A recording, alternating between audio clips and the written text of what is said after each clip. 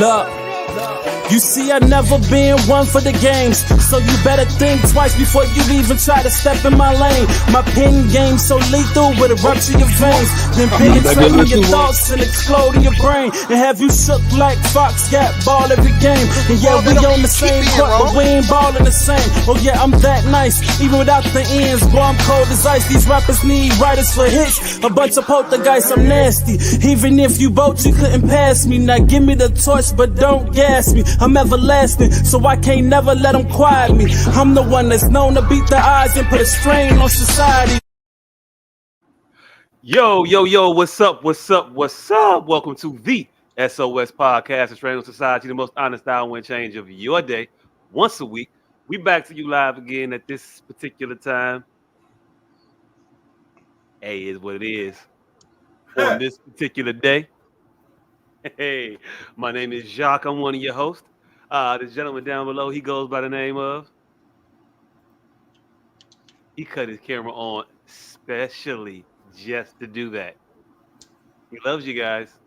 Who loves you, baby? Who loves you? This gentleman to my right, he goes by the name of... I am Dion Asshole Professional. And you know what's real when you say professional, not professional. And we are the S.O.S. It was something. I don't know. Everybody cool? Mm-hmm. All right. Nobody move. Nobody gets hurt. S.O.S. podcast. Woo!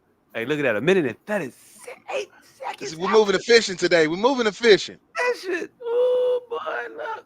Hey, look. That little nod off helped a little bit. the little, you took a little biting? Took a little bite. Hey, look. Speaking of biting, definitely. Hey, look. 2 people, grown adults, got on national television and tried to tell the world not to believe they lying eyes. We gonna get back to Joe Scarborough and whatever his wife name is. I don't know how the fuck he got a show with his wife every morning. That seemed kind of cool. I mean, I probably try to keep my job that way too. But yeah, nah, nigga, we peep what the fuck you was doing. Anyway, gentlemen, how y'all doing this fine evening? How's life treating you? How are your weeks, sirs? Oh shit! My week was quite entertaining. I think I found out today, with I think all certainty, that I'm a sex addict, or I have some type of sexual fucking something. I don't know what the fuck going on. No. We don't have to keep fishing. Right. So I've been having a lot of locker room talk. At 42 years old, I've been having a lot of locker room talk with a lot of men that I thought were stand-up characters. And I've been believing these niggas. And hold on, I'm gonna have to get in this camera for this. God damn it, this is a very serious topic, but it doesn't feel like it. He's unburdening himself right now. Yeah, it's a very serious topic, but it ain't gonna feel like it. Yeah. In your current state? Hell yeah. And the shit kind of crazy is because I've been listening to niggas, and niggas say they get out, and everybody talking about they get out. Oh. Aha. Yeah, trouserless. Yeah, so niggas say they get out, and I've been thinking niggas get out, and so I just been getting down thinking that this is normal, but I've come to find out that it isn't normal for a person to be as erect as I am as many times as I do per day. And yeah, so when I get done, a lot of the times people faint, pass out, leave, don't come back. And I thought that was because I was a horrible person. So I've been having a crisis of self-reflection lately. Like, why the fuck won't nobody stay? So, through no attempt, recently 2 younger women have jumped into the arena. Well above age, but younger than I. One 25, one of them 21, 22. So me at 42, I'm like, all right, I ain't gonna say that I shouldn't be able to wear these motherfuckers out, but I shouldn't be able to wear these motherfuckers out. And yeah, so come to find out, niggas be lying. They don't be fucking as much as they be saying they be fucking. Cause I would have known that this wasn't normal if I didn't believe locker room talk, barbershop talk. Like I be getting into conversations, I be telling mine, and niggas be telling theirs. I be like, all right, yeah, so everybody be doing this. And these bitches that be passing out, faint, not coming back, they real life are saying more with their actions than niggas do with their stories. And so this young motherfucker today she rolled over and said, hey fam, you lied to me. I say, what? She said, you sold me a bill of goods. I say, huh? She said, you are fat, 42, and have cancer, nigga. How the fuck are you able to fuck this many times per day? I'm like, this is a sickness? I thought everybody did this shit. I thought the reason everybody wasn't fucking 5 to 10 times a day was because they physically didn't have the time.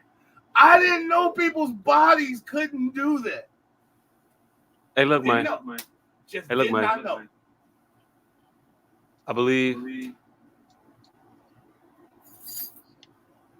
that we told you earlier before that y'all just don't like shit was irregular.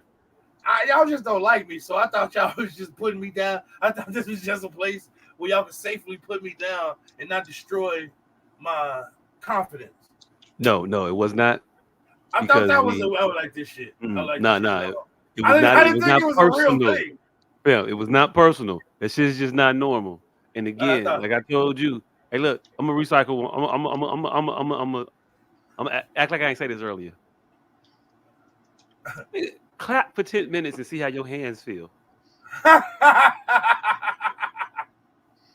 Hey, this motherfucker. Hey, fam.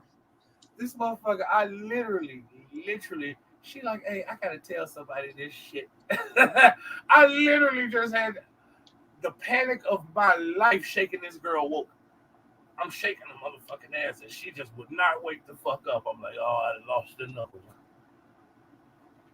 Hey, look. In all fairness, the last one was 73. Hey, but yeah, so it's crazy. I found out that fucking is a sport of athleticism. I thought it was just ingrained and innate in everybody, but turns out most people are good with one nut a day. Yeah. I don't watch TV. I mean, some people are athletically, inclined in that particular activity, and there's a name for them. Porn stars? Yeah, that's it. Porn stars. But see, I don't have a physique. Oh, hey, look, wait a minute, hold on. First of all, this is not a suggestion. I'm just telling you I wasn't recommending a career field. I mean, that's why my OnlyFans page be plateauing. But however, I will say this though. I come from a time where a gentleman gained a lot of celebrity in the field, that adult entertainment field, and he did not look quite the part of an individual who would normally be in that field. And I'm talking about one Mr. Ron Jeremy. Oh, I mean, I'm just saying. I ain't gonna put myself down, but there's a reason he was born. There's a reason he was born. I'm working with a medium. I just work it well. See, it's some things I don't need to know about. Nigga, you walked him down this path, nigga. Hey, look, don't be mad. Don't be mad at him for pointing out shit when you done talk. You basically walked this nigga down this path. Hey, look. First of all, we was already on the porn path. I didn't walk him down anywhere. I didn't know Ron Jeremy was known for having some like prodigious appendage. I thought he was rather normal in the porn industry. I've never seen his. So I don't know what he do. I just know who he is. He was on all of the reality shows. It was like, that motherfucker do porn? Like now? Looking like that? Yeah. Oh shit. Anything is possible. It's Just gonna be like George Foreman said. Oh my gosh. He was right. It's gonna be a Paul's Field episode where Ron Jeremy was holding the hall leg. Pause. Hey, shit, y'all need to pause this whole topic. Yeah. This whole episode. Hey, I want to ask y'all a question though, before we get off my week, and this has actually has something to do with my week. Do the shit that we post on Facebook go anywhere else? Like an archive or something? Because we posted a meme last week, the Martin described the photo. And Was 3 that letters. posted anywhere other than Facebook? Instagram. Oh, all right. Because I got a couple feedbacks from that motherfucker of people that wasn't on Facebook, and I'm like, either you lying or because I didn't even know how they saw the motherfucker. I'm like, how the fuck? Because ain't none of y'all on Facebook. But yeah, we got a lot of fucking feedback. We are getting a lot of feedback, but no interaction. That shit crazy. I had like 4 motherfuckers talk about that. Describe this photo in three letters. Like, I don't know why of all the shit we posted that just triggered everybody, but that sent everybody down memory lane. Describe this photo in 3. I don't even know what you're talking about. It's a nigga in a green vest sitting on the witness stand, and a short person asking him questions. What does GTD mean? Oh, I remember that post. Hey, look, it takes me a while. Sometimes I'm slow. Hey, it be what it be. But yeah. We get a lot of feedback off that one. Yeah. So that's been my week, man. I realized I was I'm a fucking sex addict. And I don't want to say sex addict because I really don't like people touching me. But when the motherfucker that I do want to touch, I be wanting to touch the shit out their ass. So I don't think that's a sex addict. I won't just go sleep with anybody just to get a craving off. I just have a deep Rolodex, and I don't never have to not be fucking. Hey, look. So Hey, look. How about this? There's some type of disorder, and you should probably get a little bit of help. I don't know what you would call it, but it's akin to bulimia, I think, maybe. reverse bulimia, something like that. Something like that. You got bulimia, and yeah, man, this motherfucker, I had to shake this bitch sleep. Not bitch, because I think we're in a relationship now. I think I'm in a relationship with a woman half my age that her mother keeps calling me granddad. Look. So yeah, my week has. Did we talk about this last week? We did. Yeah. Oh yeah, because her mama keep calling me granddad. So she had an outburst and was like, "Hey," she talked to her like a runaway. She talked to this 22-year-old woman like a runaway. Just come home. Why are you fucking that grandfather? I'm like, hey, look, are you causing family turmoil? Yes, nigga. Hey, actually, look. Give it back to her mama. Hey, this is the craziest shit. Release her back to her family. Her mama, look, spite is the greatest thing, I think. The biggest tool that we are misusing in the black community. Her mama has treated her like shit for 22 years. This girl has been through all types of turmoil. Matter of fact, on her 18th birthday, her mother kicked her out and said she was turning her room into a closet. So her mother isn't a mother of mothers. Her mother is a horrible mother. I mean, not on my 18th birthday, but like right after my 18th birthday, when I came home, my parents told me they moved. Hold on, 18th birthday, right? That's not it. She just recently got jumped, and when she showed up to this lady's house with her cat, she was like, "Ew, what the fuck is that?" First of all, It's a cat. You own 3 cats. You know what a cat is. Second, I just got my ass whooped. That shouldn't be the first thing you say to me when I open the door. Then she say, hold on. She said she was walking past and she tapped her ass and said, you got a tight ass. This lady isn't the greatest of mothers. Hey, look, hold on. I'm gonna shoot her some bill right here because all I heard was this woman came home and the mother's first natural instinct was to not make a big deal out of something that she may have been a little sensitive about and lighten the mood with a little levity in a joke. You know, what is that? You got 3 cats, you know what it is. So she knew what it was, and then to further try to boost her self-esteem as she saw her walking past, you know, hey, you are looking fit, or some version of that. Well, it didn't do any of that. So Hey, look. Just because you shoot the shot, don't mean it's gonna go in. Intent was still good. You were trying to score. So I had to talk her out and telling her mama and granddad be laying wood. Hey, and it's funny as hell because I'm 2 years older than her mother. This is the funniest shit ever. 2 years and some change older than her mama. She said, what would your daddy think? They don't tell that nigga they from the same hood. Hey, yo, look. Oh, shit. All I'm saying is don't be surprised when they don't be a menace from society while drinking your juice in the hood, your ass. Hey. Just saying. Hey. You be thinking it'd be one way, and you turn around and she be like, all right, baby, it's my turn now. And mama get a pee. Hey. Woo! Her mama's 2 years younger than me and nice. Her mama's nice. Nice. Hey, I don't know what she like when she. Hey, look, it could be a makeup job. I don't know. They are doing some dastardly shit with that makeup. By the way, mama thicker than a cold bowl of grits. Dastardly shit. I mean, have you seen some of these women out here that don't look like that and then look like something else?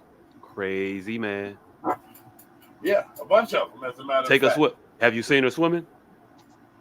Might not be. Her mama? No, I ain't saying her mama swimming. Hey, could be a doppelganger. The funniest shit is I actually hollered at her mama first, like 3 years ago. And you know, through trial and error, somehow this little girl that bamboozled me out some dick.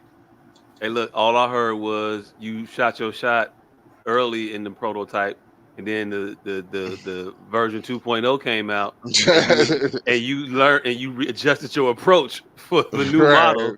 You recalibrated, nigga, and were more successful. That's all I heard. That's all I heard. Man. Told her mama, like, hey, I told you I got a type. I told you it was my type. What you thought was gonna happen? Hey, they look absolutely nothing alike. That's the craziest shit. She's a petite little motherfucker, petite little dark skinned motherfucker. Her mom tall, thick, and fucking light skinned. Hey, yo, look. They are polar opposites. Polar opposite attitudes, polar opposite personalities, polar opposite tones. Like everything about these two ladies are completely opposite. You know, you just named 3 different like synonyms for like attitude, though, right? I mean, the whole attitude, like the way they act, the way they be like behaving, their disposition. I got more motherfucker. They overall demeanor, you know, it's just completely like different. You know, they ups and downs. And it's just the way they look at life is just completely different. Mm-hmm. Hey, look. Hey, I don't have nothing. Oh, I also bought a fucking Harbinger.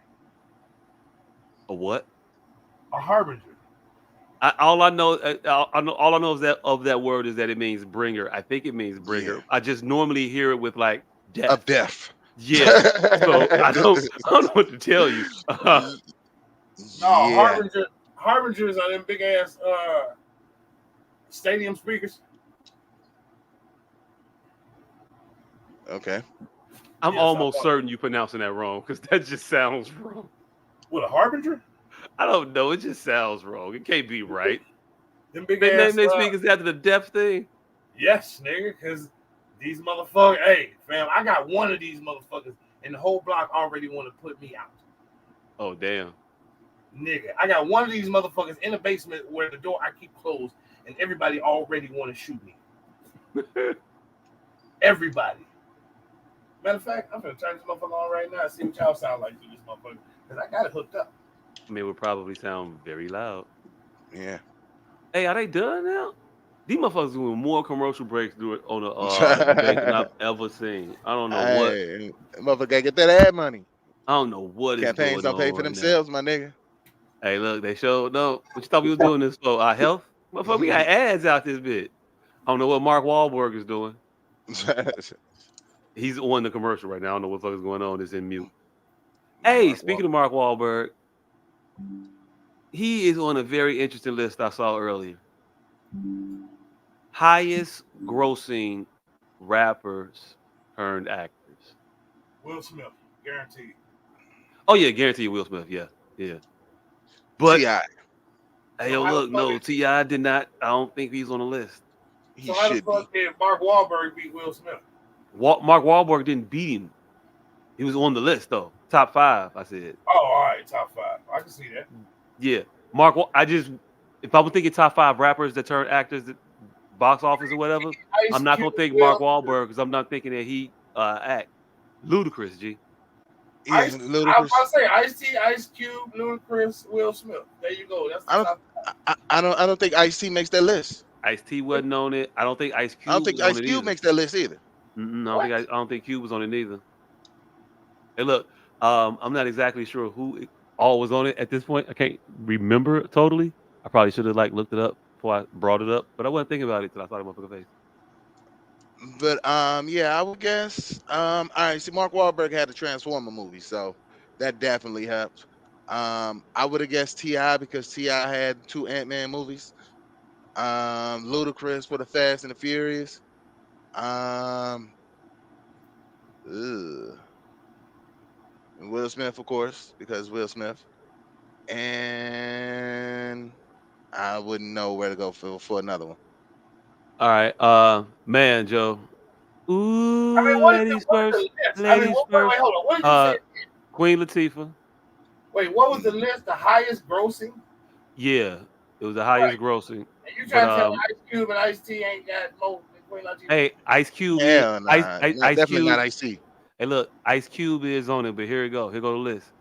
Is Will Smith, Mark Wahlberg, Queen Latifah, Ice Cube, Jaden Smith, Aquafina, Andre 3000, Eminem. Aquafina?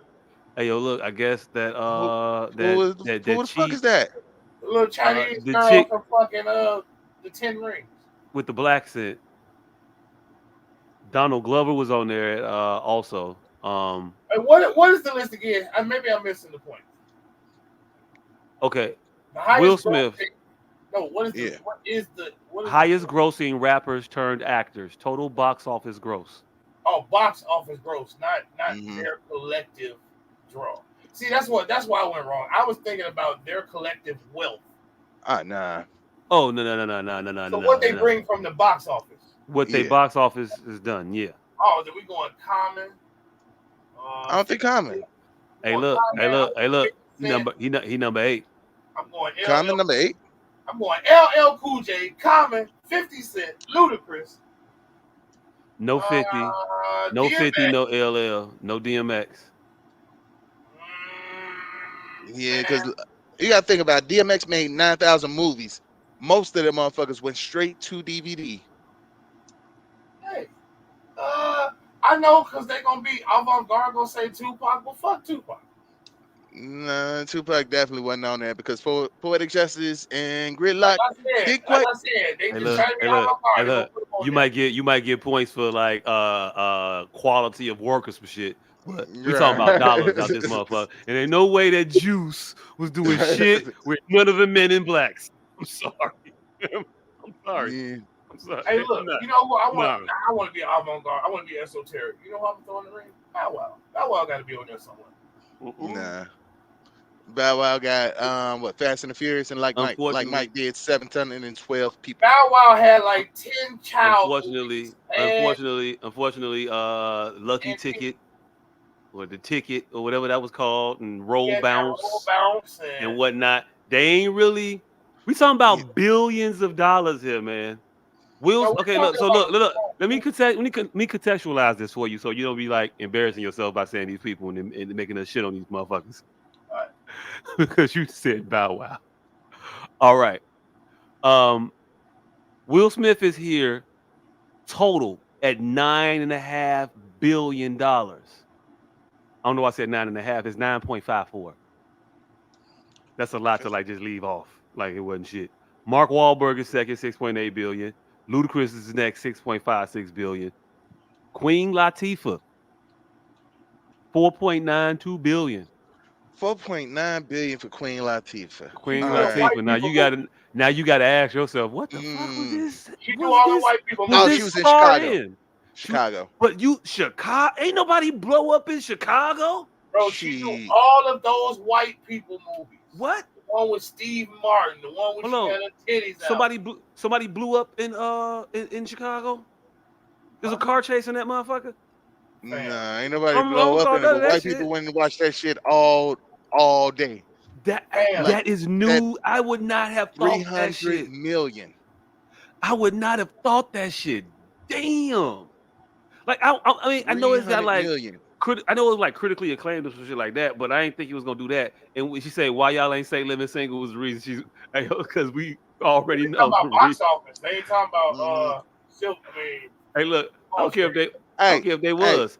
You can add her. You can add all her Living Single checks into this shit, and hey, look, it's not gonna move it past 4.92. It's gonna do it's, 4.93 billion, maybe. hey, it's fucked up that. All right, so they did a Sex in the City movie. Why the fuck they never did a Living Single movie? They did. It's called I'm here Living for Large. it. Hey, yo, They look. did. It's called Living Large, and Kyle was the only person in it. Hey, look. He might be right. He might be right. That was kind of a Sex in the City movie, but it was also like centered around a dude. But yeah, Queen Latifah 4.9, Donald Glover 3.9 billion, Aquafina she's at 3.19 billion. Hey look, not to be outdone. Hey, the RZA, There is a 3.49 billion. You know, G.I. goddamn. Joe He and was whatnot. I yeah. guess Nah, he was in what the fuck was he in? He was in one of the goddamn comic book movies. he was in G.I. Joe. He was And in Iron Fist. he was in one of the Reds. He was in Red 1, I think. He was in Iron Fist. Oh, he was in Iron Fist. That's not. I don't think that hit at the box office like that. Mm-mm. But yeah, Common, Ice Cube. What we got Common in here for? John Wick. I commented a bunch of shit. Yeah, John Wick. Basketball movie, John Wick, Nah. Smoking Aces. Common been in a bunch of box office smash. Okay. Hey, and for shits and giggles, top 10 highest grossing rappers lead roles only. So this is the shit that you was Oh, the okay. man for. Number 1, Will Smith. Coming in a lot closer at number 2 though, to 6.57 at Will Smith, 5.38 Mark Wahlberg. Still holding that shit down for the ladies. Queen Latifah is in there at number 3, Ice Cube number 4, Jay Smith number 5, Aquafina again at number 6, Andre 3000 at number 7. What the fuck did Aquafina have a lead role in that she got it? Hey, look, anyway, Andre 3000, he was up there at 120.9 million. Eminem is in there. T.I. is in there now. We got T.I. And Yasin Bey, Most Def. Again, still no Bow Wow though. Still no Bow Wow. I don't know. Hold on. Most Def. So that many motherfuckers went and watched 16 Blocks. Man, right? Who knew Bruce Willis just had it like that? Man. Yeah. No, that I don't know. That was a tangent just for me seeing Mark Wahlberg. I don't know why. But Yeah, so yeah. how was your week, mother? Hey, my week was great. Had birthday party. Fuck that 5-minute week shit, huh? We 30 minutes in. Had a gathering for me and my big homie's birthday. Big homie is 4'9". Hey, his big homie is the littlest homie I've ever seen. His big homie is smaller than my little homie, and my little homie is the littlest homie I've never had. His big homie smaller than my baby mama. That motherfucker's tiny. She's tiny. When I walked in and I seen her little ass, and then there was an even littler ass next to her, I'm like, what the fuck is this? A midget convention? And I'm talking about noticeably different. Not like we had to argue at the funeral. Hey, look. I mean, a noticeable difference. Like, not like at the funeral where we had to argue. A noticeable, like almost a foot difference. This motherfucker say 4'9". 4'9", my ass. That Who is 4'9"? That motherfucker 4'3" if that motherfucker 3'7". Who is 4'3"? His big homie. Who is your big homie? My big homie is my girl's god sister. And her birthday was a couple days before mine, and we celebrated together. Hold on. Let me pull up the picture. Okay, yeah, go ahead and pull up the picture. I want to see this individual because I'm trying to figure out your big homie. Because look, it cannot be like if you pull up, if you really pull up. Hey, this is how funny my life is, right? Remember I cussed this nigga out about not warning me about my bitches being at his crib? Why he called me and tell me this time, right? Why he added some motherfuckers? Why I had to expand his list? I get to that motherfucker. I'm like, hey, I know you didn't warn me about this motherfucker, but I know you didn't know this motherfucker was on my list. So put this motherfucker on your list. Hey, yo, yeah. Ain't no way that's 4'9" whole inches. Yeah, that's me and the big homie. No, I'm not going. That's not 9 whole inches. But it's not exactly like okay. I mean, you could. Yeah, pause. Yeah. Oh. Yeah.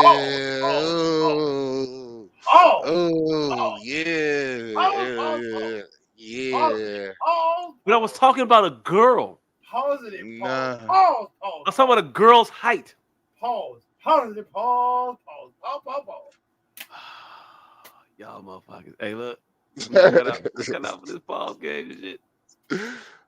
Get too old for this shit. That motherfucker ain't no way in hell that's a 9 whole inches. Don't feel right. It don't feel right, huh? Yeah, now that you hear what you said. Hey, look, I'm just saying, when you are familiar with a subject, when you are familiar with a material, when you're familiar with the source, I'm just saying. I know exactly how big a fifth of Crown is. Because I drink a lot of fifths of Crown. So don't blame me for knowing what I know, measurementally wise. Hey, look, new word alert. We ain't had one of them in a while. Oh, shit. Measurementally. Oh, shit. Yeah. I mean, hold on. Measurementally? Yeah, measurementally. Of or pertaining to the act of measuring some shit. You got to say the some shit part in the definition or else it don't count. I don't know who wrote, what you reading, but my word. It's measurements. Measurementally. The nigga dropped a new word and a definition for that shit for you to use that shit in the streets. Hey, look, I feel like I got to get a definition. I'm giving my own word to make it a little bit more legitimate. You have to also give a definition. And you know the country of origin here. And you, Hey, if E40 would have gave us more definitions, Izzle Shizzle would have went further. Yeah. We got to learn from our predecessors. You know what I'm saying? Hove did that, so hopefully you won't have to go through that. Is what it is, baby. Overcharging niggas for what they did to the Cold Crush. So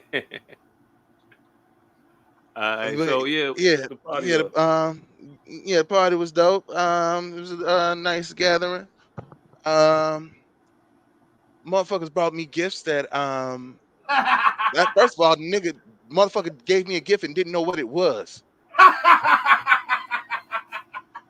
Look, I found I got you Hey, the nigga fucked up my third gift, right? So I brought the nigga 2 gifts. It was supposed to be 3. I had 3/4. I had 3 saddlebags I was trying to bring the nigga. He's like, no, we just shut the grill down. Nigga tried to the nigga tried to come to my house With a and side put of 3 beef. with 3 leg quarters and Three put it on my goddamn grill. 3 uncooked leg quarters. Hold on. First of all, fam, chicken leg quarters. Yeah. Nah, you don't bring 3 chicken leg quarters to my house for me to cook late than a motherfucker. First of all, them shits thick than a motherfucker. Second of all, there's only 3 of them. Who you feeding with these shits? You brought personal food for me to cook after the fact.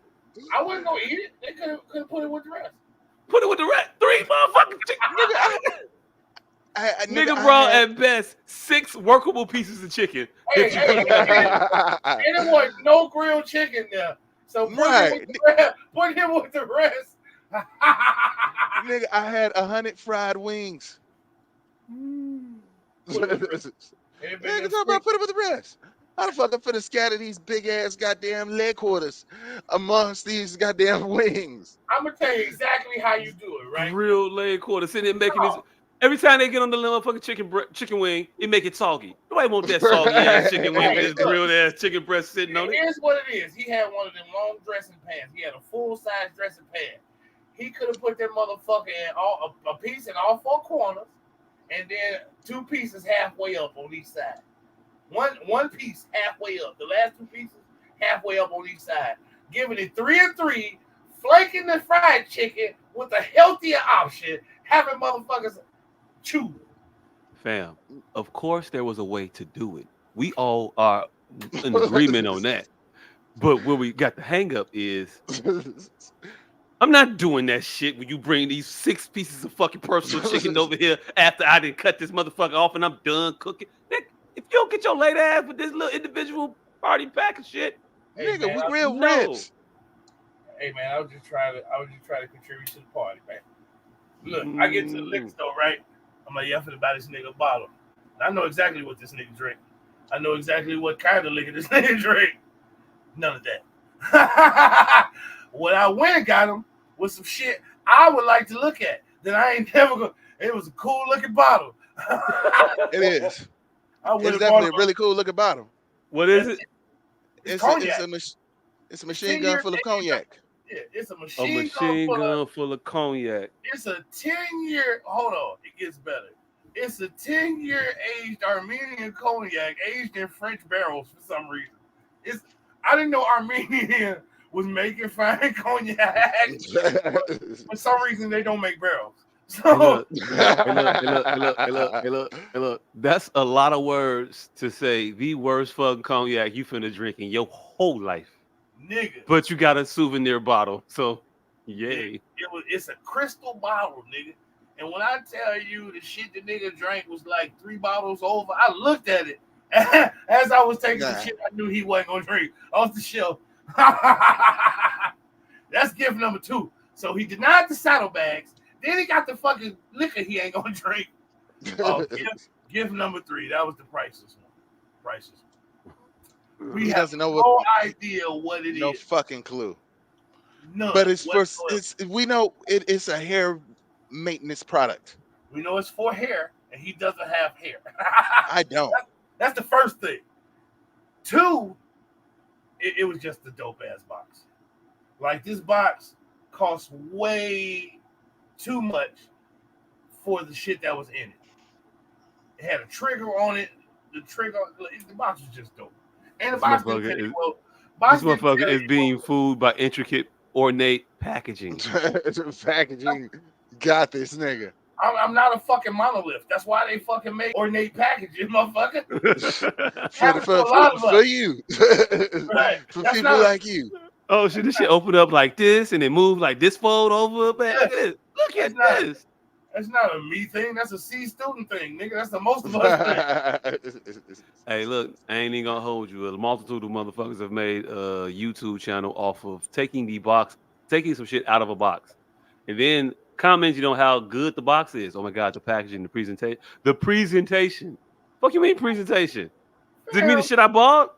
And when it came in, Fam, we are so. they invent a whole new word for some shit. It's crazy. We are so derelict as a species.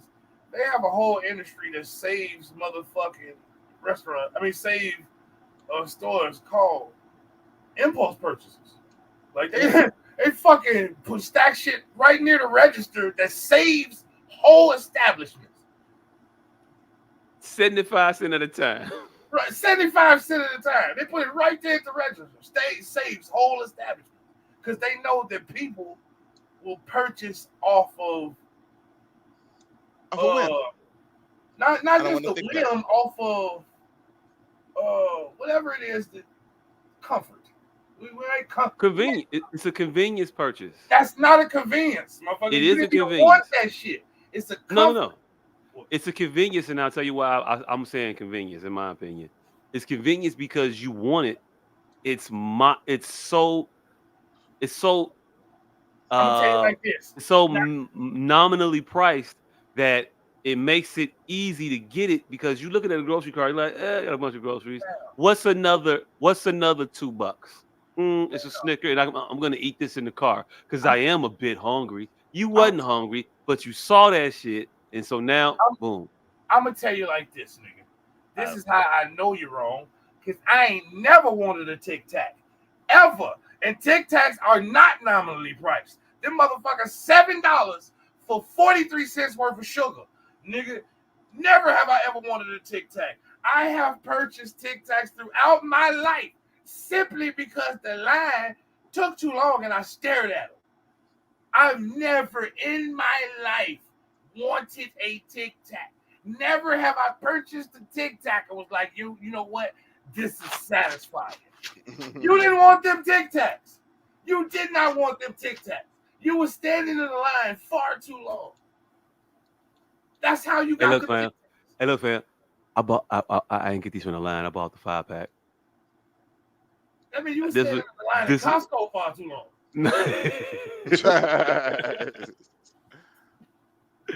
Oh shit.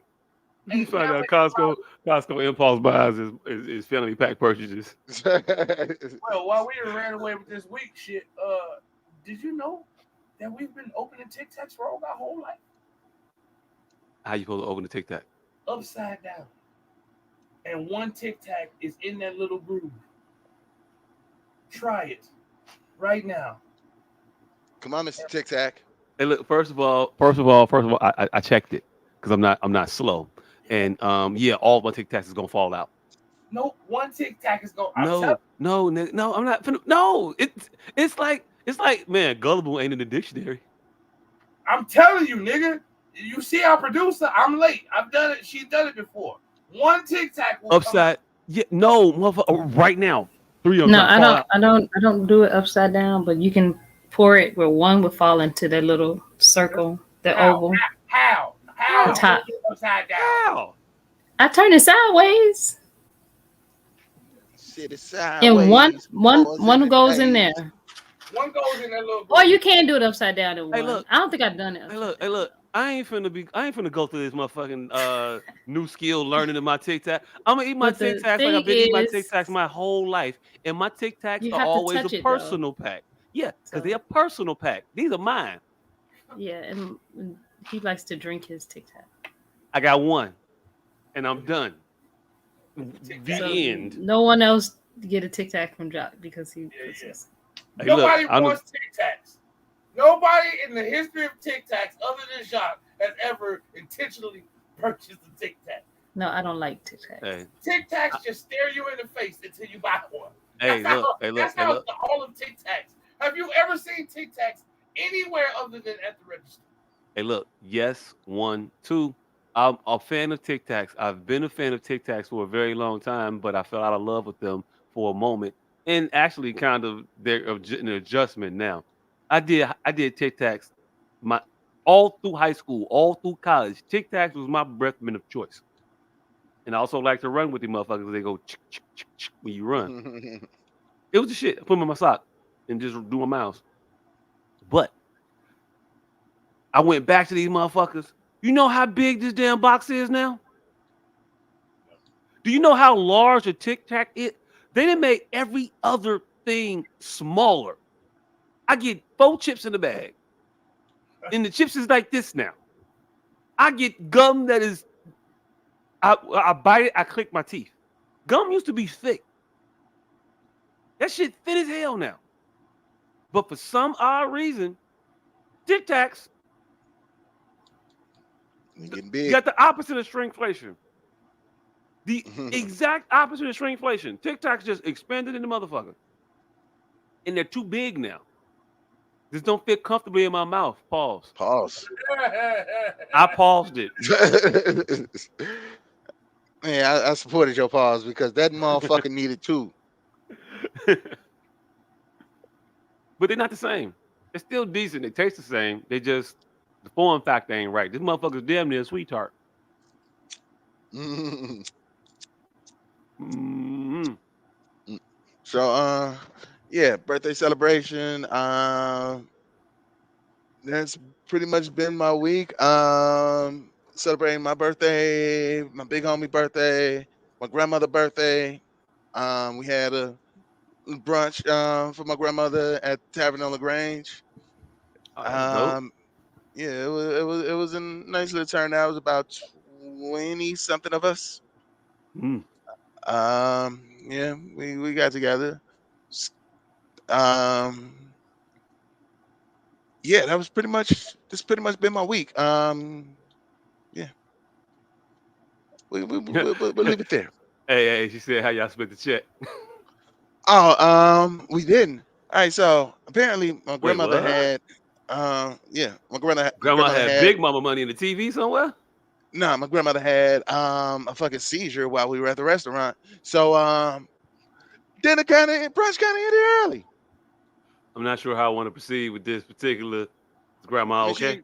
yeah, she all right. She back home. Well, I don't think it was a seizure. Her blood pressure just went sky fucking high. But Mm. When she she saw that bill, nah, this was before the bill came. because she knew what it was So gonna be. She saw the mm, menu, knew what the prices was. Okay, baby, maybe look here, so. look here, look here. I'm gonna tell them I ain't got my pills. All right. Now grandma gonna do her thing. You just act natural. Yeah. On 3, baby. But yeah, it was a good time. She ended up being all right, but brunch just ended abruptly as fuck. Everybody went to the crib. I think my brother just picked up the bill. So salute to that nigga. Hey, yo, salute to your brother for real, because the rest of y'all ain't shit. I mean, I was gone.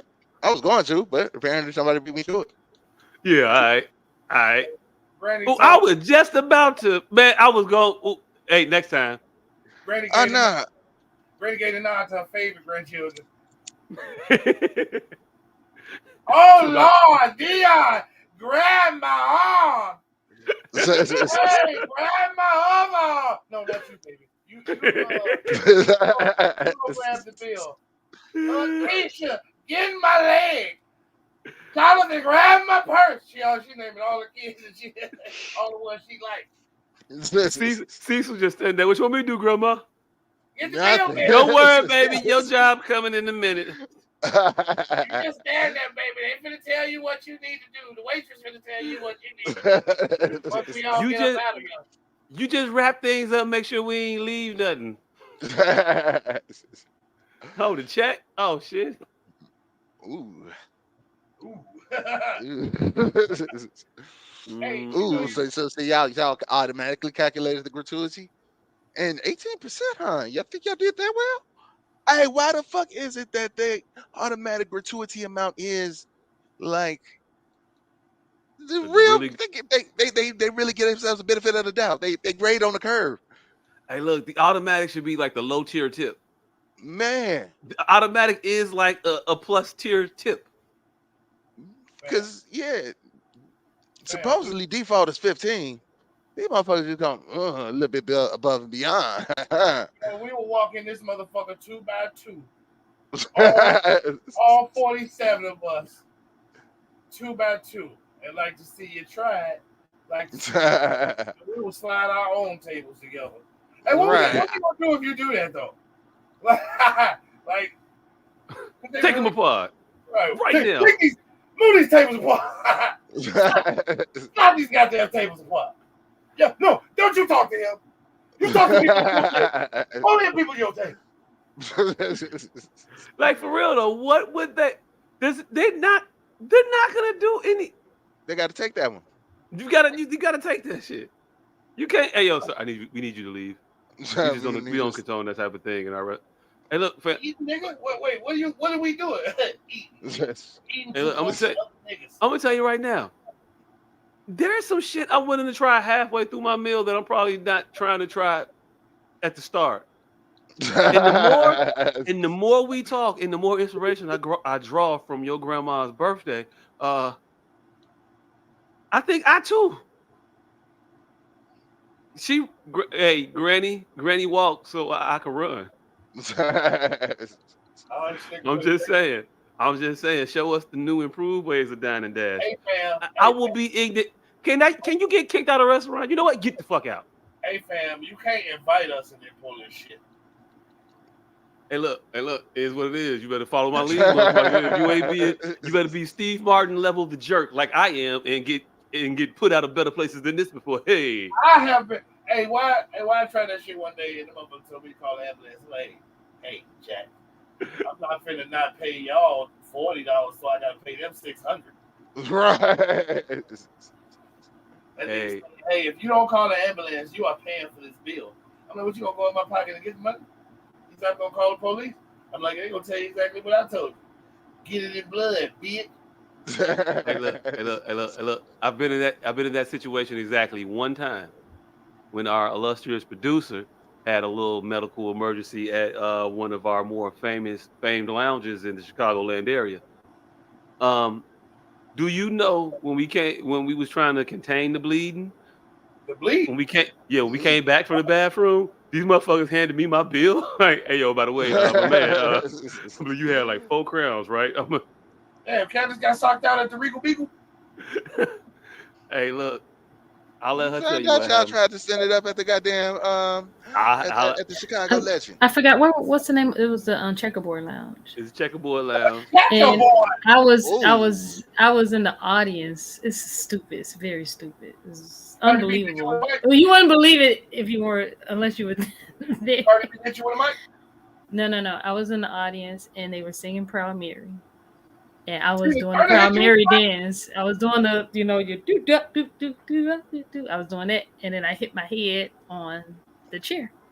Oh wow! And blood just started gushing out of down my face.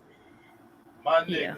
And then when we went to the ER, it was me, Jock, my manager. It was me and Jock. Before you get to that part.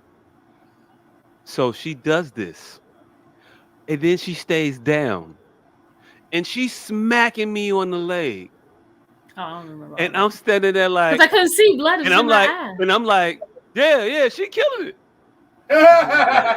She get low with it. Get low. No, the woman singing. The woman. Yeah, I was in the audience. I wasn't even singing. Everybody was having a good time. It was a great old thing. Enjoying themselves. She was up. I was up for a change. Might have been a little tipsy, but everybody up dancing and just do. And so she hits. I didn't even see her hit. I'm looking at the chick. I'm like, all right, go. She's smacking the shit out of me. I'm like, she's killing it. She's killing it. Yeah, boy, good. Yeah, that girl good. I look down like, oh shit. Yeah, then we go to the bathroom. Pick up the story from there. So fast forward to the ER. And luckily, it wasn't just me and Jock there. It was my senior manager at the time. She was a female, and her husband was there as well. So when we went to the ER, they kind of was like, do you want to talk to us alone? Yeah. So I'm in there. You said, do not believe. But you could not have possibly hit your head on a chair. I am in there.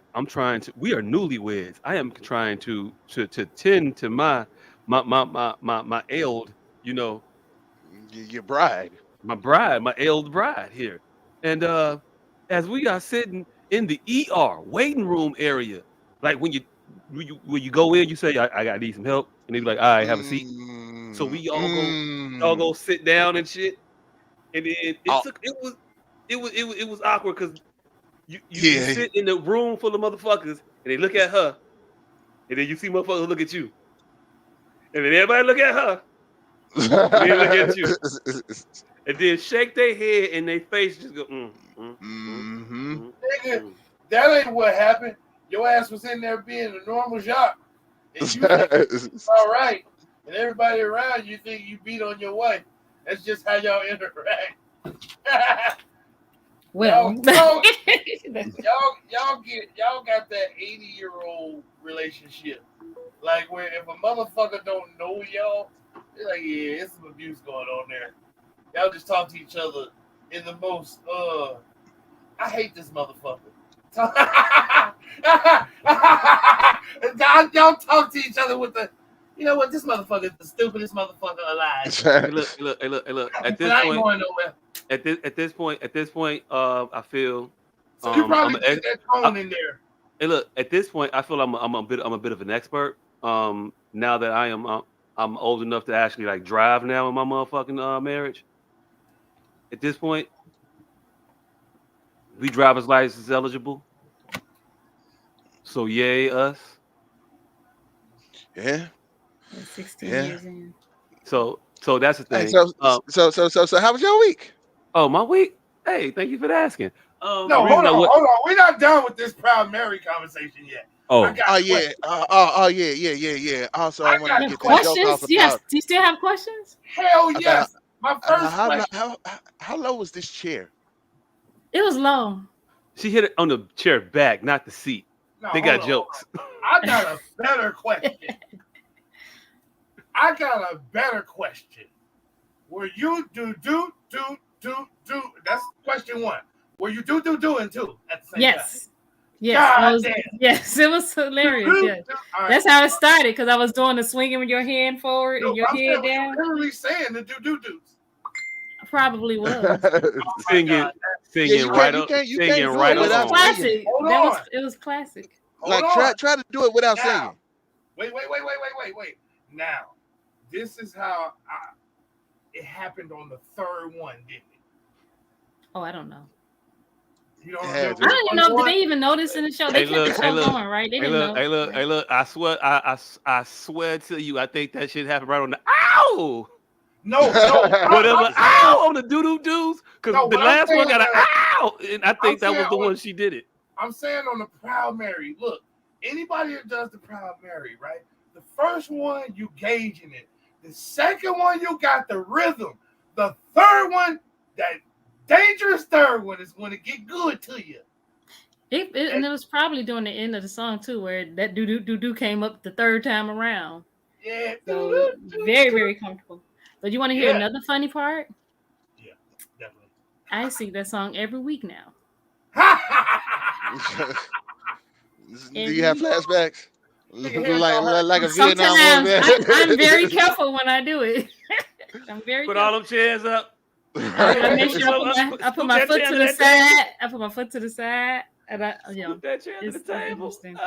I'm very conscious of what I'm doing.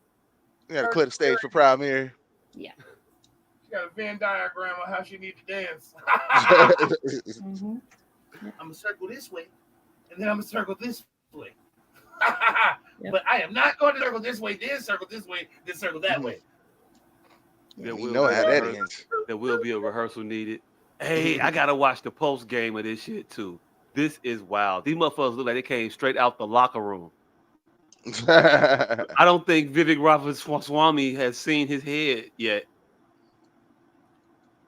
He looked like they just threw champagne on this motherfucker. I don't know if he won, but he looks rather happy. I don't know. Anyway, he's giving a real life post game interview. Real life post game. Gave it 110%. Man, probably full of cliches.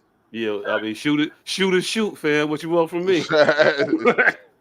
Hey, and just to add this to your repertoire of this story for the rest of your life, I think that fucking dance is called the swim.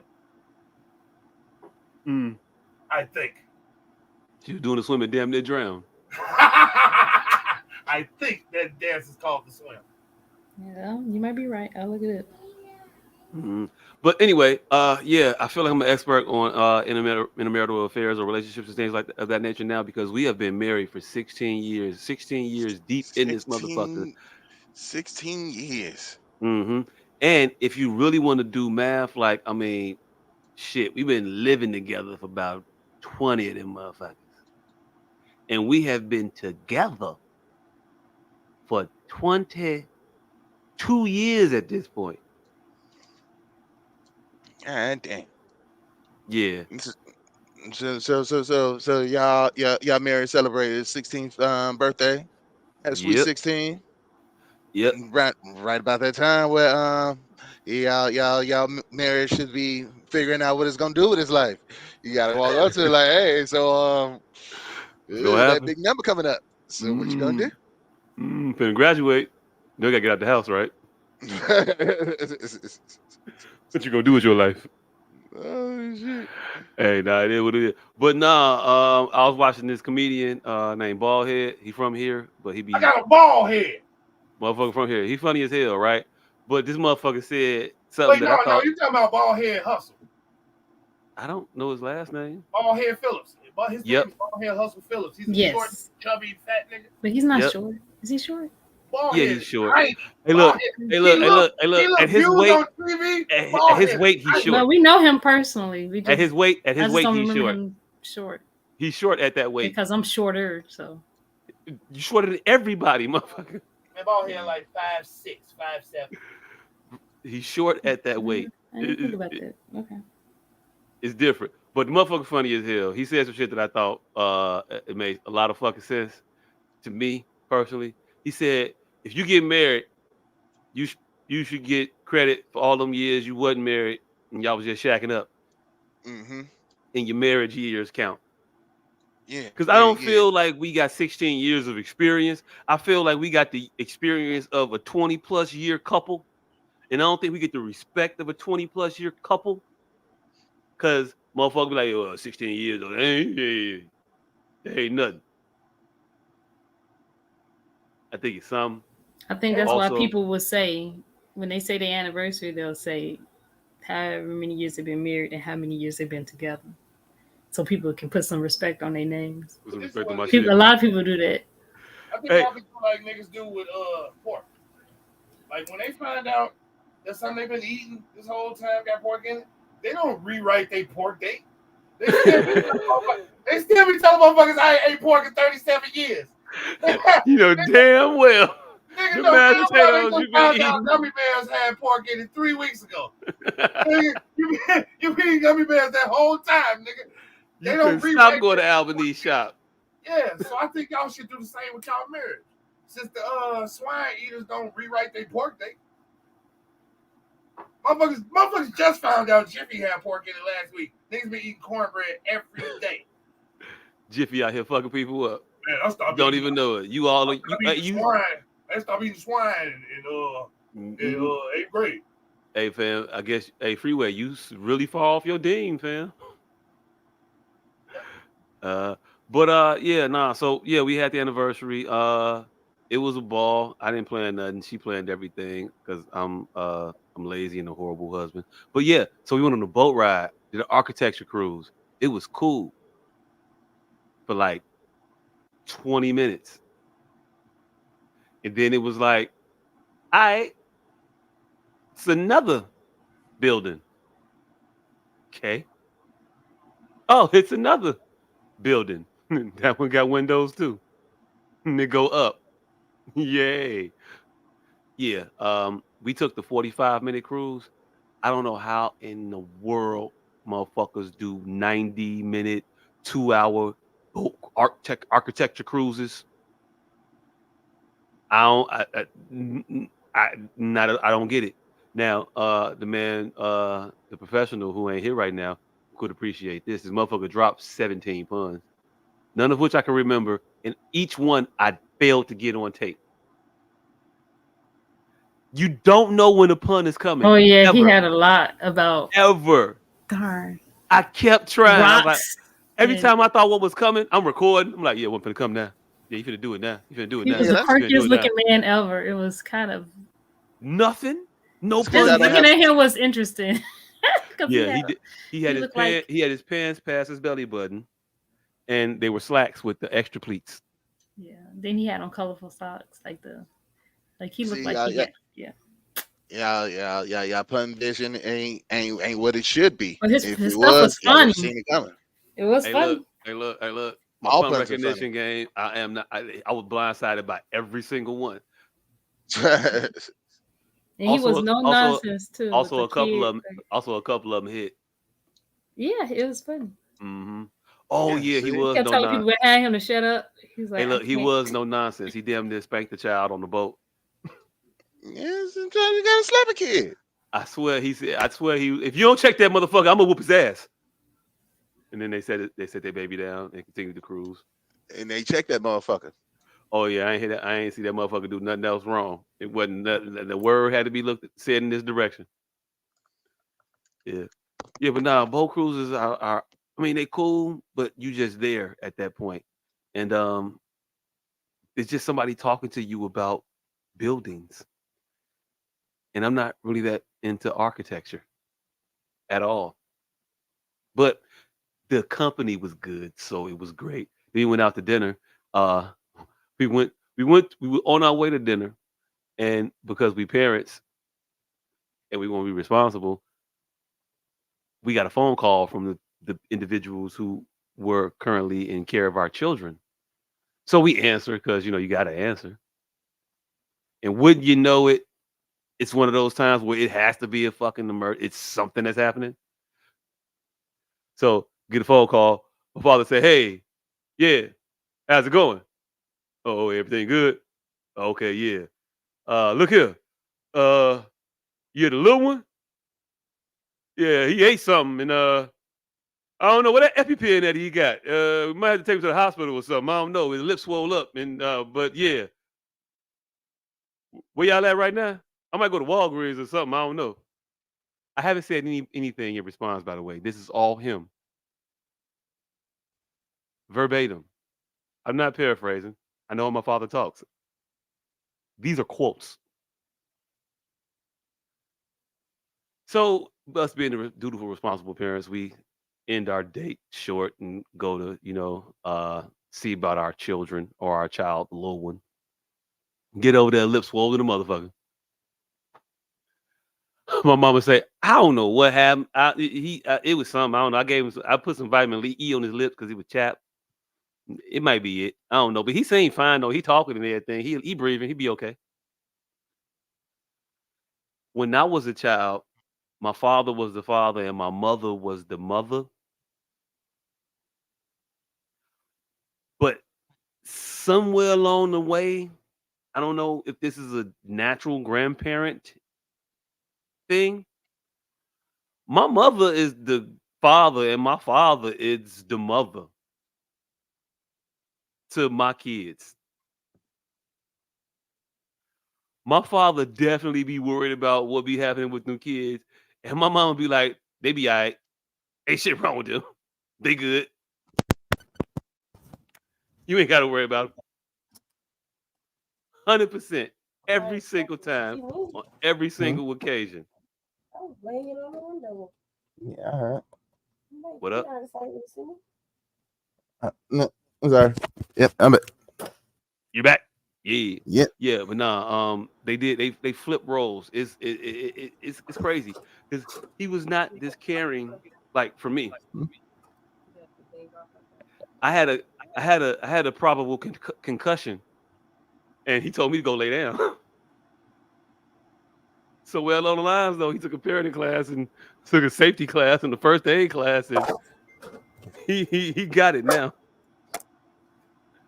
But yeah, No, thank you. I'll get one later. but yeah, so we did that. That was our Friday. We actually did get to go out to dinner. Went to Texas Longhorn Steakhouse. Was a backup because they only motherfuckers out here serving people to 11 o'clock. Uh, hey, look, I like the hood spots, and I ain't know Texas Longhorn was a hood spot, but it's a hood spot now. Yeah, it's about hood steak. It's basically Chili's. I didn't know, but it's basically Chili's now. Applebee's, which I'm not mad at, but that's what it is. But we did that shit. Then Saturday we had to wake up early and go to the Air and Water Show. Oh yeah, went to the Air and Water Show. Oh yeah, oh yeah, oh yeah, oh yeah. Had a time, did we? Let me tell you about this. Hey, it's a whole thing, right? So we're prepared people. So in our preparedness, we book parking spaces. Book the parking space. Get up around to the area of the Air and Water Show. Start driving past. We passed in Halsted. See people walking. We going east of the lake, right? Just see people walking. Like, man, Joe, they walking far as hell to get to this damn Air and Water Show. Yeah, people at Hostage. Shit. It's a long way to the lake. Hey, look. My voice sounded like that when I was driving past them saying that shit. It sounded just like you sounded right now. I said, man, shit. Ain't no way in hell I'll be doing that. Woo. Glad we got us a parking space up here. Right up here on Wales. We close. Right off the motherfucking path. Right in the park. So we get to the garage. That's not really a garage. It's just like an overhang. It's like somebody's sun porch. And wouldn't you know it? They only had like 15 spaces, and all 15 of the motherfuckers was full. But you prepaid for a parking spot, right? Oh yeah, motherfuckers actually paid for a parking spot, so it should have been a parking spot. Yeah. Went to call the people at the parking spot reservation office, and it was like, "Oh really? Oh shit, I'll bad." So 20 minutes later, they end up getting us into a garage. About 2 blocks east of Halsted. Ooh. Yeah. So now we gotta drive. I gotta drive back past all these people that I was just talking about to 2 blocks east of Halsted. And we unload, drag the wagon all the fucking way up there from Halsted to sit on the beach in the sand and look at 6 planes from very fucking far away. I don't know if you know it, but if you don't bring binoculars to the Air and Water Show, you just gonna see like figures of what looks like planes do some things. And sometimes it looks cool, like, oh shit, that motherfucker finna crash. Oh no, you're not. But most times it just looks like, oh, the plane is flying. Oh, you should have been on North of the Island. Hey look, maybe we should have. We didn't do all of the preparedness then because we parked in the wrong fucking spot. You gotta call me for all that type of shit. You say what? You know you gotta call me for all that type of shit. Hey look, all convention related shit from now on, I am definitely hitting you up. All convention related city put on shit. Anything that the city throws. Lollapalooza, conventions, definitely have to call me. So you say Northerly Island is a spot for the Air and Water Show. That's where they do that dive you seen. That's where the fuck they did it at. Right over Northerly Island. Oh, hey look, I guess I was so far from Northerly Island, I didn't see it. We was on North Avenue Beach. Damn. Hey look, it seemed official. You know how crowded that motherfucker was? You know, that shit was packed. Excuse me, pardon me, coming through.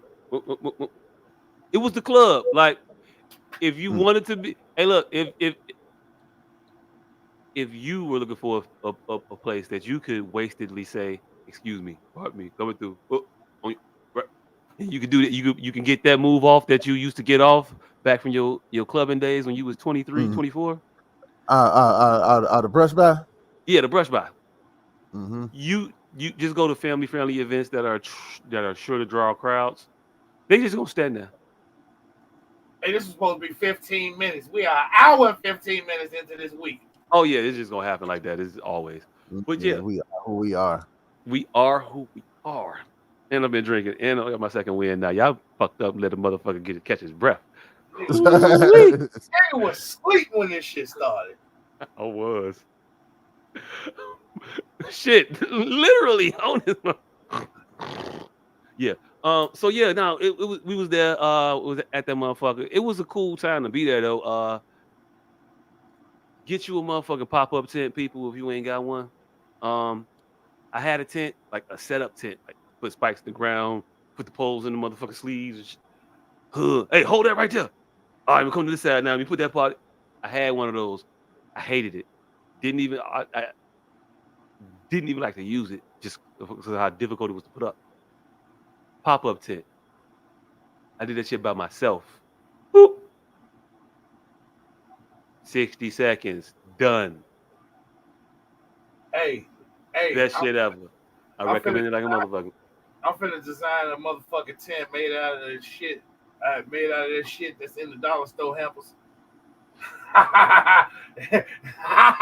And you just push that out of shit. Tent, look, you just pull that motherfucker out of the zipper and throw it in the air. That motherfucker.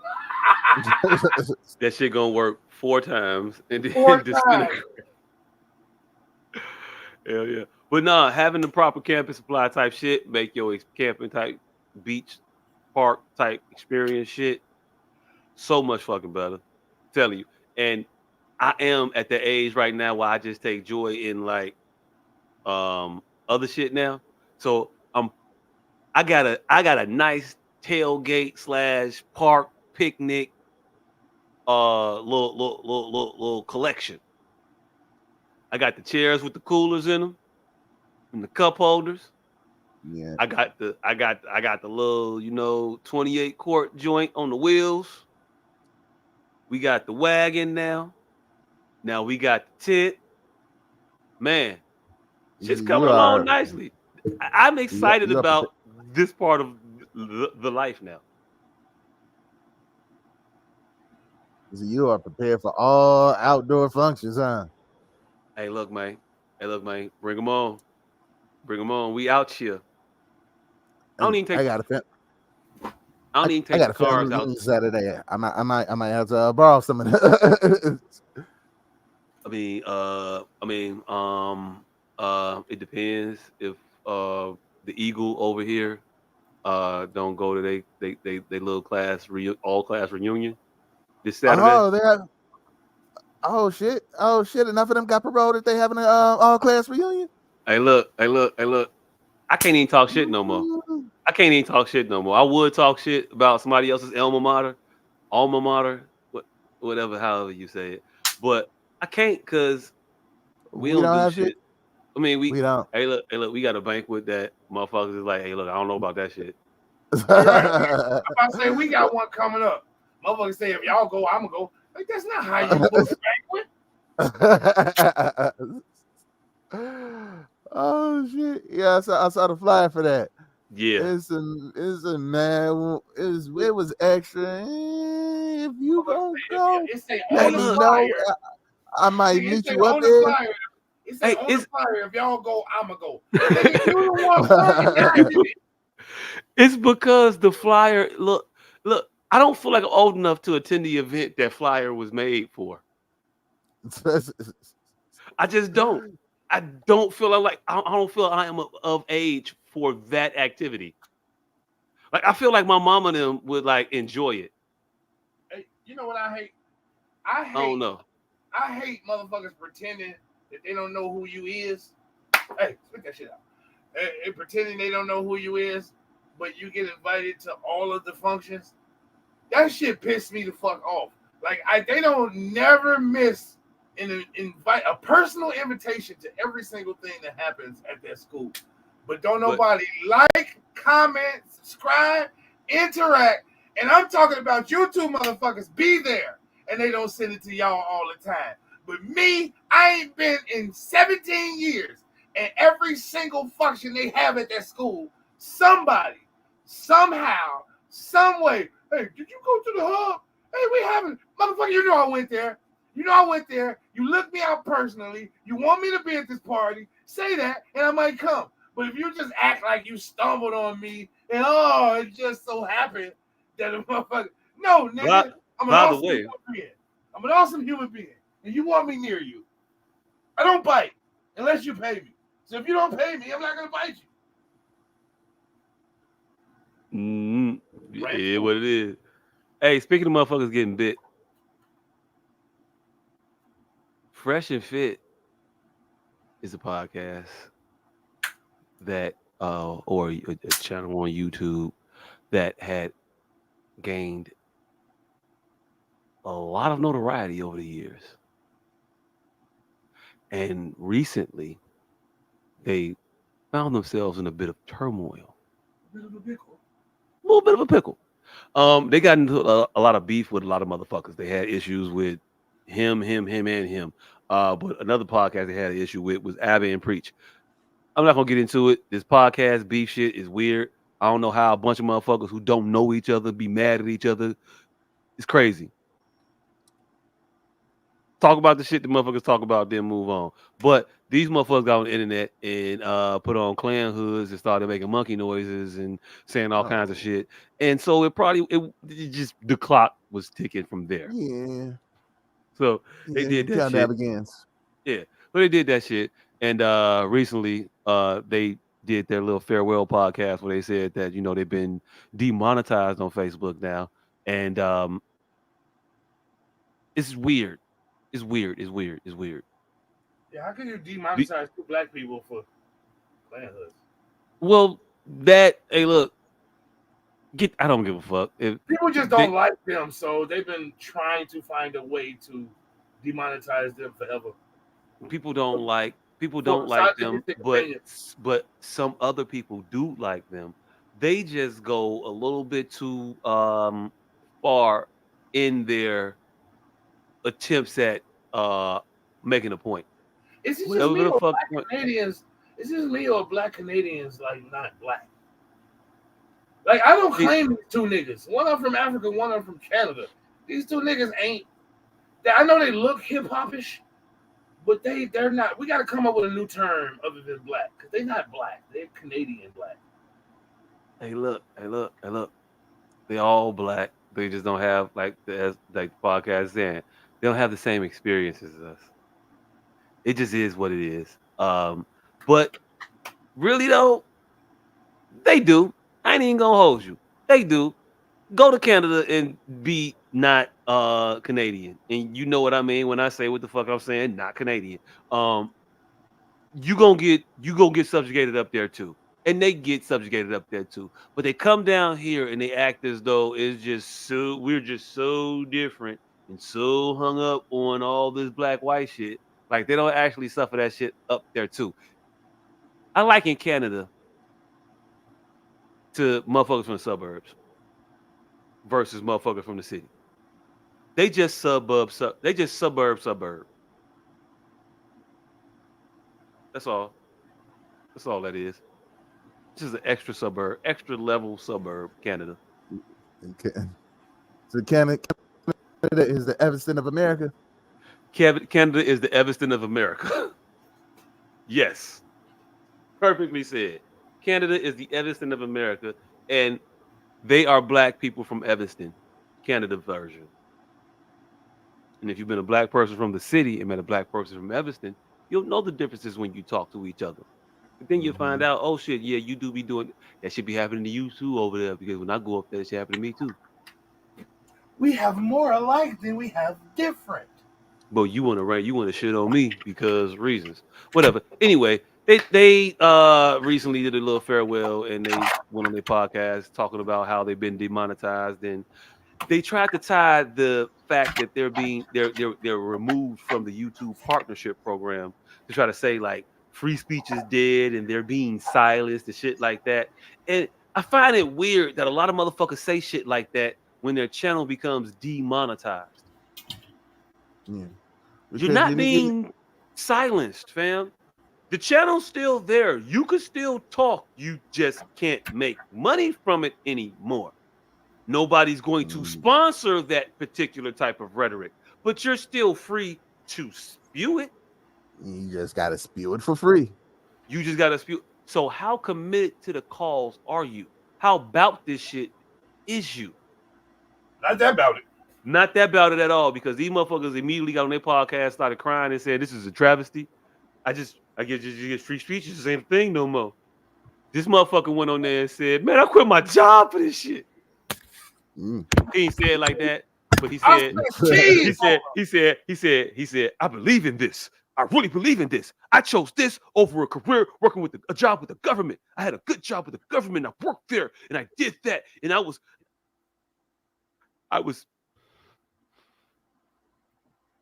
It's just different when you wanna, you know, you want to save people, and you do that, and for so long, and you save children, and then you want to just go help men, and then you just go help men to be better men, and you want to do that, so you do that instead of saving children's lives, because being on the YouTube is so much more, fulfilling.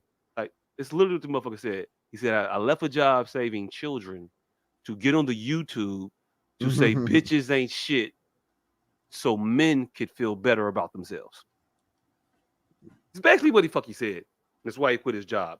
Side note, this is indicative of a mentality of people that are working law enforcement that we are trying to drum out. He is a poster child of what we're saying is the problem with law enforcement. These are pricks. Feckless, ineffectual individual. Well, not ineffectual, because they're very effectual. They definitely know what they don't like. And when they get that little bit of power, they go right the fuck in on it. He is the epitome of a motherfucker that, the stereotype, like the motherfucker that say that the asshole cop, well, you must have got picked on in high school. He did that. He did that. And then he was the asshole podcaster who just shitted on women. Oh, because you ain't get to fuck bitches when you was younger. Oh, okay. Makes sense. Like that's just the mentality is like through and through in these motherfuckers. It's amazing. I've never watched these niggas. Amazing. No clue who they is. I've never watched a second of these niggas, but I've been hearing about them. Yeah, one of them is named Fresh, one of them is named Fit. I don't know what. Do either of these individuals look like they should hang their name on either of these particular adjectives? Fit, probably. If he's the tall, skinny one. Is he fit? Was he just skinny? That's what kind of synonymous. Like, I don't see myself as a dissimilar build to him, and I wouldn't build myself as fit. Like, I'm not gonna describe. Yeah, I'm fit. No, I'm me, but I'm not like a fit guy. Like, motherfuckers who fit look fit. Motherfuckers be asking them all kind of extra like shit about working out, and motherfuckers get the workout questions. Like fit motherfuckers ask them. Like, people ask me about workout questions, but it's people who actually don't work out at all. I think fit is just for all intents and purposes a way to call a person skinny unoffensively. Hey, look, probably, but he's not trying to use it that way. He's trying to say, yeah, I could be a personal trainer and I'll train you for payment. Come give it to me.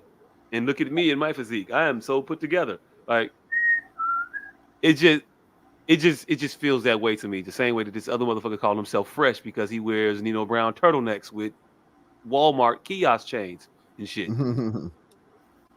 Like, you're not fooling anybody. We see it. We know it. But it was just, what they are, who they are, what they do. Yeah, y'all, rest in peace to your channel, because y'all finna kill it, because y'all wasn't never about the actual proliferation of the message. You just wanted some dollars because your lives were crappy and you wanted to do things that you've never been able to do before. So yeah, y'all. I don't know. I'm not one. Free people who often talk about freedom of speech and shit. They don't understand what freedom of speech is. Like, it's a lot of that. Like, you're gonna be speaking for free. Yeah, like, hey, there's no freedom of speech. I said this and I got fired from my job. But you didn't go to jail, so technically your freedom of speech was still there.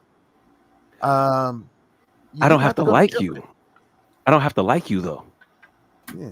And people they want that part also. But no, you still should like me. No, I still shouldn't. I don't have to like you. That's not a thing. Jennifer Aniston, I just read some earlier. She was doing an interview with I don't know, Newsweek, somebody.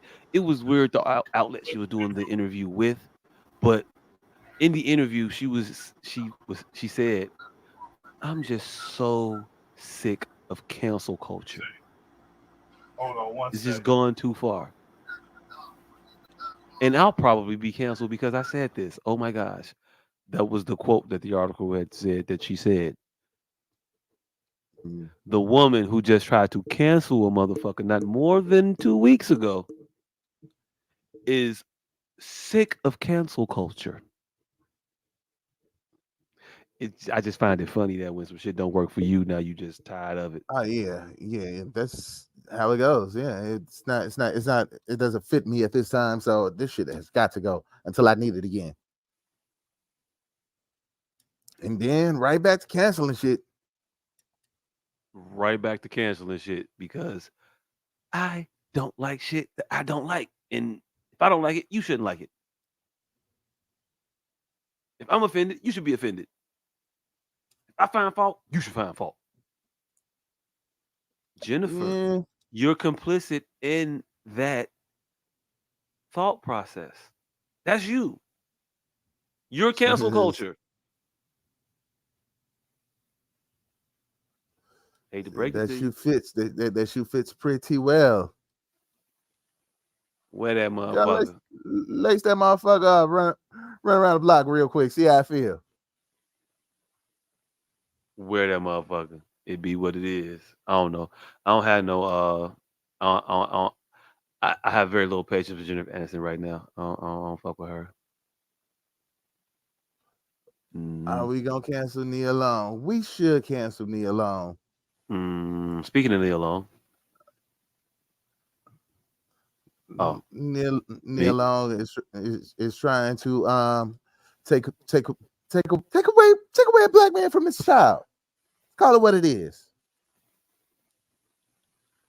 She told the court, "Hey, look, I want full legal custody. I don't want him involved in any decisions about this boy. Period. The end. That's it. But he could, see him from time to time. And yeah, he still has to pay. But he still got to pay. Shit, just crazy to me. I don't get it. I don't understand it. I thought she was in that movie that did this, where everyone said, "Oh my God, what a horrible thing to do! Why would you do that?" I'm talking about The Best Man, the final chapter, when the other character, not her character, but the Sanaa character, took the child she shared with the man away from that man to be somewhere else for her own well-being. And she received backlash for that particular action in the movie. I think the actual person and the character, was bad. Yeah.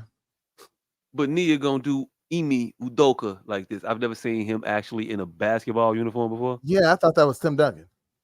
Hey, look. That was racist as hell. Because that don't look nothing like Tim Duncan. That does look a lot like Tim Duncan on the glance. That looked like Tim Duncan if you were not black.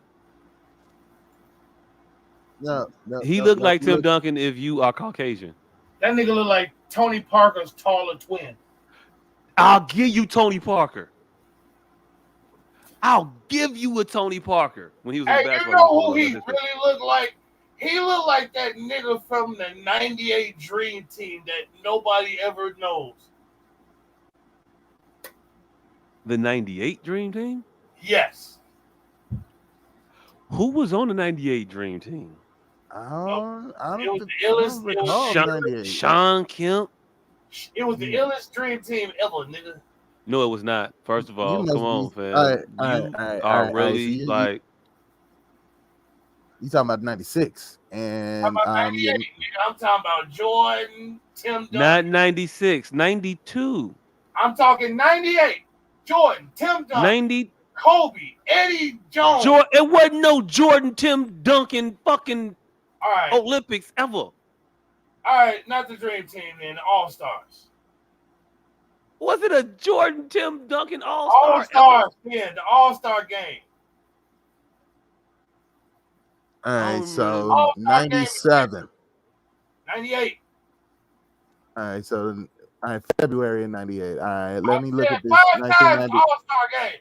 Motherfucker, I'm sitting here, nigga. Shut the fuck up. All right, so let me look at the February. He's trying to help you out, man. No, he said All-Star game. All right, so February. No, I'm talking to him, telling him that you trying to help him out. All right, so February. I see what's going on. February 98. Let's look at this. This ain't the All-Star team. This is the All-Star team. All right. All right, that's the Eastern Conference. All right. Yeah. So let me pull up that picture so I can see who the fuck this is. Right there with the Heat. Hey, we got Sean Kemp. We got Penny Hardaway. We got Tim Hardaway. We got Glenn Rice. We got the white boy from Indiana. I don't know his name. We got Grant Hill. Oh, that's Rick Smits. Rick Smits. Is that Antoine Walker back there, or is that Walker, Reggie Miller, and the nigga I'm talking about from the Nets? He look like that nigga. From the Nets? Who's that from the Nets? Is that Kerry Kittles? I don't know, but I know this was the That's Dikembe Mutombo, Steve Smith. I had to reclaim some more of my basketball knowledge real quick. Who the fuck? It's the illest All-Star team in NBA history. Oh, that's Jason. That's Jason Williams. Yeah, the murderer. Yeah, nigga that accidentally killed the motherfucker. Accidental murderer. I ain't never heard of you. Hey, real quick. Everybody talking about Mike and his teammates. You know who I see glaringly missing from this photo? Pippen. Hey, that guy. He didn't make it. Hey, you know why? Few years, fam. What are you talking about? He didn't make it this year, especially. And also, he would not have been in that picture. Why not? No, that's not it. Oh, no, that's right, because he was injured for the first half of that season. Yeah. He wasn't there. Because he was injured. And the Bulls most of that season, the Bulls still made the playoffs. Anyway, back to Ime and Nia. This is just Tyrone Tony Parker. Hey, look, yeah, that part. They call Tyrone Parker. Yeah, pretty much. It's just some bullshit. It seems like a very unnecessary thing for a mother to do in the best interest of the child, to remove all ability for the father to make any decision for this kid. That man didn't do nothing to that boy, his son. Nothing at all. He cheated on that boy's mother. Hey, look, call it what you want. And I ain't do this when the shit happened. And I might have. I don't know. I'll be drinking when we do this podcast. But let's keep it a bean. This is a woman that this man asked to marry him that told him, okay, yeah, but I don't really fuck with marriage like that, though. I want to be kind of free. You know the types of insecurity that will put into a man's head when a woman is saying some shit like that to him? Do you know when a man is most likely or will go out and cheat on you? And I'm not giving them an excuse, and I'm saying that it's right or anything like that, but it is when that individual is insecure in their relationship with their significant other. So if this man is being put in a position where he is feeling like less than he should because the woman that he's trying to give his heart to is just rejecting it. I'm doing everything I fucking can. I'm financially well off. I'm good. Bitch, I'm tall. I'm 6'6". I don't know if he got the other 6. I don't know this motherfucker paused. Paused it. Yeah. But the motherfucker tall, the motherfucker rich. Hey, look, bitch, what the fuck you want? I gave you a kid. I'm trying to marry you. And I don't want all that shit. I don't want no commitment. I ain't really into you like that. All right. And then the motherfucker go, and the motherfucker in his state of dejected, heartbreak, depression, weakness, moment of vulnerability. Yeah, he got taken advantage of. Wait a minute. He fucked about 6 or 8 other bitches. Hold on, taken advantage of. Their last six is a real thing? What? I said their last six is a real thing? Oh yeah, women is really out here saying, "Hey, look, it don't." What? Hey, look. I'm finna update my resume. Do you know how? Hey, look. Do you know how motherfucking mad a motherfucker is? But I can. What? You know how it? If I. First of all, you ruin your life over a quarter inch.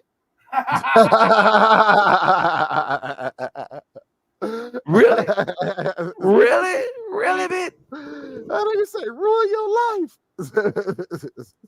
Really, bitch? Jack is a motherfucker 5'11" and 3/4. You finna just everything else, motherfucker could get. Hey, we'll figure it out. No. Hey.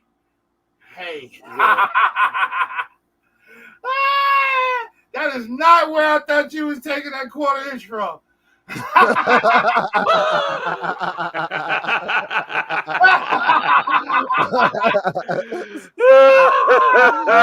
Oh shit. Nigga, nigga, I was like, shit. I was sitting here, that's fucked up. Hey, look, you a real friend though. You felt bad at least. Yeah, nigga, I'm sitting like, man, this nigga just made a confessional. Hey, hell no. Yeah, damn. Hey, producer. Hey, timestamp that. Erase that on rebroadcast, please. We ain't going live no more. Stream, y'all, they got no tape delay. This some bullshit. Hey, look. Nah, you know what's so fucked up about that though? Real quick. Average penis size in America is about 5 inches or so, I believe. So a black man can't come out here with an above average penis without ridicule. Hey, fam, this how you know. Hey, look. Let me come out here with more than the average, but less than what I'm supposed. Or less than everybody around. It's a matter of simultaneously. It's a matter of ridicule, sympathy,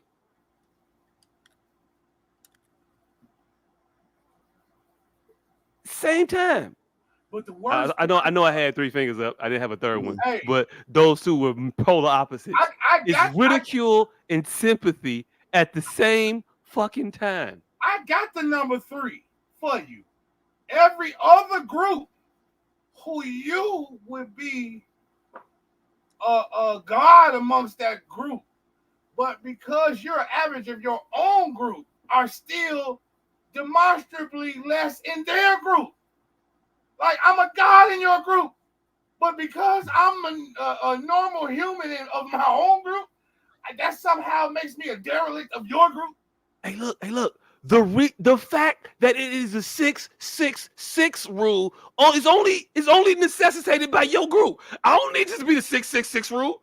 We can call this the 6 plus another number. Hey, you know what's crazy? What number you want to put on it? I'm comfortable with a couple digits. You know what? I'm comfortable with a few digits. We call this a 6 plus something rule, and I'll be okay with it. Let's do that. And I'll still be like, hey, yo, look, bitch, you doing it a quarter inch? You know how bitches is to blame for this shit? Because you ain't never heard of the perfect size dick. Dicks are either big or small. You ain't never heard. If a bitch tell you your dick is the perfect size, that means it's little, but she love you.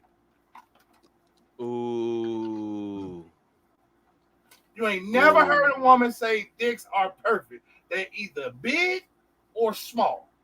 So if you heard it fit just right. If you heard your dick is the perfect size, that means your shit little, but she love you. You ain't never heard a bitch say dicks are perfect. The dick a perfect size dick. The motherfucker like and them hoes don't even say little. They like tiny. They Bitches fucking linguistic ability come out of nowhere. The lending curse of a man's motherfucking meat missile. The motherfuckers Pause. got all the source words for that. Pause. You was too I don't even wordy. Alliterative about meat missile. You was too wordy about that particular. Yeah, it was. You had too many adjectives, fam. But yeah, these greedy bitches ain't never no perfect size dick. He's big or little. I don't know. It is what it is. Nia ain't shit for this move. He didn't cheat on this kid. Cheated on you. Cheated on her, and now she's weaponizing his child. Hey, cheated on you. He could be a bad partner. That does not mean that he is a bad father, and we need to stop making assumptions like that about people. Hey, but if you know you're fucking with a crazy bitch that's gonna make your father in life difficult, and you still do that shit, don't that kind of make you a bad father? Make you a dumb man. Yeah. Make you a bad father. You knew she was. Hey look. I'm not finna start your father clock. When you was like, man, Joe, she thick as hell though. Your father clock can't start there. He got to. He got to. Hey, look, now that's a whole other. It starts there. As an 0 for 2 nigga, yeah, I can accept that. So your father clock starts there. Ooh, she got a fat ass. Never mind. You firmly landed on the 2. You 0 for 2. I didn't know you had landed on the 2. I knew you was close some years ago, but we had stopped talking about it. You firmly now landed on 0 for 2. Oh yeah, nigga. I'm definitely 0 for 2. No, I knew you was. I was gonna try to skate right past that. I knew you was approaching. You just went right to it. Okay. I knew you was approaching owing some change a couple years ago, but we stopped talking about it. And in lieu of my outburst, when yeah. So now I feel like I got to do that again in another 10 years. Nah, you ain't got to. I mean, he said, no, that's not necessary. It's evident. It was understood. No, children are impressionable. I think that needed to be said. Your mama ain't shit. Your mama ain't shit. Your daddy can't tell you that, but you 18 now. Your uncle can tell you. Your mama ain't shit. And I walked off. Hey look. And also you can't make that a single. Like I said, the nigga's growing now, so now can't be a single. They gotta be a B-side, fam. That cannot be a single. You cannot just put that motherfucker on all the time. Hey, I got one for you. Motherfucker's 9 feet tall. I almost shot him just because I didn't like the nigga being 9 feet tall. 9 feet tall. And the nigga's a robust 9 feet. Pause. You gotta call us robust.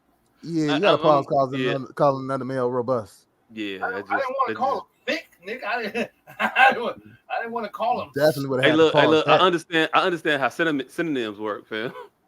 Right, and then calling them stocky. Stocky sound like a short nigga. Yeah, stocky is definitely. You've never called anybody over 6 feet stocky. You ain't never heard of a tall, stocky motherfucker. Nah, hell no. Exactly. So how would you describe Andre the Giant but black? Robust, nigga. Pause. Robust still sounds like you calling this nigga goddamn spaghetti sauce. This motherfucker was a giant. Pause. This nigga was big as hell. Pause. See? It's always gonna sound weird. Yeah. It's always gonna sound weird. Okay, but this nigga's huge. Pause. That definitely needs to be pause. Yeah. But fuck you, Neil Long, for taking that man to court. Hey, to the icing on the cake here, real quick. I saw in the middle of the article as I was reading, what they were seeking. At the end of everything they were seeking, what was there? Attorney fees. Mm-hmm. So you're going to take me to court to remove my parental rights from my son, and then charge me for the privilege of your lawyers taking my son from me, bitch? Sounds about right. That I read that shit. I was like, you got to be fucking kidding me. You dirty bitch. You dirty bitch. It ain't even like you got bread. You could pay for your own fucking lawyer. Excuse me. But yet again, we let this system, we let these people infiltrate our families, and they attack the individuals who they think are more susceptible to the attacks, to the influence, to the dumb shit. Girl, you know he ain't shit. He ain't never gonna be shit. Your son shouldn't even be around a man like that. He ain't a good role model for a boy to grow up around. That ain't no good. Daddy? Yeah. Well, he gonna learn how to not treat a woman. You need to remove him from that situation because he's never gonna learn how to treat a woman ever if he's around him. He needs to be around you so he can learn how to treat a woman, and so it won't happen again. Break the cycle, Nia. You mean his daddy? I mean, if you want to give him a title, you can give him a title. You want to just label it? His daddy. Labels is what got you here, Nia. Right. Think beyond the label. And we let motherfuckers, and we just let it happen.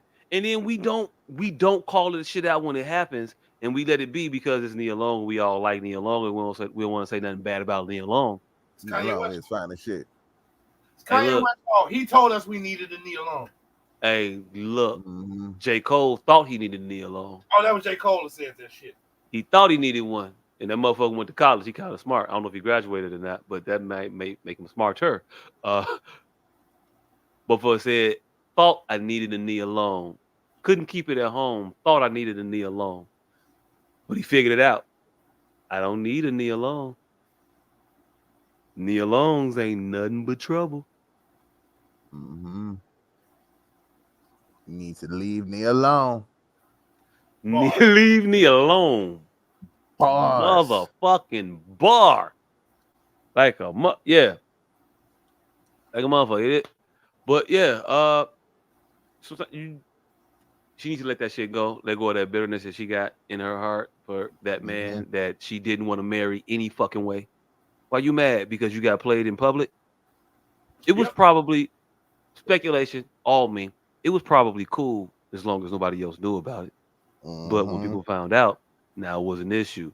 Hey, look, be what it is. All I'm saying is, Nia, let that bitterness out of your heart. Let it go. Heal. Go somewhere. Get some peace. Find it. Hey, speaking of a motherfucker who need to find some peace, Irv Gotti was on Drink Champs. Again. All right. So this was a new episode. So is Nori running out of people to talk to? Yeah. Because we free next week. I mean, hey Nori. I mean, we got 25 years of hip hop knowledge, and no. We got at least 30 years of hip hop knowledge a piece. Hey, yo, look, you got over 100 years of hip hop knowledge right here. Maybe not math knowledge. Right here, baby. And nigga said 3 people with 30, and this nigga just said over 100. Hey, yo, look, he said 30. He said 30. I'm 41 years old. I know that you are in your also 40s, and he is also in his 40s. I am going to give us at least 115 years of experience in hip hop. Period. And if not 115, at least 120, because 40 is 120, right? Yeah. And I know that we all plus 40, so at least 120 years of hip hop experience. I've been in this shit my whole life. I don't know about you.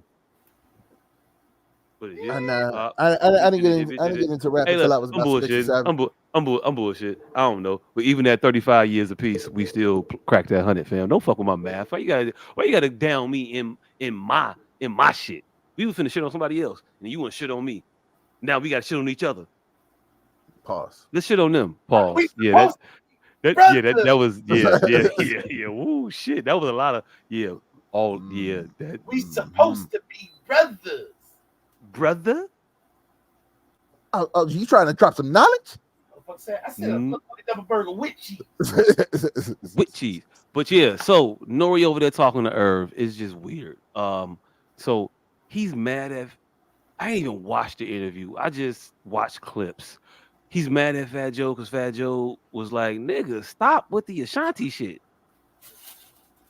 You mad that niggas call you lame because you act lame? You be acting lame often. They should have told your ass when you was doing the shit, nigga. You got a wife. Why you fucking with Ashanti, man? What's wrong with you?" That is the part that we tend to gloss over. The fact that this nigga is actually married to a whole nother chick. Like, yo, why are you talking about somebody else? Like, nigga, all the time. You wildin'. But well, not only J. Cole told all of us we needed to leave alone. Hey, look, yeah, all right, cool. But Irv was like, Ashanti was my side chick, but I was in love with her. And then she left me and she did me dirty and I hate her for it forever. And I'll never give any motherfucking artist their masters because I'm a bitter, small little man. Whatever. I don't.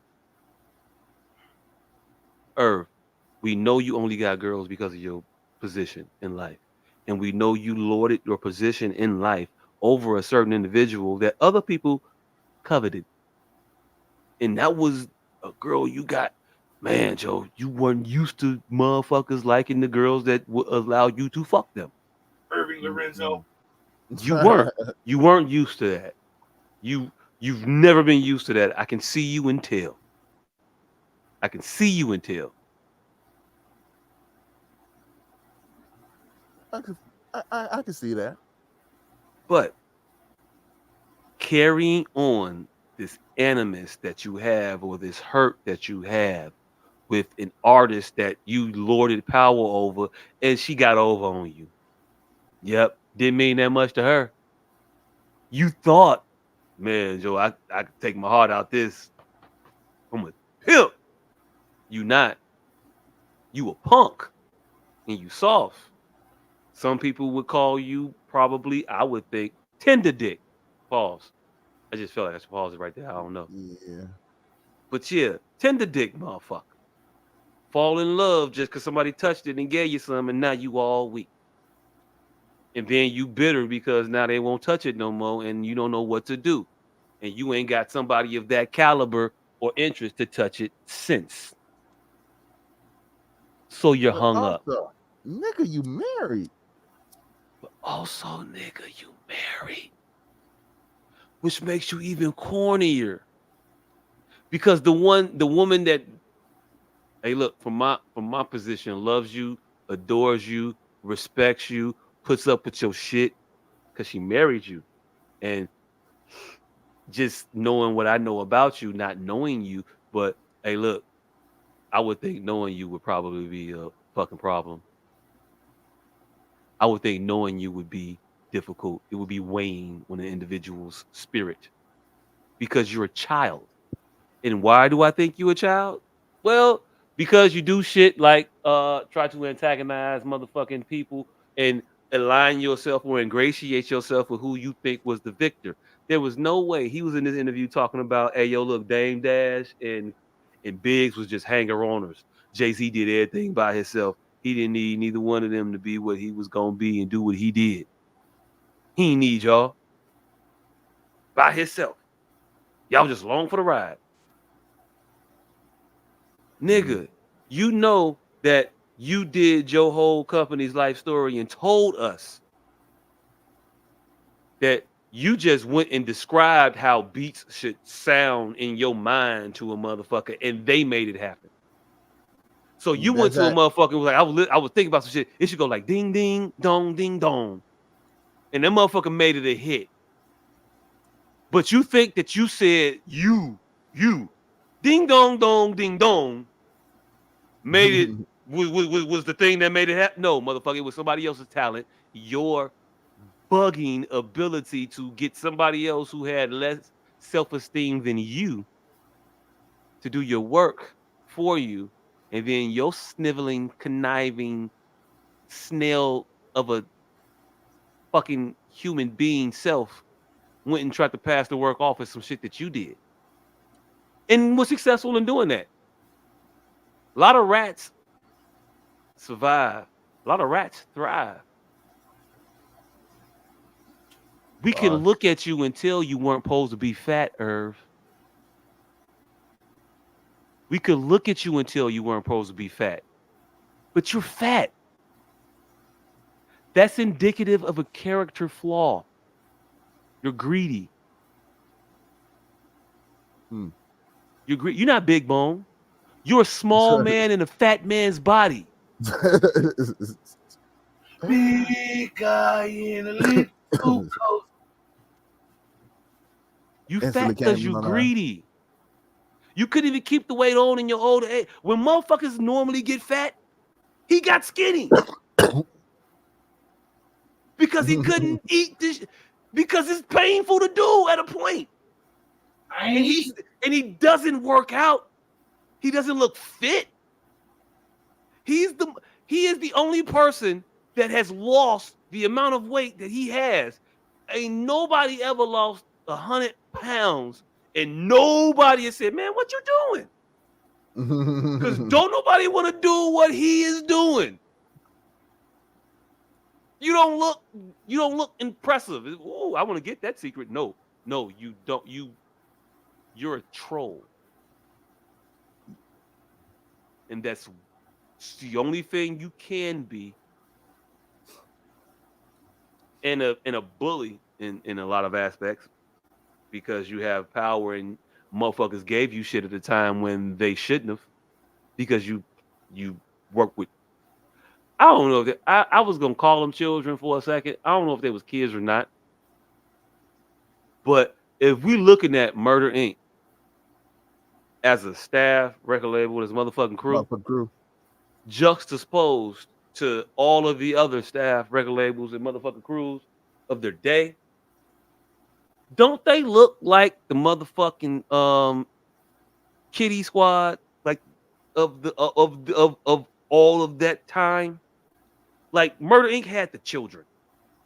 When we looking at the Rockefellers and the motherfucking Def Jam artists that were Def Jam centric, the Redman, Eric Sermons, who else was in that? I want to say his name, even though he's a crackhead now. Keith Murray. Them, the Rockefeller, the Rough Rider shit, and then Murder Inc. All of them were all adults, and then Murder Inc. came in with a bunch of fucking children. It seemed like. I don't know, because like I don't like really recall what the fuck Time Murder and Black Child looked like, but I felt like they just were like not as good as everybody else. Hey yo, look. They brought them in as Ja Rule's little niggas. See, but like usually when in that time the rap crews had the one popular rapper, and then the other motherfuckers that was in the crew that could rap really good, like Steel. God damn it, DMX had the Locks. They had Cassidy. That nigga Cassidy, nigga, Drag On. They ain't had Cassidy. Cassidy wasn't there. It was Drag On, Infrared. Let's get the actual Rough Riders that was there that we fuck with, man. Come on, we ain't gotta rewrite. We gotta rewrite Rough Rider history. Hold on. First of all, you said Infrared, like Infrared was one of the Rough Riders that motherfuckers fuck with. But yeah, all right. So these motherfuckers do look like he. No. I don't know. I just want to shit on Cassidy in that moment. My bad. But 50 had Lloyd. The Locks even had they brought in J Hood. Jay-Z had fucking State Property. Bunch of niggas that can rap. Irv Gotti, Murder Inc. had Time Murder and Black Child. Mm-hmm. Nobody wanted to listen to a goddamn.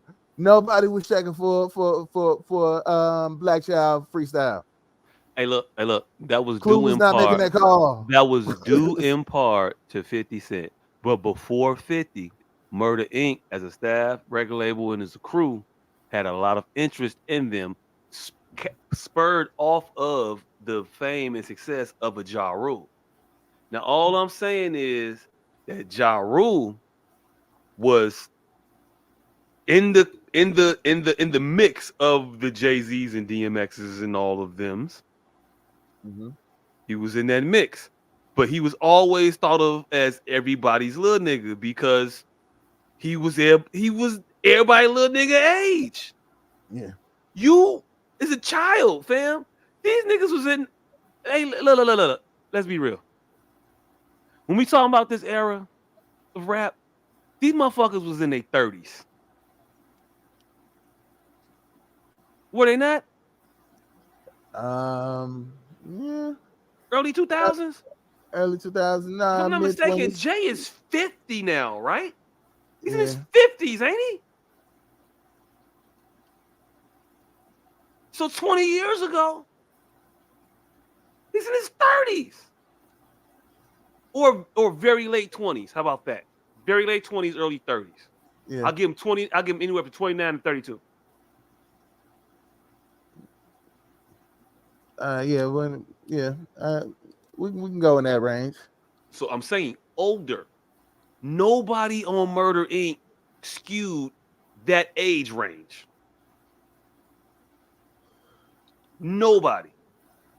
They were all kids. And my postulation is that only a snake like an Irv Gotti would prey on children to make himself hot. He got that motherfucker with the low self-esteem to make the beats. Then he went over there with some motherfuckers that he met when he was sweeping some shit and was like, hey guys, look, I got this. And the beat was cold. The motherfucker was like, okay. And they thinking that he got an ear because he getting these little young motherfuckers to come over that he stumbled upon and got lucky that could rap. And he found him a Ja Rule. Oh shit, I'm gonna glom on to this kid for fucking ever. And that's what he did. I've been calling him a rat. And then He might not be a rat. He might not be a rat. He might be a parrot. He might be a leech. He might just be a leech. Let's see. Lloyd was young when he dropped. Lloyd came in young. This nigga is the worst version of JD I've ever seen in the music industry. You give JD a kid, he gonna take care of him. Kid might come out fucked up, but that wasn't because of JD. We ain't putting no dirt on JD name. Give your kid the Irv though. Well, he gonna try to fuck your daughter.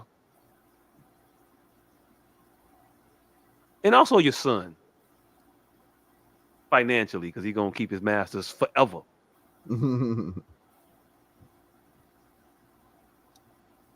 Yeah. Yeah, like I don't know, like Murder Inc. never really skewed as young, they just skewed as untalented. Like Charlie Baltimore was already on her second run by the time she signed to Murder Inc. But yeah, she was on the tail end of Murder Inc. though. She came to Murder Inc. when Murder Inc. was over with. Murder Inc. was Ja Rule, it was Ashanti, it was Vita, Cadillac, Ty, Black Child. Though that was Murder Inc. Charlie Baltimore like came in like after Big. I mean, well after Big died, and that Murder Inc. shit was a little more. That whole New York scene is a little more difficult to decipher than just what y'all just saying it like that. Because them motherfuckers was all intermingling, co-mingling. Yeah, I'm not removing the co-mingling part. They was definitely all co-mingling. I mean, so it ain't that easy to just say Charlie Baltimore wasn't a part of Murder Inc. until she was a literal part of Murder Inc. Because they all was. Oh, what I'm saying is by the time Charlie Baltimore got around Murder Inc. and started like rapping and saying Murder Inc. and shit, Murder Inc. was already over with. So even if she was there earlier, she wasn't there in the beginning. She ain't signed to it till after it got hot. The people who signed to Murder Inc. before it was hot is Black Child, Cadillac Todd. I don't know who one of them motherfuckers is. Vita and Ja Rule. I don't know who that other motherfucker is. Actually, I can't tell you who Black Child and then Cadillac Todd are either. Black Child top right, Cadillac top bottom right. Bottom right. Hey, look, bet it up. Cool. I would take your Take word your for it. word for it. Because you could have named any one of those three motherfuckers, and I'd have been like, all right. That look like Professor Griff. So I don't know what the fuck he got to do with that look like Professor Griff and Styles P. So Hey, look, I have this album, and I don't remember this other motherfucker. I don't remember his name being shouted at all on the album. Like, at no point at all do I remember this motherfucker being recalled. Period. So the people who I know who I know. It is what it is. But hey, Irv, you a ho. And it's because of the I'm not giving the masters back to the individuals. What you want me to not have them? Yes, we don't want you to have them. You had very little to do with them in the first place. So why you got them is a very big question in everybody's mind. 2, why you mad at Fat Joe? Fam, he held you accountable for your bullshit. Don't be mad at him. He's not your actual brother. You didn't see him eating Cheerios. You didn't. You wasn't crunching up Frosted Flakes like you sleep. You ain't do none of those things. You ain't do none of that shit. He's not your brother. He's a motherfucker you met when you got money and started telling motherfuckers you made beats. Notice how I didn't say started making beats. It is what it is. Let it the fuck go. But he get all extra hurt about extra shit. And then to top it off, you want to just stir extra drama into other motherfuckers' lives that don't need to be put there. Because you got a fucking goofy ass opinion about some shit. You know, if Dame wasn't worth nothing to Jay, how the fuck can you claim any value to anybody ever? Dame is immeasurably a better businessman than you.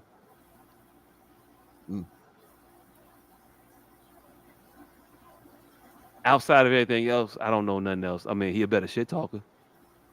Definitely. He says better things that are more quotable. I never thought of Dame as a sniveling little motherfucking coward or punk. It's what it is. Never. So to open your mouth on these other motherfucking grown ass men to try to downplay them when you're you. You won't go anywhere and put your fist up and say nothing to nobody. I know that about you, Herb. Yeah, I mean, I don't know that about you because I don't know you. But I'm just speculating. Maybe I'm putting it on you because I'm insecure about me. Yeah, that might be it. Self-accusation. But nah. Yeah. He seems like we're probably not. You probably just a bitch. That's just what I think. It's what it is. I don't know what else to say about it. Anybody else got any final thoughts?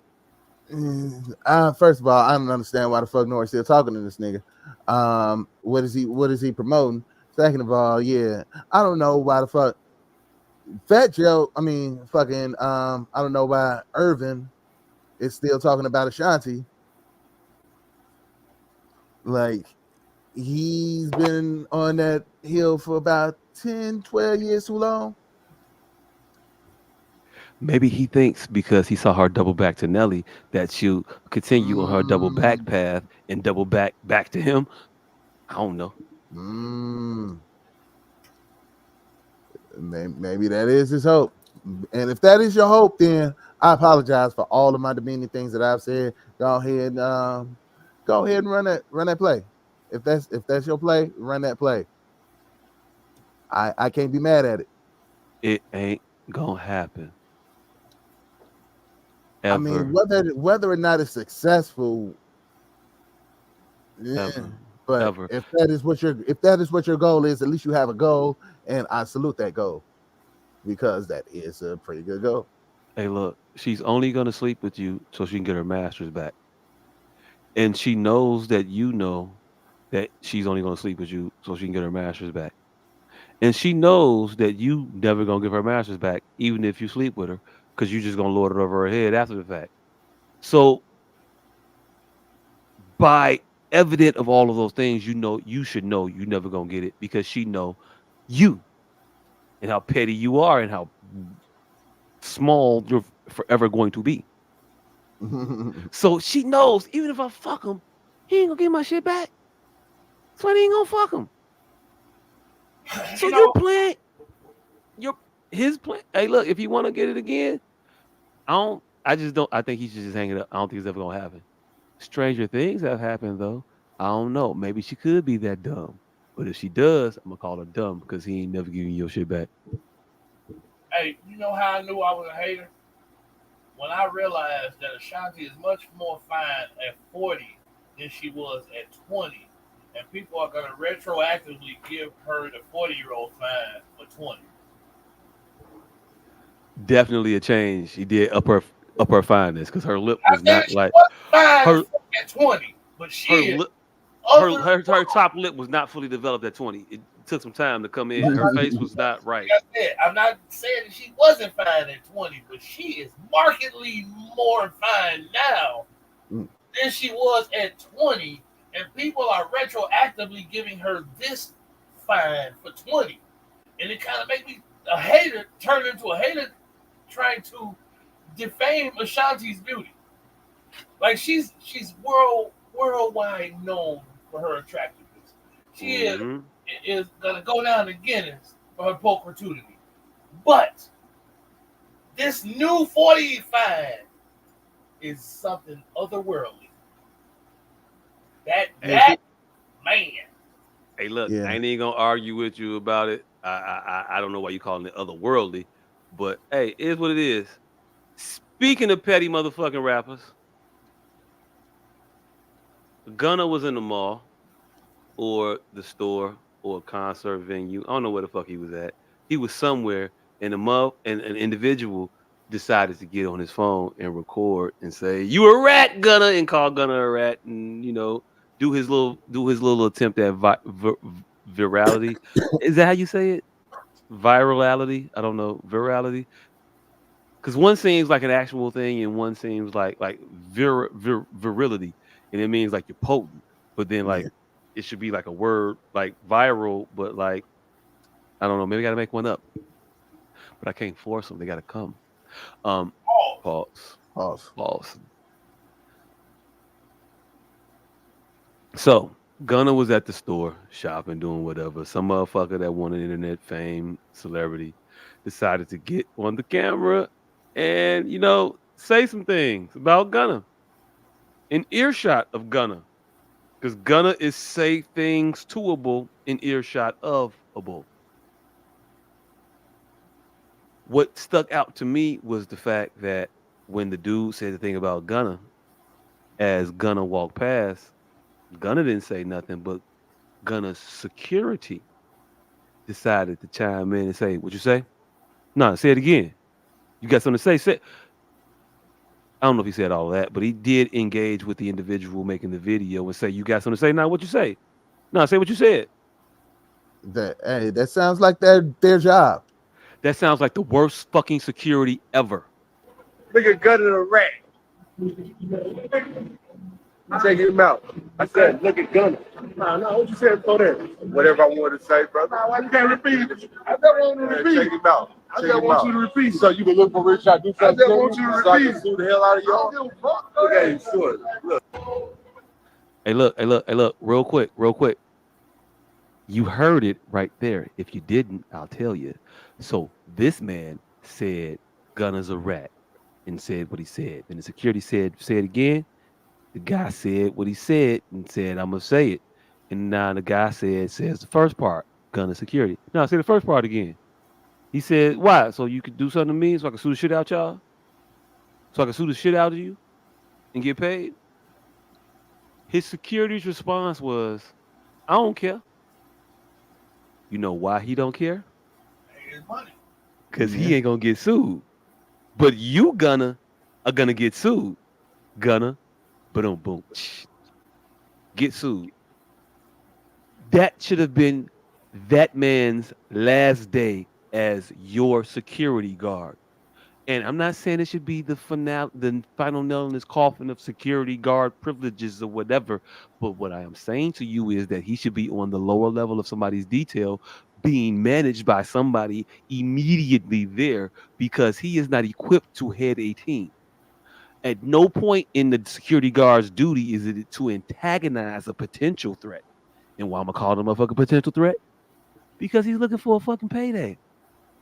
Hey, look, yeah, he might not injure you, but hey, do you want to spend $200,000 figuring this shit out? Because whether or not this motherfucker even wins the case, that's what happens. So your security is writing checks with his mouth that your ass got to cash. Mm. And you keep him in your employ. It's not smart, Gunner. You need to change your mentality, Gunner. You need to get the people from around you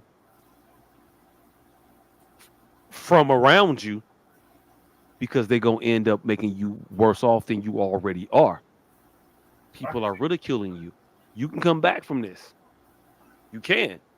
But you ain't coming back with them motherfuckers around you draining your pockets $200,000, $300,000 at a time because they want to get involved with some bullshit, because they want to get their nuts off, because they have an inflated sense of ego. Security guards can't have egos, fam. Is there any place in the world for where this is orchestrated and carefully by Gunner?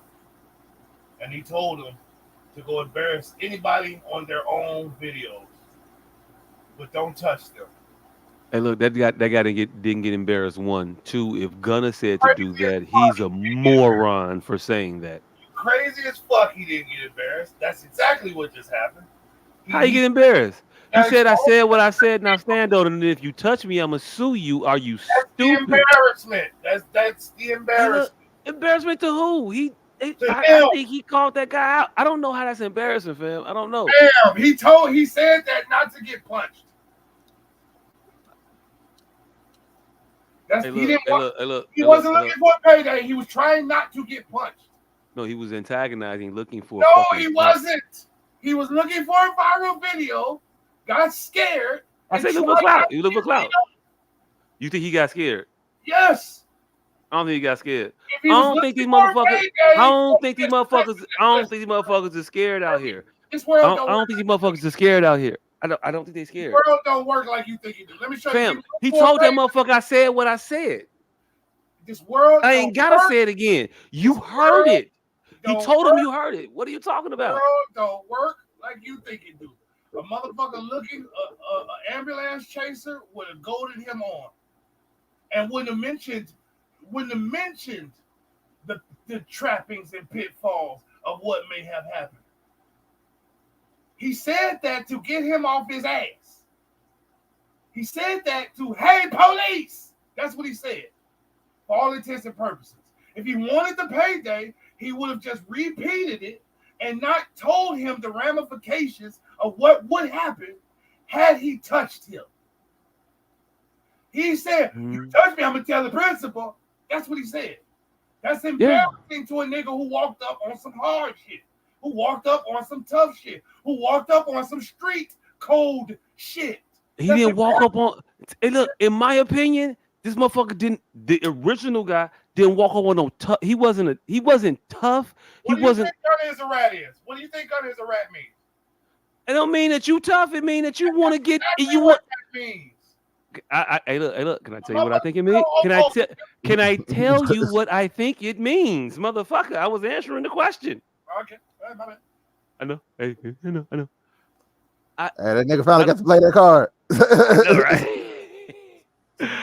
I just think it means he just wants some fucking clout.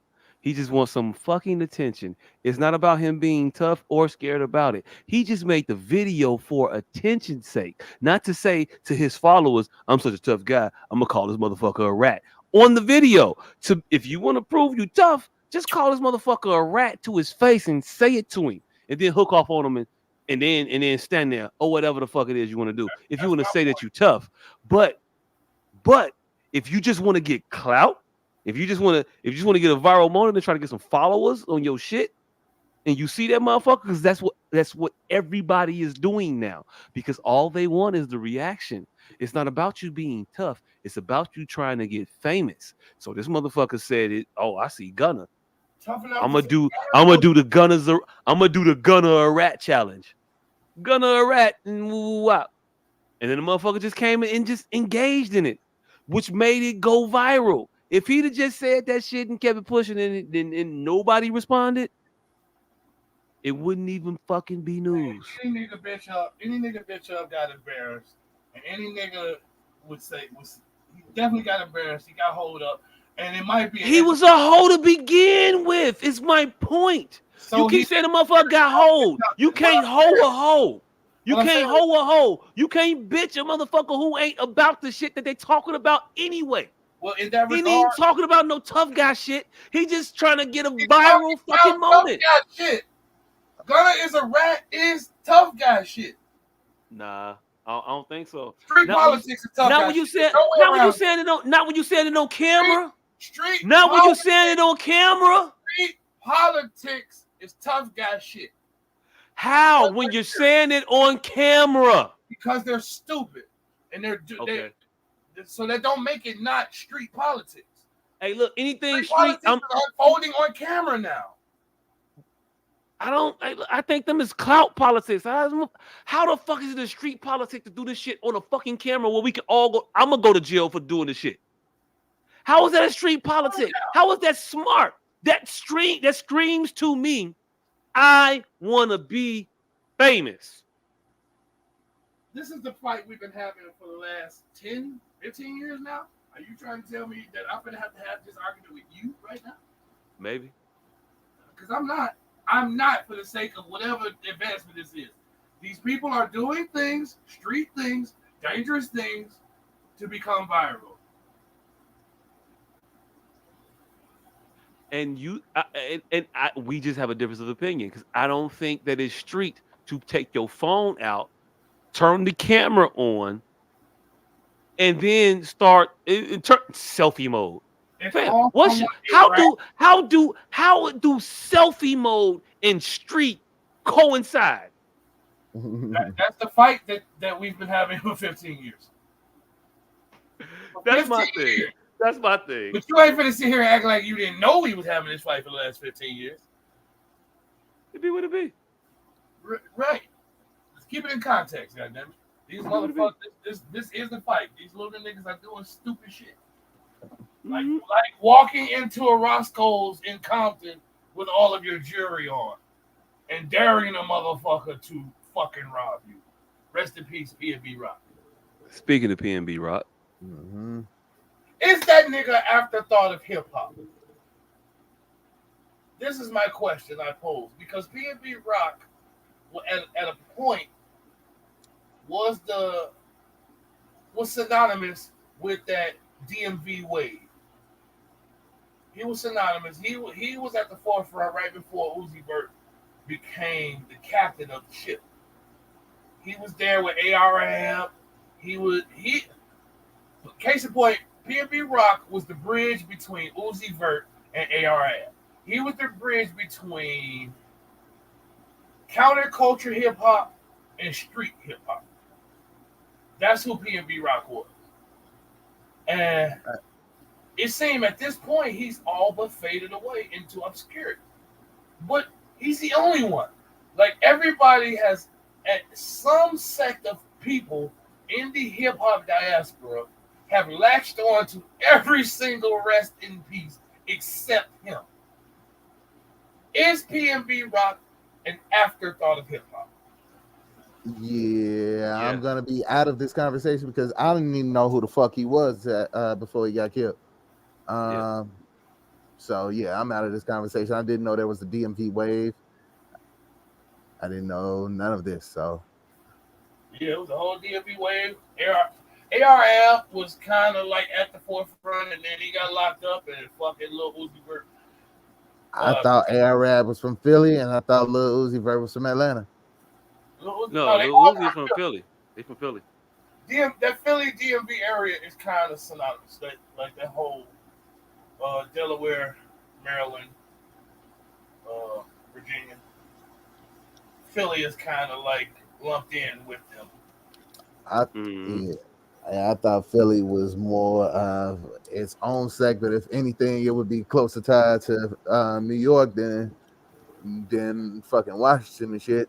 But it's kind of the bridge. That Philly area is kind Canada, we ain't gonna go in hey, street. I ain't even gonna hold you. Real quick, did PNB Rock do like production? I think he may have done some producing, but to the Oh, extent that J. Cole did. hold on. Bring that graphic back up real quick, producer. Don't take it down. So if he barring any production off of his actual like lead artist work, what I'm thinking that this is saying right now on the screen, it says PNB Rock sold over 500,000 albums, including 500,000 in the United States. The best-selling album the best-selling album by PNB Rock is GTM, Going Through the Motions, which sold over 500,000 copies. So I'm not very familiar with this artist, but from reading this, it seems like he had one album. No, he has a lot of albums. So He I had a don't know lot. what that is. Okay, because reading this, it seems like is good. Am I Really? interpreting it wrong? That nigga didn't sell a single Hold on. album in Haiti. Am I interpreting it wrong? That's what I'm saying. No, you're 500. interpreting it right to the motherfucker. But reading Okay. this, that motherfucker didn't sell a single album in London. He didn't sell a single Hey, album in look, Canada. maybe London and Canada, and I don't know what those numbers would provide for him. I think But I saw the but album in but Canada. but but he's not he is not a platinum artist in the States. No. And so he may not be a platinum artist. So barring his actual production credentials or credits or whatever, he may just not have been big enough to be remembered. But that's what I'm saying. He was more remembered from his sect than XXX Tentacion was from his sect. But it wouldn't appear that way.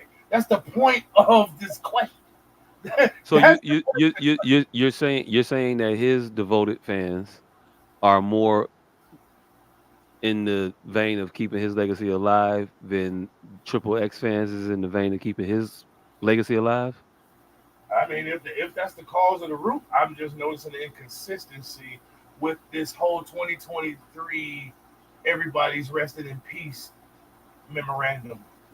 Like it's been a thing this year or this year last year where people rest in peace, almost like running it into the ground. Like you can't mention someone's name without resting them in peace. And I don't hear, even when people talk of him, I don't hear that same herald.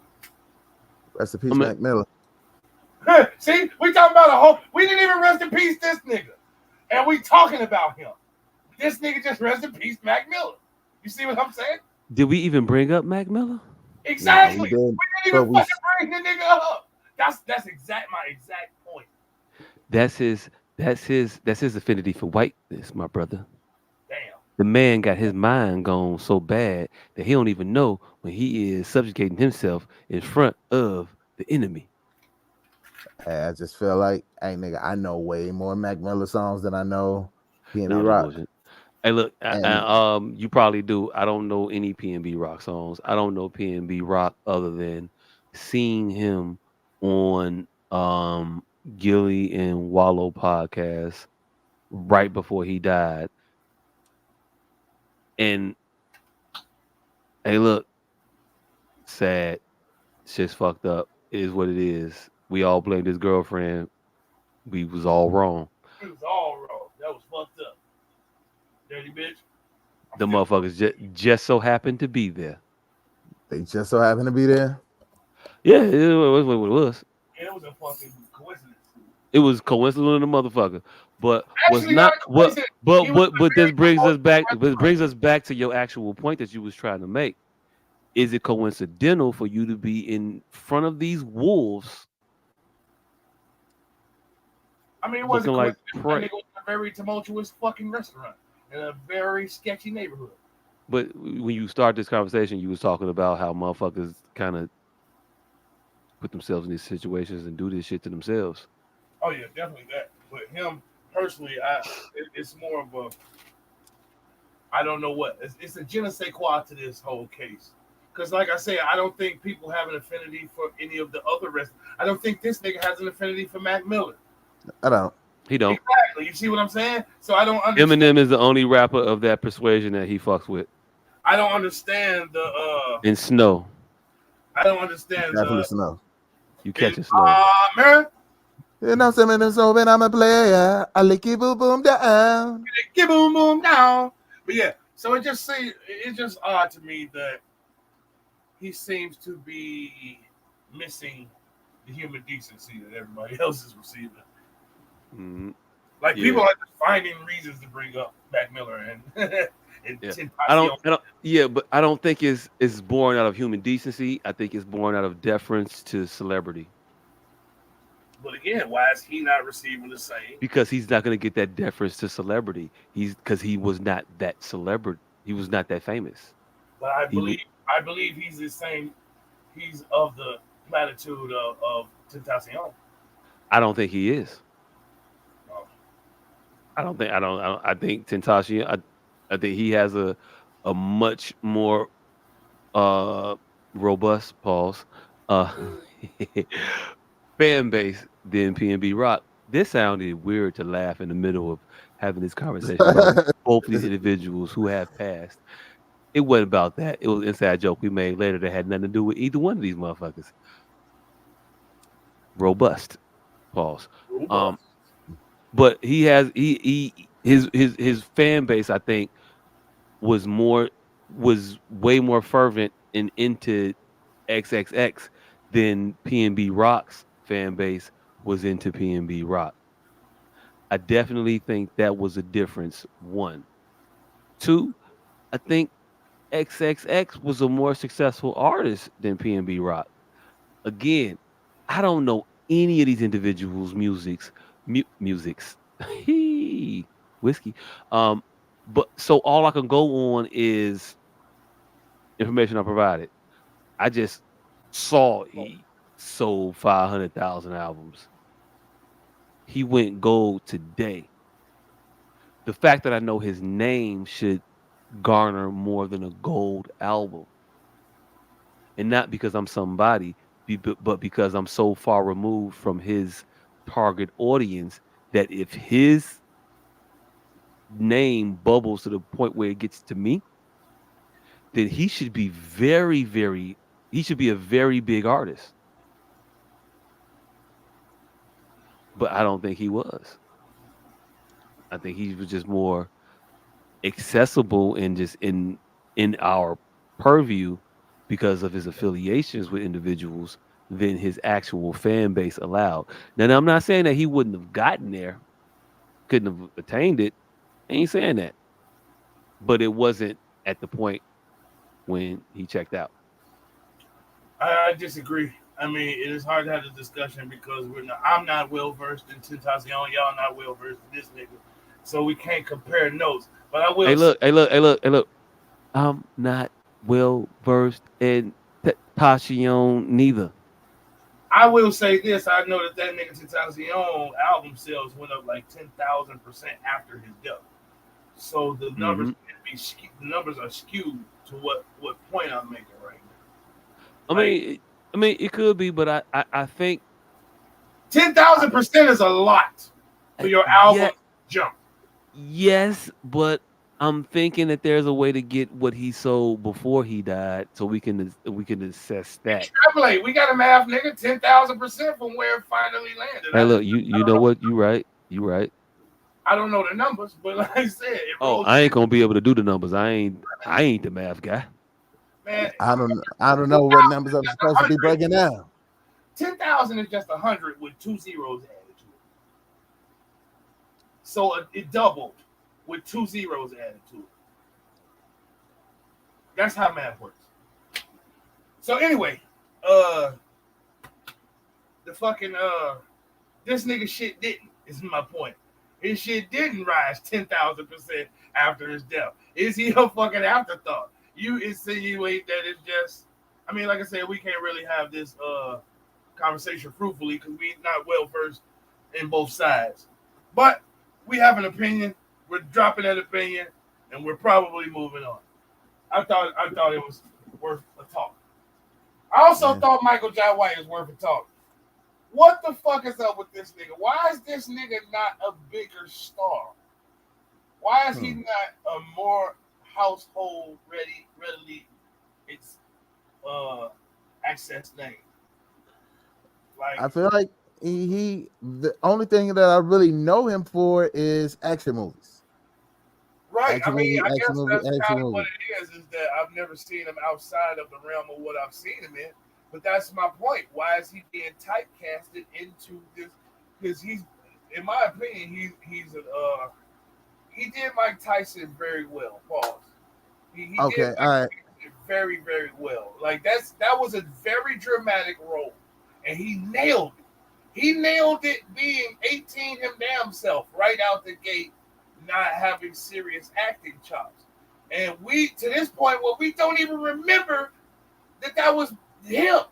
We don't remember that was him, and we all remember that movie like the back of our fucking hands. He All right, embodied Mike Tyson so bad, so good. We have no idea that was Michael Jai White. Well, we don't relate it. Let me say that.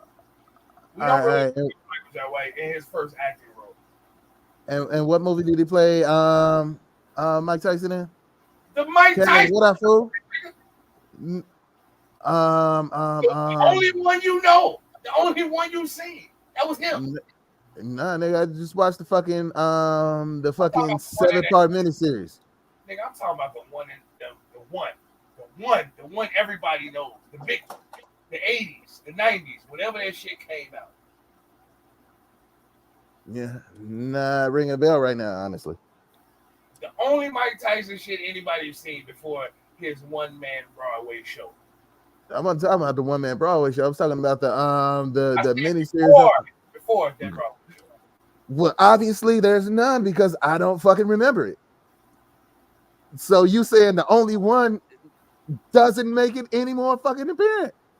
Never saw a Mike Tyson movie. And this I nigga, know I know it existed. I know it happened. Never seen it. both of you motherfuckers have seen this movie. Never seen it. Don't fucking remember. It opens up with him whooping that kid ass for 18 seconds. Everybody has seen this fucking movie. I guarantee you, if y'all play the and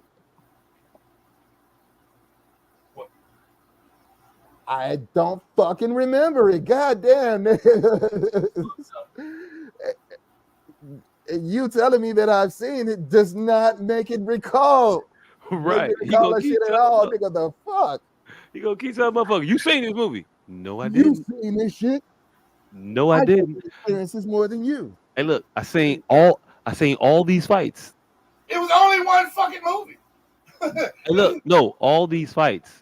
None of the movie. I know Tyson's career. Never seen the Mike Tyson movie. Never seen a Mike Tyson movie. Oh, all right. I'll accept that then. I don't believe it, but I'll accept that. It's the only fucking movie that exists about Mike Tyson. I thought he had two. I thought it was a young motherfucker that just did a movie about Mike Tyson. I mean, that I also didn't it's watch. like 30 pieces of shit now. What the fuck? Damn. And I've said that 40 times already. Yep. It's 30 pieces of Mike Tyson shit now. Hey, look. Didn't watch it. But are we talking about Michael Jai White? Words by white people because it was a black man being the first action superhero. Comic book superhero. Hey, look, fam. I didn't like Spawn. We know your viewpoint is very skewed. We talk about that every week. You aren't the litmus for normality. Hey, you know why I didn't like Spawn? Because you're not the litmus for normality. It is, but it was a fucked up ass story. Why he got to be a hoe in his own situation? You the superhero in the movie, and your wife is fucking another nigga. How are you a superhero? Anything? Your wife is fucking another nigga, and your daughter is calling him daddy. Fam, hey look, yeah, look, I remember the movie. That part stuck out to me, and it was horrible. It was doubly horrible because they had that man whole black family be given to that white man. I ain't like that shit. Hey, Bird, tell these niggas they seen Tyson movie before. I don't know why these niggas love disagreeing with me. Fuck you and him if he finna say that shit. God damn it. Tell this nigga what he did. Everybody seen this goddamn movie, nigga. It's the only motherfucking Mike Tyson movie before last week. And now there's 700 of these goddamn movies.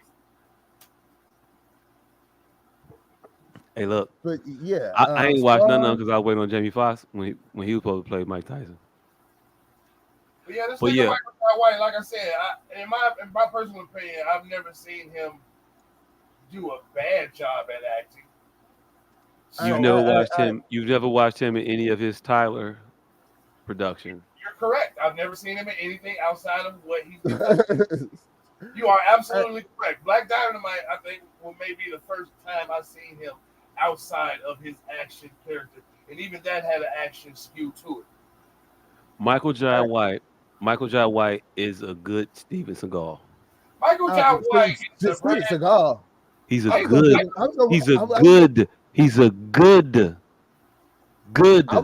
Steven Seagal. I was gonna give him fucking Black Jason Statham. Michael Jai White. Jason Statham. Michael Jai White he is Jason Statham. Jason Statham is a good Steven Seagal. Michael Jai White is modern Billy Blanks. Hey, look, but if Billy Blanks did movies, but he Billy Blanks did movies, nigga. That's where he comes from. Yeah, Billy Blanks did movies. Well, hold on. We count that one Bloodsport movie. Billy Blanks did 900 movies. That's how he got the motherfucking Tybo shit. I thought he did one movie and then got the Tybo shit. Billy Blanks was an actor who was proficient at martial arts. Yeah, but it wasn't. What was any of those movies his movies? And yes, I ain't even gonna hold you. I don't know nothing about none of these other Billy Blanks movies. Really, I thought it was just one. Billy Blanks was the Black Chuck Norris before he cut that nigga eye out. Wait, they was his movies? It was his movie. He was Black Chuck Norris until he cut that nigga eye out with a katana in a movie, accidentally, doing one of the stunts. He cut a nigga out, then his whole career went to shit. Well, hey, should let somebody else do your. I do all my own stunts. Nigga, why you got a real katana? No, but with the katana, we let the professionals handle. No, I do all my own stunts. Because he was really proficient at karate and sword work. I guess not as proficient as he thought, but he really was. Still, I don't need real life katana. Here's the thing. Here's the thing about proficiency. You're not gonna be 100% proficient in any. You a 98% proficient swordsman. But if you do all your own stunts, chances are that 2% might catch up with your ass. Hey, look, TC2000. What he? Hey, look, I don't know. This ain't Delta Force. Hey, Billy Blanks is motherfucking. Hey, he's heralded right up there with Lorenzo Lamas. Hey, look, are gods. You can't talk. I ain't watched Lorenzo Lamas movies. I watched the Renegade TV show. This motherfucker actually got movies. Here's the Roddy Piper. Tough and Deadly. Hey, I'm gonna go down a bad movie rabbit hole. I know it now because I don't know nothing about Billy Blanks in acting. What? Nigga. Literally, I thought he was an extra in one movie where they did karate, and then that was it. No, he was the lead of about 90 movies.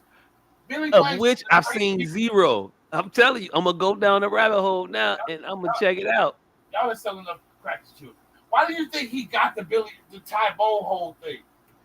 Because of the one movie he did, and he could actually do karate, and he just caught, nigga. That was it. That nigga was actually proficient at fucking karate and fucking weaponry, and that nigga did about 1,000 movies, nigga.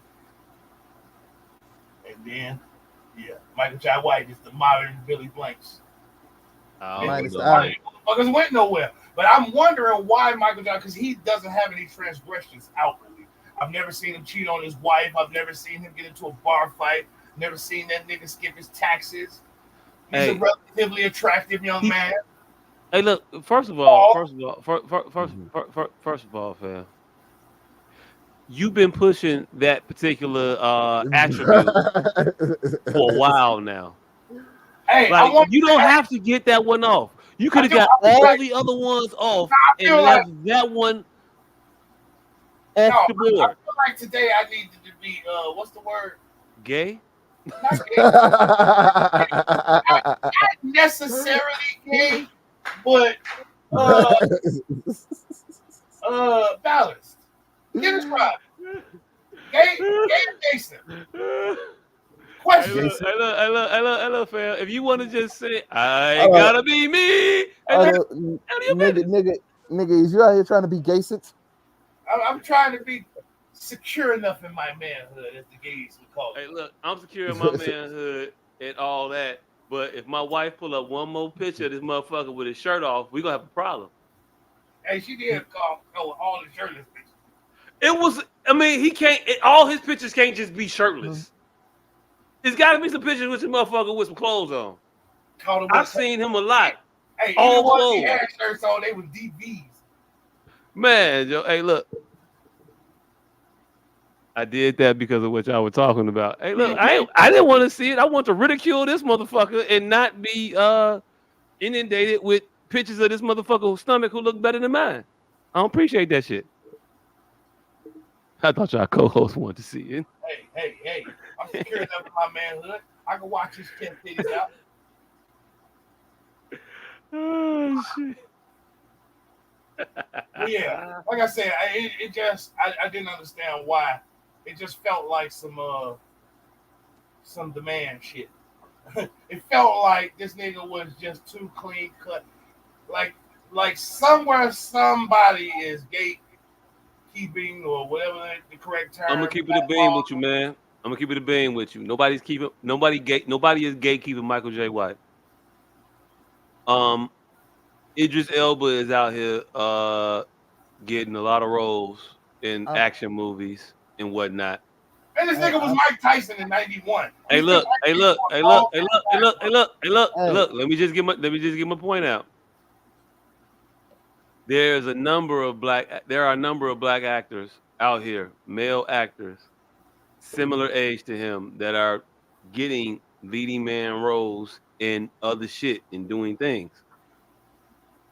The reason we don't see him in those places where we will see, and I'm gonna keep saying, Michael J. White's. We don't see him with the Idris Elbas. I would say that we don't see him with the Michael B. Jordans and the Jonathan Majors, but they're a lot younger than him. I'm trying to keep it into the realm of the individuals. The Shamar Moores. Who the fuck else is an action actor his age? Black. I don't know. I don't know. But the action actors his age, like an Idris, I'm gonna keep saying this motherfucker. They have abilities to do different types of movies where they are not fighting individuals. And they are impressive in those roles. When Michael gets those opportunities where he's not able to punch an individual, he's less impressive as an actor. As a person you want to watch on film. I know I said it differently earlier, but I'm a punk, and I think I might see this motherfucker sooner rather than later. So I'd rather not antagonize him, because I'm pretty sure he could whoop my ass. Hey, and I'm only saying that because I think my kids are asleep. So, hey, you know what the most fucking idiosyncratic, esoteric shit I know about this nigga? I remember this nigga vividly kicking a fucking cup off Magic Johnson's head on the Magic Johnson show. Right after he did, as he was doing promo for that Mike Tyson fucking movie. Don't you point at me. If you've seen that Magic Johnson shit, you've seen that goddamn Mike Tyson movie. Because that's what he was doing promo for.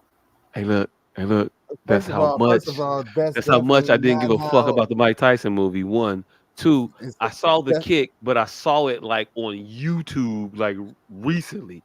Nobody watched that Magic Johnson show. And if he was going on TV trying to promote movies on the Magic Johnson show, no wonder nobody saw that shit. Yeah, nigga, that's not how promotion works. Hey, he kicked a clear plastic solo cup off Magic Johnson's head. He did though, but it took him like 2 tries. Also, nigga, he didn't want to kick a 6'10" motherfucker in the face with a spinning heel kick. Whatever. I didn't pull up the kick. Now I feel like one of this nigga's fans. Wesley Snipes. Thank you, Cornell Bird, for that particular piece of information. Wesley Snipes was another motherfucker I was trying to name. I could not name. Hey, we drink during this show, so we forget shit like details and people and names and whatnot. Well, I do personally. It is what it is. But yeah, I don't think Michael J. White got the short end of the stick in any stretch of the imagination. I think he is right in the realms of the individuals in which he hovers around. I think he could do a number of movies with Stone Cold Steve Austin, and it would be great. I'll watch all them motherfuckers.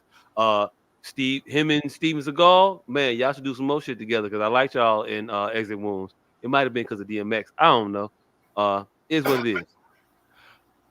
You and whoever the WWF got coming down the pipeline, y'all should get together and make some shit happen.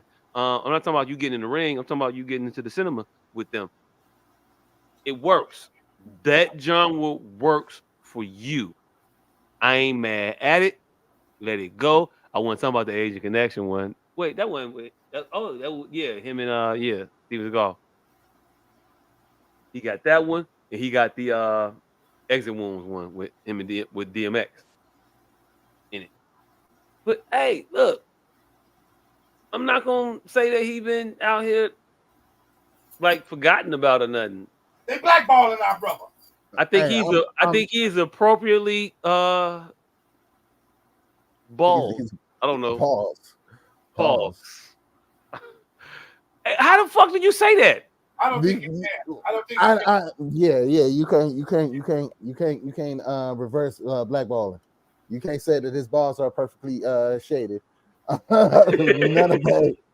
There's no antonym to blackball. No. Blackball. The opposite of blackball is like the opposite of uncouth. you ain't never met a couth ass nigga. Yeah. Hey, look, I do like to say that I'm couth. When you start talking about couth and balls, niggas know what time it is. Yep. Shit. Hey, it was there. Hey, but I'm up for some more black outrage. That nigga look like he could be a goddamn black father. Do you think he should be in the Expendables? Definitely. He should have got a call way before a lot of the motherfuckers that was in 3. Hey, look. He may be in the Expendables. Are you sure he's not? Are you sure he's not already in the Expendables? It'd be funny as hell. His scene got cut. Right. That nigga was expendable in the Expendables. Hey, because everybody's in the Expendables, and just because he's not in them now, don't mean he won't be later. Hey. Yeah, because 4 is definitely on the pipeline somewhere. Hey, look. Real talk. Terry Crews is in the Expendables. Yeah, Michael J. White definitely should have got a call before Terry Crews. I'm still sitting here trying to figure out. Do you think they misdialed? Do you think it was? Oh shit! Fuck. Well, now that we got you on the line, yeah. I mean, I guess. All right, cool. I mean, you big, right? Yeah. All right. Pause. All right. It'll work. It'll work. Just go ahead. Come in. Hey, are you free? Are you free this Monday? No. I know it's Saturday. Are you free this Monday? They missed out. That's when we start shooting. You might not have had to pause that, nigga. He did say that he was been fondled by a couple of film executives. That's probably how he got in Expendables 3. Hey, look. First of all, I know he ain't said a couple. I'm pretty sure he just said one. I hope he just said one, because if he said more than one, motherfucker, it's you. That nigga Terry Crews only was in Expendables because he thought that shit said Expendables. Hey, look. If Terry Crews has been assaulted by multiple members of the Hollywood elite, then it's a him thing. It ain't you victim blaming? Yeah. How long before you're not a victim no more? How long before you are putting yourself in position to have this outcome happen? Slippery slope. I'm just Slippery saying. slope. I'm just saying. I'm just saying. I didn't see motherfuckers act like I don't know what happened, but you was also squeezing that nigga's shoulder, like being extra jolly. Why you so touchy? You know you don't have to touch people. I've seen it. I've seen it happen. Well, they trying you because you look triable, nigga. Pause. Just checking on you, baby. And so you saying he was putting the goods on display for these film executives? Pretty much. Pretty much. He's out there being easy. Pretty much. Hey, look. Fast. Hey, look. I work in this field. I work in this field with people who are persuasive. Persuasion. You know what I mean? Caucasian? No. I mean pervasive. Oh. That's what we're pervasive in their activities. They will try you. And then they'll figure out, oh, not them though. Okay, never mind. But they're not gonna their try you ain't I'm gonna just grab your dick. There's never don't nobody start off with the dick grab. Say if they start off with the dick grab, they heard something. They heard something. They know something. Hey, look, I'm gonna tell you like this. Think about you in all your interactions. You ain't never just like grab her ass outright. And that was bitches that said they was gonna let me grab their ass outright. Even the ones that didn't. I'm talking about the ones when you was trying to figure it out. Where you didn't know.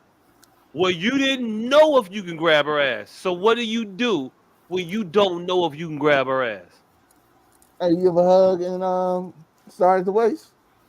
Start my hug at the waist. And I gauge your reaction. If I could put my hand on your waist and then put it on the top of your ass, for me personally, I know that lets me know that I could just grab your ass. If I was able to take my hand and put it right there at the top of it, then I can go ahead and grab it, depending on how you move when I had my hand on the top of it. So I knew I could slide down further. I don't know how it got to phalange fondling. Have we got here from Michael J. White? No, not Michael J. White. I'm talking about Damon. Mr. Cruz. His story. It always struck me as odd because it just always felt like, how the fuck does that happen? I've been tried. I've noticed it, and I'm gonna stop the trying in its initial trying tracks. Motherfucker tried to rub my shoulders, and then you ain't gotta fight a motherfucker, but this is just the whoa. You hit with a whoa. No, I'm cool, man. No, I don't do that shit. And you move on. And then motherfuckers will never try you again. In that way, at least, they're gonna try something a little less subtle and see if you pick up. And then try to work their way back up. They try to work their way back up. Why do we act like the same rules don't apply? We are talking about men.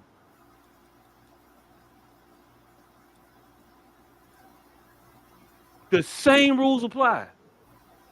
The same shit that we do that when we was kids, when we was in the streets trying to get a girl, it's the same things that they do.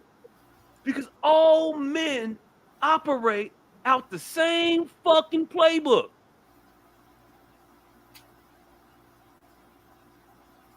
It ain't a lot of moves in that motherfucker. Is it? Yeah.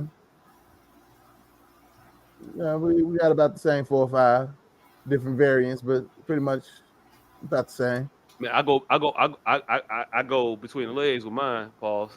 because that just felt like I had to pause it there. I do my crossover like this. I bring it back this way. You know, Penny, he do his different. He be like, boom, boom.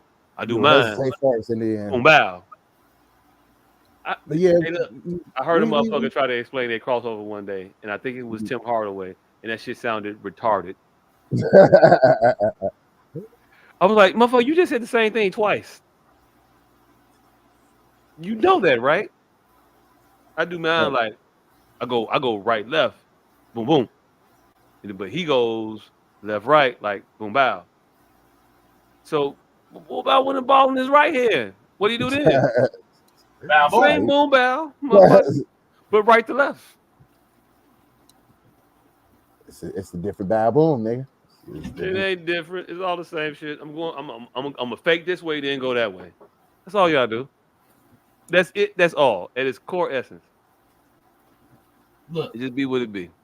I still don't know the difference between the sham god and the stutter step. Oh no, the sham god is different though. Yeah, that incorporates you. It makes you look ridiculous. Yeah. When that motherfucker tap that shit and go back, you not finna. Hey, first of all, I'm going to foul you before that happens. You never gonna sham god me. I'm too much of a hack for that. I'm definitely a hack. I know what it is. I'm me. I'm good on defense. Hey look. This nigga is a 3-and-D pickup player. hey look, not a 3-and-D. Hold on. I ain't gonna hold you. I'm Bruce Bowen out this motherfucker. Nigga, nobody needs role players at the goddamn Marquette Park. that nigga said picks. It's hard to shine on the blacktop when you Bruce Bowen, when your game is modeled after a Bruce Bowen. Right. This nigga ain't nobody at the park looking for intangibles. Man, look how he rebounded. He caught that. You know how he got the loose balls though. That's Bruce Bowen right there. Right. Hog up the lane. Right. That nigga boxes out with the best of them.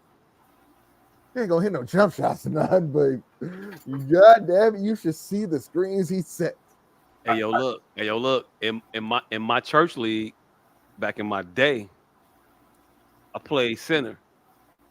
I was 100% not the tallest motherfucker. I ain't start center because I ain't start. Also, nigga, they just put you out there. They gave you your contractually obligated minutes.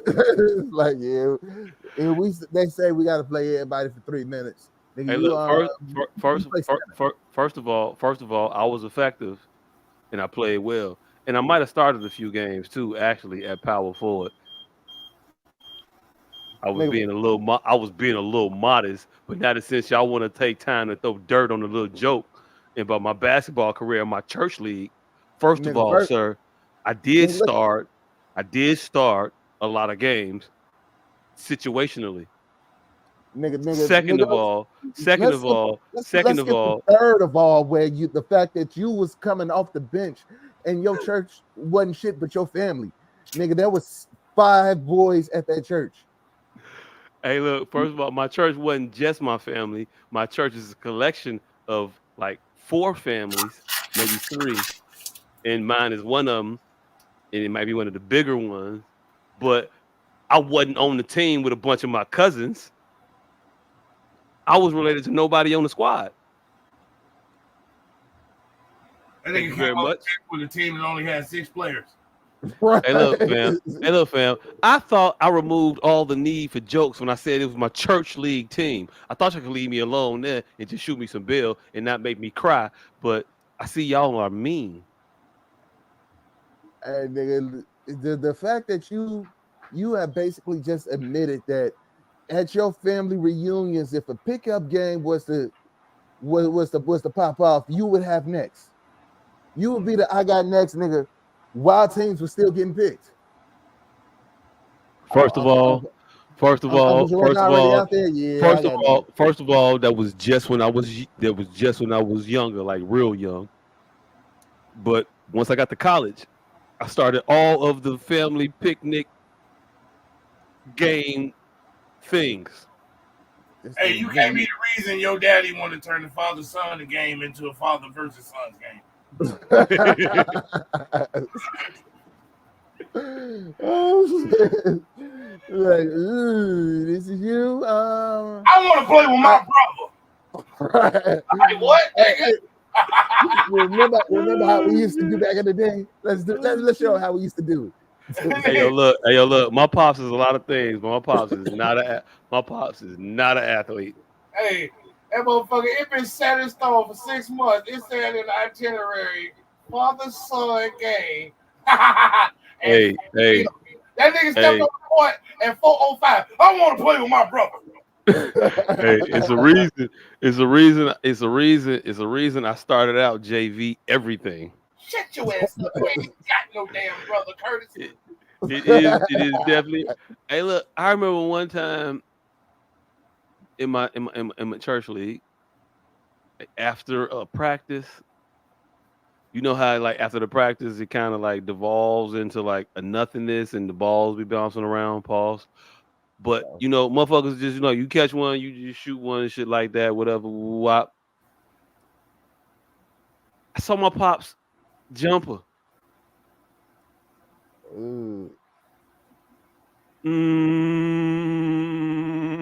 I can't say what the Sean Marion shit is going on here.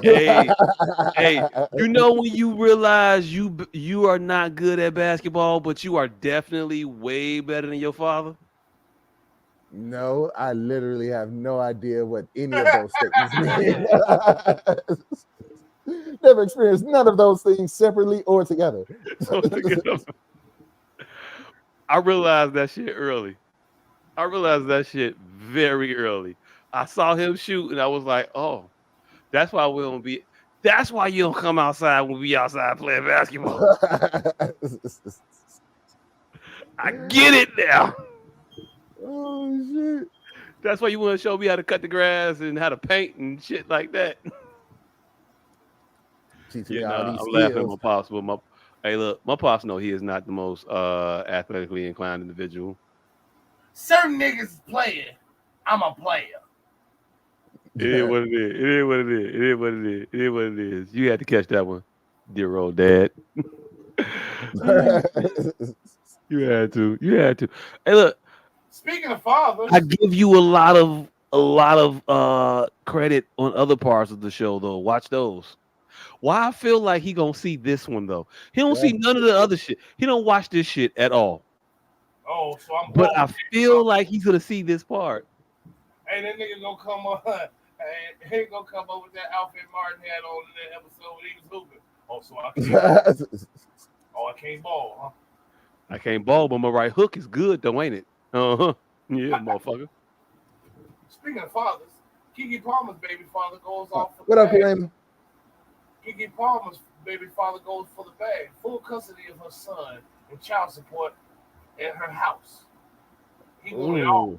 They wasn't even married. I don't even know how he getting all it. Well, what does this come under? Child support? The house under child support? This nigga wants alimony for the child support. Hey, time to be completely hypocritical. Let's go. Hey, I'm all for it. Salute. Hey, yo, look. Alpha said the same shit. I don't got no problems. Yeah. Go for it. They want it all.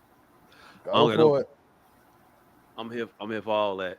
But in all seriousness, though, he came out and said, "Hey, a lot of people saying some shit. I ain't say none of that shit.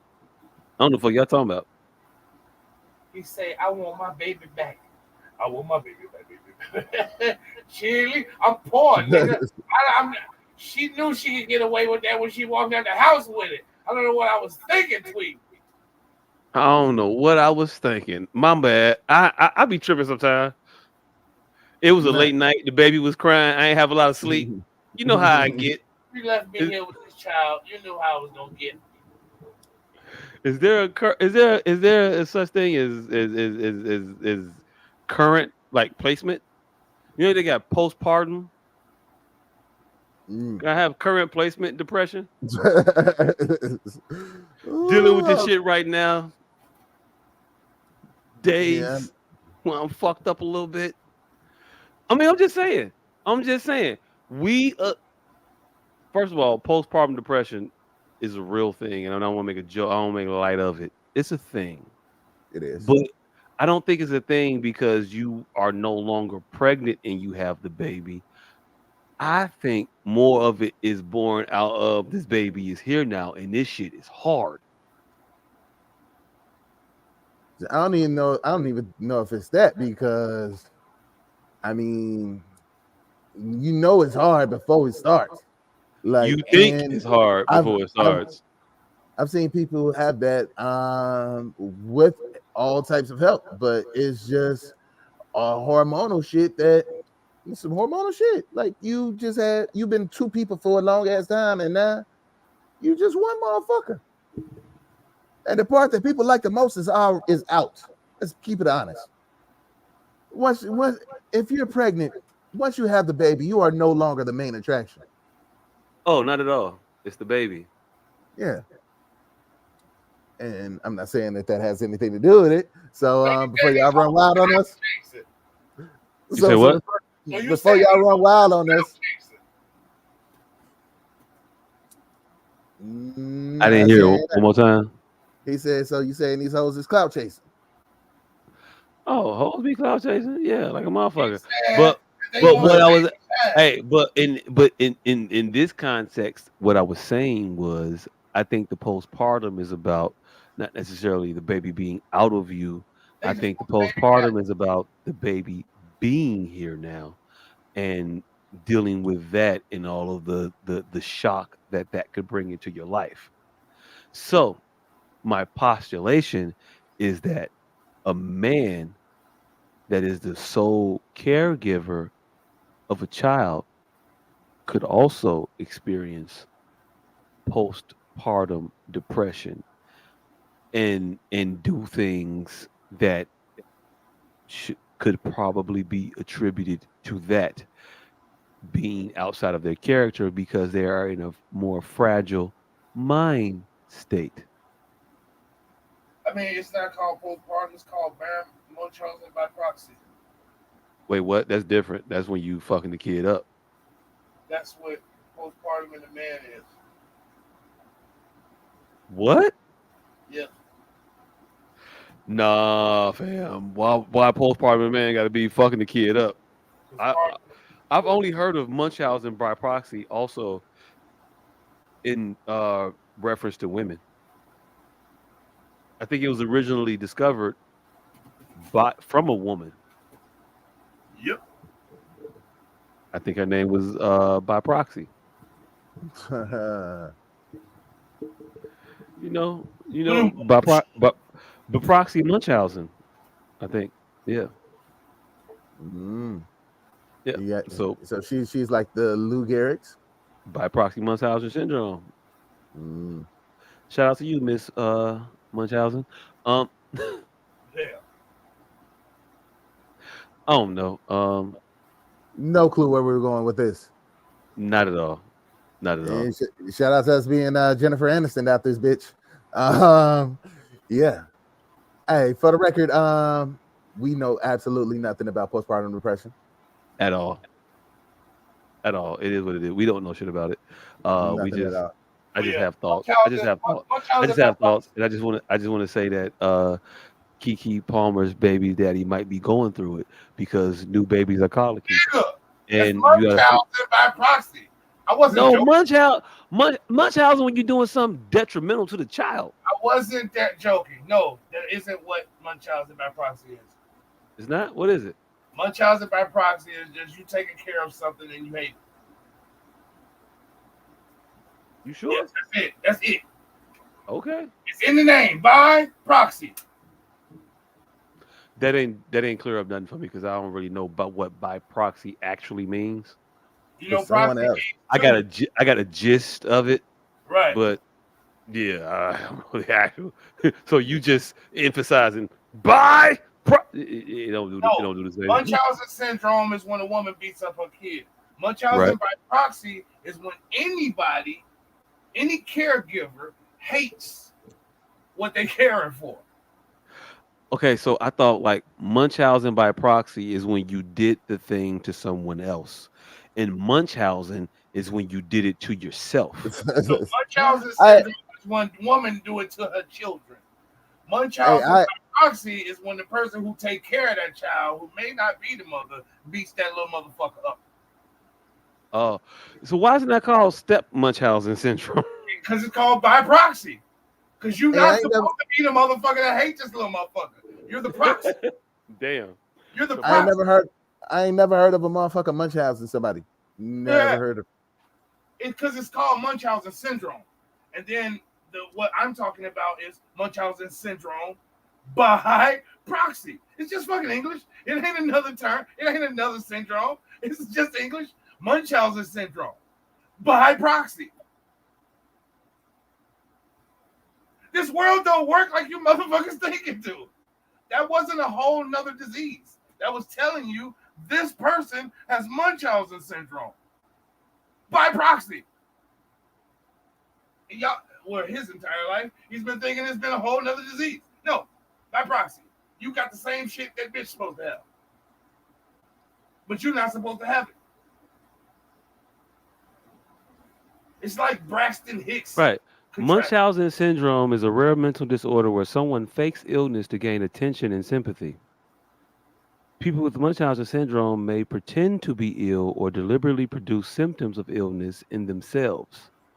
Their main intention is to assume the sick role so that people care for them and they are at the center of attention. Now, Munchausen by proxy is when you do that same shit, but say your kid's sick. That is nothing like what you described. Whipping ass? No, fam, it's very, very fucking clear. It ain't even the fucking thing, fam. It's just what it is. So I don't know what to do. Whipping ass, you can't. Ain't got nothing to do with none of this. No, you're excluding it from it. It ain't that though, fam. At its core, Munchausen syndrome is pretending you sick, and Munchausen by proxy is pretending your kid's sick. That's it. Look up the definition. I literally just did. And we're off. Munchausen by proxy is a psychological disorder marked by attention-seeking behavior by a caregiver to those who are in their care. So that doesn't exclude abuse. We were talking about abuse, postpartum. I'm telling you what it is. When no, I was talking about postpartum depression. Exactly. Then you feel bad about it. And then it's Munchausen by proxy in a man. A man can't have postpartum. So that's what this conversation is before y'all drag it way the fuck off target. I didn't think that was what I was doing. So because I use the terms whipping ass, that doesn't exclude what we're talking about. I just focused on the kicking ass aspect of it. Because I don't mention the motherfucking hoops don't mean, because I'm talking about running up and down the court don't mean that's the only thing happening in basketball. I don't want to argue with you about some shit that we don't have a disagreement about. I don't know. We do, because y'all literally said that's not what I said. I don't know. I mean, I was just trying to not have. I was just trying to not extend the argument. I was just reading the definitions of shit. Because I didn't say all 10 fingers. I just named the thumb. So that's not what you said at all. Hey, yo, look. So Munchausen syndrome is pretending you sick. So Munchausen by proxy is a mental illness and a form of child abuse. It occurs when a caretaker, usually a mother, makes up fake symptoms or causes real symptoms to make it look like a child is sick.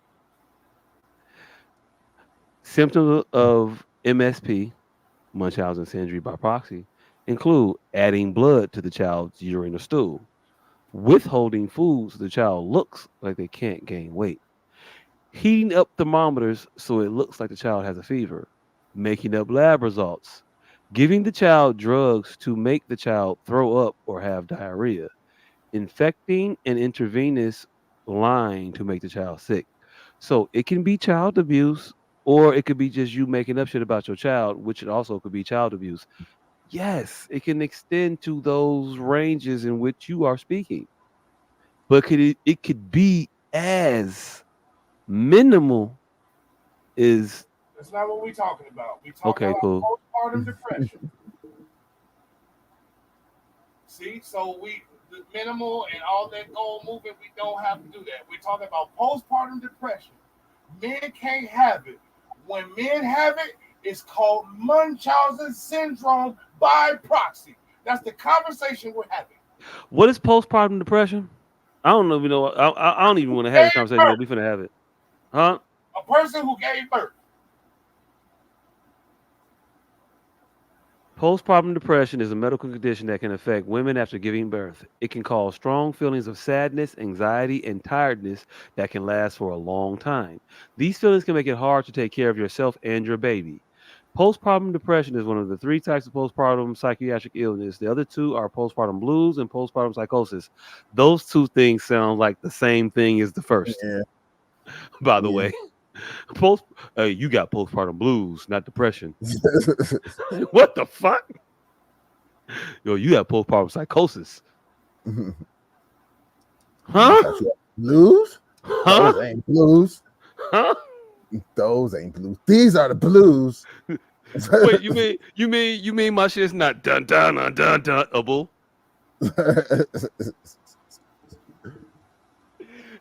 That's all the blues versus depression means. I can't say my shit rhythmically. What the fuck? I don't know.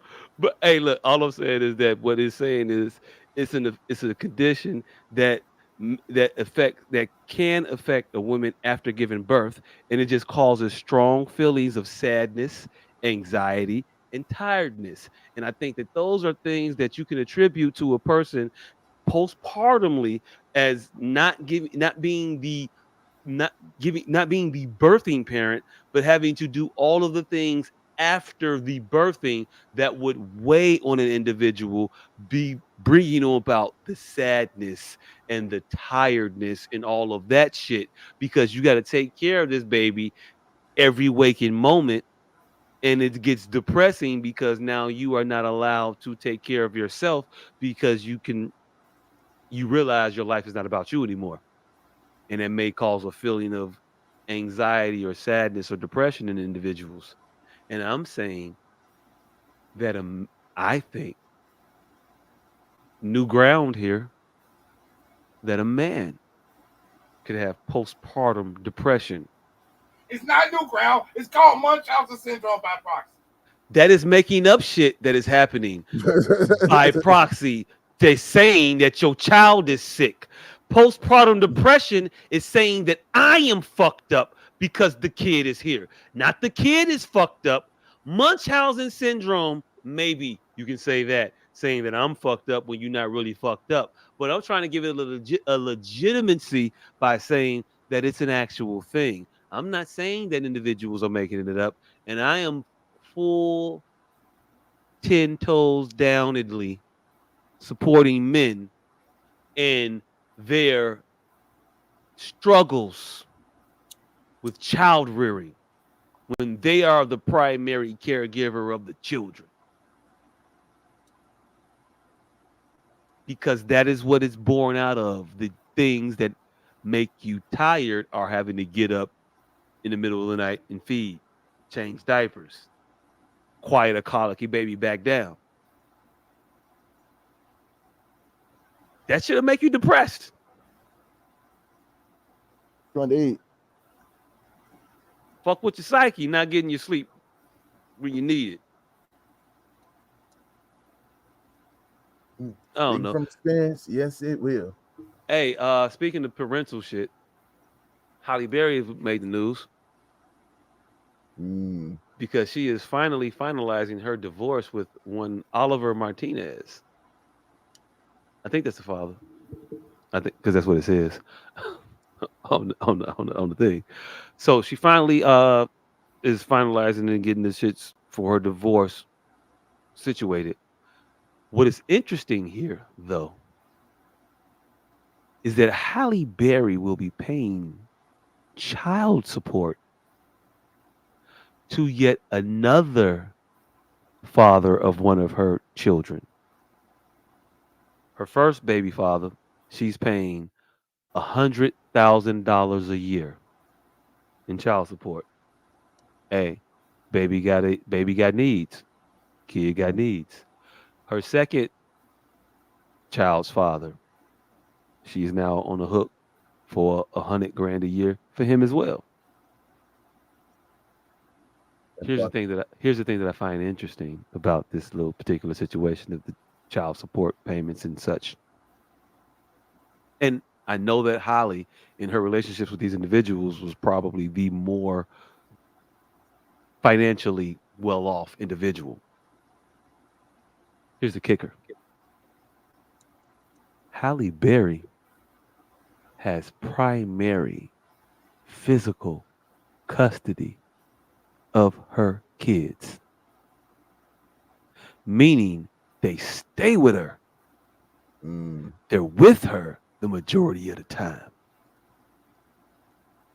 See, this is just time to be a hypocrite again. This is just another example of system working against black people. I do not support this and condone this at all. They need to take Halle Berry off this goddamn child support. Yeah, they have joint. Hey, look, the difference in the Halle Berry situation, the comments, can you leave the comments up a little bit longer so we can actually get to them? You ain't got to flash them in there and take them down. Flash them, leave them up. It'll be there. It was another comment before that one. What was the other comment, motherfucker? There you go. You said they're going to have joint custody. Yes, they're going to have joint custody, but she's going to have primary custody though. So she's not going to be the sole legal custodial parent. They're still legally parents. Different than the Nia Long situation. Yeah, because Nia Long tried to take this man's whole decision-making ability and child from him. I need sole legal custody. She's saying joint custody, but I have physical majority time with the kid. Kid stays here. Kid gets you on the week. You get with the kid on the weekends. I think it's wild that she's paying this child support. But if you want to stay on brand, hey, look, I'm with you. I ain't even mad at you. Stay on code or whatever. I'm sorry, that's not true. I read in an article that they're actually going the child with this man is going to be with her from Monday through Wednesday, and with him from Wednesday. Well, Monday through Wednesday, and with him from Wednesday through Friday, and then they're going to share the weekends. They're going to just okay. I didn't. Hey, look, I didn't see that. I heard that. What I read was that she was going to still have primary custody. But she has to pay for everything. She has to pay for this child's extracurricular activities, healthcare, school. Like you want to do karate? Like you want to do karate? You got to do that. She has to pay for. You want to go camping? You want to go camping this weekend? You got to pay for that, Holly. That's crazy. That's either way. It's nutty. It's travesty. It's a miscarriage of justice. Halle Berry should not be paying that white man to share custody of her child. I said that. But she is. Hey, but look, you know what? Holly had to do what she had to do because the brothers was treating her wrong, so she went on out. The brothers were not treating her wrong. David Justice, I don't know if he counts as we gonna count him. David Justice did not treat her wrong. David Justice was a loving, caring husband, and she was just not it. Hey fam, that's the narrative. The brothers didn't do it right. She had to go ahead and explore her options, exercise her opportunities, and went out there and had a baby with not one but two Caucasians. And how is that working for you? Figured out. Oh shit, they not shit neither. I like to Let me point get with out somebody. Let me was get with somebody that I'm just comfortable with, and maybe I'll find one that is worth some shit. All That right, man. sounded What you trying to wild. When point you out? ain't worth shit, but you is worth shit, ain't like better. You ain't worth Mm, shit. That's bad. But being worth shit, also bad. all right, nigga with no name. What you trying to point out? I forgot. Okay. Hey, look, and I ain't saying that dude ain't worth shit. I don't know her husband at all. I know the other two motherfuckers was they was thought they had the they had, well, I don't know about the other two. The one had a thought he was a thought he had a thought profession. I think one was a personal trainer, right? Mm, I don't know. I don't know what the other one was. Hey, look, real talk. They both was thoughts. They looked for a come up. They got you, Holly. They tricked your goofy ass because you goofy. It is what it is. Now you learn it. Hey, look, it's what it is. You figured the shit out. Learn from your mistakes. Possibly, maybe. I don't know. Maybe somebody else can learn from your mistakes though and understand that ain't no such thing as a better race of man. Mm, especially not compared to a black man.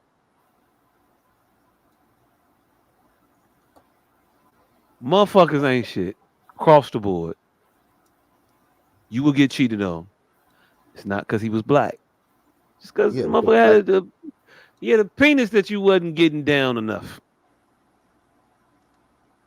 Or he was a Mhm. sexual deviant. But short of a sexual deviant, if you getting this shit down enough, he ain't gonna cheat on you. He can't. Most motherfuckers can't perform enough. Real talk, ladies. Your man would never cheat on you if you drain this shit before he leaves out. He won't be able to do anything. You know your man. You know your man. And hey, look, it says more about you than it does about him when you got a 57-year-old motherfucker out here stepping out on you. Mm, mm, He 57, but oh. he can't keep it at home. Why you can't keep him at home? I once knew a nigga that almost blew up a quarter mile behind some pussy. You niggas can't even keep a nigga in the house on a random Saturday night with a PlayStation 5 assist. PlayStation 5 assists. Fuck that nigga and then they go tell him play 2K. Make him a sandwich. You will never get dogged out in your that motherfucker. Fuck your man. Make him a sandwich and let him play 2K. That motherfucker's getting up in the morning, going to work, coming home, trying to finish his season. I know a nigga that robbed the post office behind some pussy he never even seen.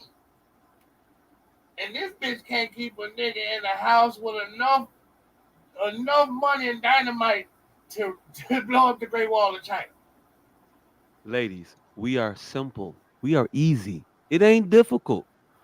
First of all, you know your man. He ain't got but a couple in him a day. If you start your day off getting one out, Mm. and then you get the other one out the door, he ain't got the energy. He don't. He ain't gonna be able to do nothing but go to work and come home. Put his check on the motherfucking kitchen table, grab his beer, go to his area, and sit there. Yeah, I got a fucking mental disorder. Oh yeah, you do though. I told you that shit I got a earlier. fucking mental disorder. Lord Jesus, I am 7 nuts into today and had Shorty stayed right now. We would have definitely got another 3 on. Yeah, nah, no, We started no, fucking at like 5 a.m. no. You gonna get a hernia. Well, you probably not because Yeah, you it's psychological. right, Yeah, you have to. But a normal motherfucker would get a hernia. A normal person would get a hernia. You that's just a lot. But hey, ladies, the two. You don't even gotta do the two every day. Do the two for like a couple weeks. I'm guaranteeing you, then you're gonna drop the one. And then you gotta do the one every day. That motherfucker will be satiated. But the thing is, y'all be satiating y'all niggas because you have an attitude about some whatever. No, you definitely still got to get that one every day. I think I'm gonna teach humans. Hey, look. After every day, fam. Hey, look, you can skip a day every now and again. Hey, this is what it is. He ain't you. So hey, look. So you get yours every day, and they skip a day. You gonna roam because they skipped a day? I mean, there's reasons. Ooh, okay, all right. Hey, I'm gonna teach humans about their bodies, because I refuse to believe that I am an anomaly in this regard. I just don't think motherfuckers be putting their mind to it. What it is? Yeah, because it's painful. I've clapped again. Clap for 10 minutes, and then tell me how long you want to keep clapping, fam. No, This is what I'm saying. I don't care how good you are in the shaftal area. It's still No. other area. It's still sensational skin around. Man, I can go ramming, but shit, eventually my thigh meat gonna start to chafe. See, that's the first problem. You ain't supposed to be ramming. Nigga, you supposed to be dime, quarter dollar. Dime, Hey, look, I'm not gonna dollar. dime, quarter dollar every. Hey, look, you could dime, quarter dollar, but if you do that shit 3 times a day, hey, look, she gonna say if you don't hit a quarter nickel, dime, quarter dollar. She gonna say hit a quarter nickel penny. Quarter nickel penny, bitch. Ain't no. But see, this is the first thing. After you get that silver dollar. After you get that first one off, you gotta leave the gummy worm in there and just have conversation. Like, so, how was your day? And while she's sitting there just with her shit throbbing on the gummy worm gonna get up like motherfucking Frankenstein again, just off that throbbing in about 3 to 7 minutes. Hey, look, fam, I don't know what to tell you. I'm not finna wait 3 to 7 minutes in this motherfucker. I'm not finna. I'm not. I'm done. I'm finished. Show religiously that would tell you I just had my dick in her butt for like 2 hours and we didn't even move. We just sat there talking with my dick in her butt for 2 hours. Nigga, it ain't, you don't have, see, look. Hey, look, you could have used the euphemisms for those things. I need to know. I need to have the actual. Not at fucking all. Didn't need that in the least bit. We just talked about her day. We just talked about her day for 2 hours. That's it. You don't have to be penetrating. I mean, well, that was penetrating, but you don't have to be gyrating the entire working. You don't have to be moving around. I get it. I get it. Hey, look, fam, but I don't leave my line in the water without no bait on it. Yeah, all right. Well, see that motherfucker in there one time, and then look, and then sneeze or some shit and cough, and watch her in a bit get the tingling on your dangle, and watch your dangle go, oh bitch, you active, and then your dangle gonna get right back up and you back for round 2. Hey, look. Never left the cave. When you go spelunking, do you always go home before you go back and explore again? It might be some shit down there that you missed. So what you do is, hey, look, fam, I'm not finna. You gain your bearings. You post camp for a little while. You gain your bearings, and you get back to exploring. Tell you niggas ain't no spelunkers. Hey, look, fam, I am not a spelunker. Definitely not a spelunker. Also, that one seems like you gotta say pause about spelunking. I don't know. I equate mine to like ascension, Everest, Kilimanjaro, shit like that. I don't know if I want to be spelunking with my shit. I don't even know no good spelunking sites. And now that I said Everest and Kilimanjaro, I get what y'all finna do. Yep. You be climbing mountains there. See, I be cave diving. I ain't climbing no mountains. I'm pretty sure there's some good spelunking sites on Kilimanjaro and Everest. No. Hey. Sometimes the metaphors you just hear them after you use them, and you see you see how they could be wielded. You trying to tell me, motherfucker, traverse that 10,000 feet all at once? Nope, it was some caves.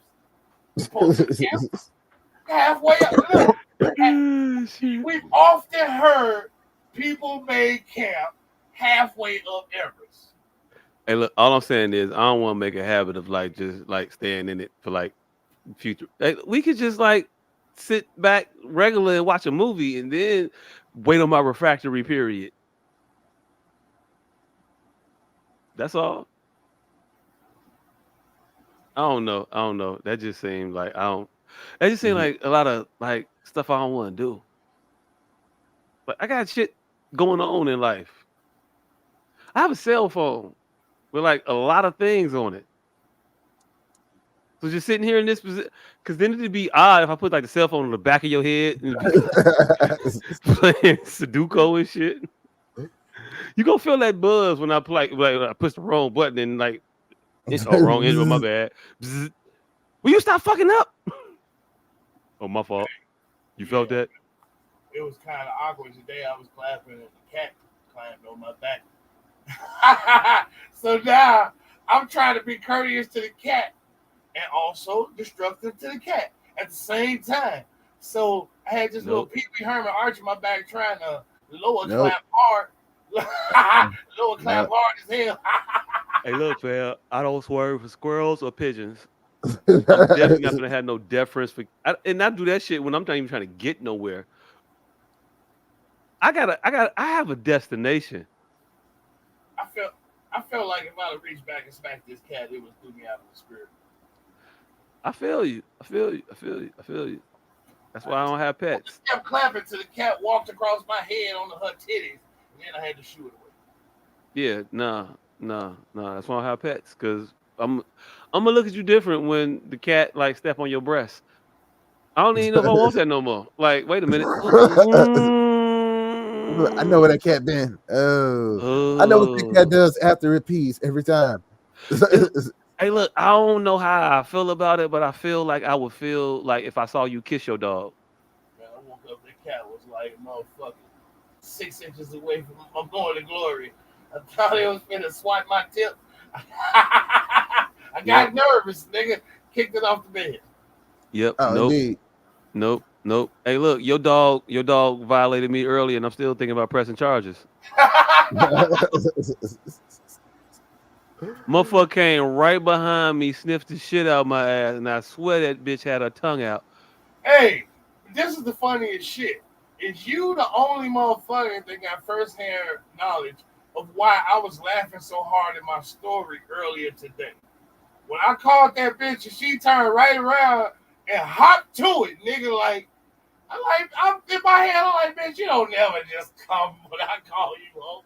And then I called it a day. These motherfuckers 2 blocks up, 3 blocks up. I had to go get my pistol. I threatened to go get my gun, and then the motherfuckers come trying. Hey, look. This motherfucker definitely sounds like a pimp when he's calling his dogs. Man, I had to go get one. Not that he calls them cool. It's just their names it's not that it's not a technique or anything special about it. It's these motherfucking dogs' names, and I don't say them. I don't say my kid. Athena and Persephone, nigga. There you go. Definitely sound like hookers. Athena and Persephone sound like hookers. And this motherfucker's repeatedly. He said that shit in the alley about 4 times, and I was nervous because I was like, we gonna get raided. We're gonna get raided. Somebody gonna call 911. Hey, so you hear somebody gonna call the police and be like, they doing something to these girls out there. Hey, you hear a large black man running in the alley go, hey, bitch, hey, Athena, Persephone, hey, bitches, bring y'all ass here before I go get my gun. Oh, you think you just gonna walk the fuck away when y'all want to? All right, hoes. Look, they getting up right now. Like, oh, here this nigga go. Yeah, motherfucker said their name way 1 too many times. You called? Yeah, but it sound like he talking to some motherfucking working girls. And one of them didn't even and hey, look, the younger me would welcome that type of attention. Like, yeah, come over here and embarrass yourself. The older me is like, this shit gonna be at least 2 hours of life, and I don't want to deal with it. Please rename these dogs Spot in Ralph Click Mountain, whatever. Regular traditional dog names, so your neighbors don't think that you are so wayward. Neighbors think I'm selling hoes. Neighbors think I'm selling hoes. Yeah, but I would definitely think that my neighbor was a pimp if the motherfucker was out there and I had just randomly heard on a daily basis. Peter, 70, get your ass over here. Like he is just these bitches, they just keep trying to run away. They keep At trying some to point, he got escape. to realize it's him. Them po little babies. Oh, them angels bless their heart. Them niggas sitting in the crib like, where's Charles Ramsey when you need him? Damn. Damn. Yeah. Never forget Charles Ramsey, American hero. Hey, damn, that's another one to add to the Black Avengers. I forgot. Charles Ramsey, the kid who jumped in the water to swim. That we forgot that was some shit we were supposed to talk about like 3 weeks ago. Hey, look. All right, Black Avengers. Do these motherfuckers do they get a video? I mean, not a video. Do they go on to like a annual like dinner? I'm saying, nigga, these not the heroes we wanted. These the heroes we deserve. Yeah, I'm saying heroes of black plight. Yeah, Charles Ramsey, Shorty, Aquaman. Hey, reels with this dude. Who else? It's above me now, nigga. Who else is in the Black Avengers? Hey, look, I don't know. We didn't pre-talk about this shit, so I can't be slick. Like I just thought about some shit and to make myself say smart. I actually think about these motherfuckers. I don't know. The black lady at the grocery store that with the white lady ass for calling her nigga. The black girl that spit on the with the white lady ass in the hotel that spit on her. Mm-hmm. This 4-year-old Jared from St. Louis, Missouri, honored for having read 1,000 books. Oh, okay, yeah. I fuck with dude. He read 1,000 books. That's some amazing shit. I'm 40. I'm 41. I think I'm 41, 42. You're 42, motherfucker, but you're gonna hold on to this one for the next month and a half. Hey, look. Honestly, I don't know if this year I'm turning 43 or turning 42. 2, nigga. Yeah, you're turning 42, nigga. Appreciate it. I did not know. I did not know. Yeah, we all gonna get there. I did not know. I did not know. I don't have no slick shit to say behind it. I was finna do the math. I really was. You had to figure out how old you are. I was about to. All you have to do is take one away from the year. That's it. It's 23. Take one away from that. 22. Wait, why am I taking one away from the year? She was born in 81. Oh, okay. All right, so cool. Whatever year it is, if you take one away, you'll be that. The end of your year will be that. All right. That sounds like a neat math trick. But 2009, nigga, you take one away, you'll be 8. Whatever 8. 28, hey, 30, 48, 58. Hey, look. I ain't even gonna clean it up. I forgot how old I was. It is what it is. I wasn't even close. And I was right. I mean, I wasn't close enough to be like here for all of it. I shouldn't be trying to ballpark my age. You definitely should not. You should know. I should know. So I'll be 42 this year. Yeah, whatever I was going to say that about never. Storytelling raps. Yeah, I don't remember what we was talking about because now I'm devastated. Yeah, I'm devastated. I'm about to say we were just talking about Black Avengers, and Shorty just made the list, and it was a very short list because we be high and drunk and can't remember black people who do awesome black shit in real time. But we are compiling. This could be an ongoing thing. We're compiling an awesome list right now. We got a couple fallings. We got 2. We had 2. No, we got Charles Ramsey. We got the it's above me now, nigga. We got Aquaman who just jumped in the brawl. We got the nigga with the chair. He's going in too. Yeah. Wait. We putting them. You know what? I ain't even gonna. We got 4. I ain't even gonna fight. We got Shorty, the 4-year-old kid that read 1,000 books. He's going in, and then we got. I think Charles Ramsey is more of the Nick Fury of the Black Avengers. No, I think in order to make it apropos, we need Greg Popovich to be the Nick Fury of the Black Avengers. I thought Pop. They just recently found out Pop was racist. Nah. No, I thought he was hyper vigilant now because they found out he was racist back in the day. I thought recently it just came out back in the day Pop was racist, and that's why he's hyper vigilant now. Hey, look. How do we handle that though? Do we be mad at him for what he did and ignore the change? It depends on or accept the change. It depends on what he did. A la Marky Wahlberg. The nigga was racist at one point. Now he's not racist no more. Do we accept the change or what he did to that Asian man? No, it was also the black people. I wasn't that mad about. Well, I mean, I was mad about the Asian dude, but I was more offended about the black people. I mean, all white boys who date black chicks call them niggas. I believe, but he actually damn near killed that Asian nigga. In his hate-fueled rant. Racist outburst. His racist hate-fueled fury. All right, so with Mark Wahlberg, like I didn't find out about that shit until later. So I had so now I'm doing my post awakening boycott. Like, yeah, I don't fuck with that nigga. And yeah, if you're at the point where you forget it, motherfucker, now I'm cool with that. It depends. It depends on how good the next Transformers is. Like if the Transformers look like I need to see it, then people change. But if it's a shitty movie, then this race ass nigga making these whack ass movies. Yeah, I didn't like fucking Four Brothers, no way. Yeah. He lucky I fucking like the other guys, and I think that was mainly due to fucking Will Ferrell. Will Ferrell, yeah.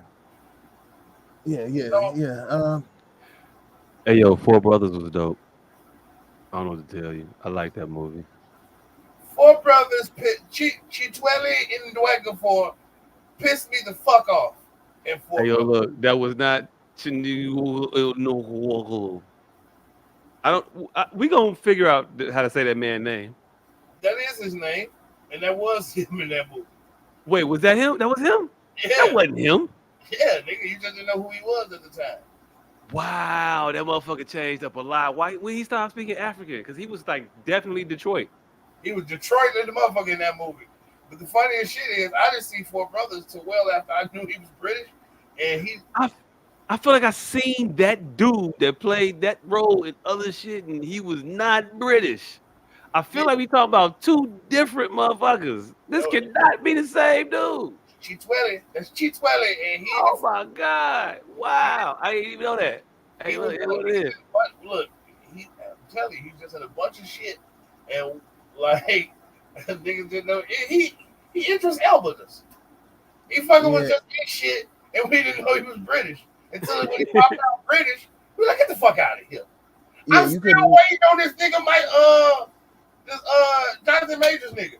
I swear this nigga gonna pop out British at some point. Hey. You're not wrong. Yeah, I think that's what You're not alone. You might be wrong.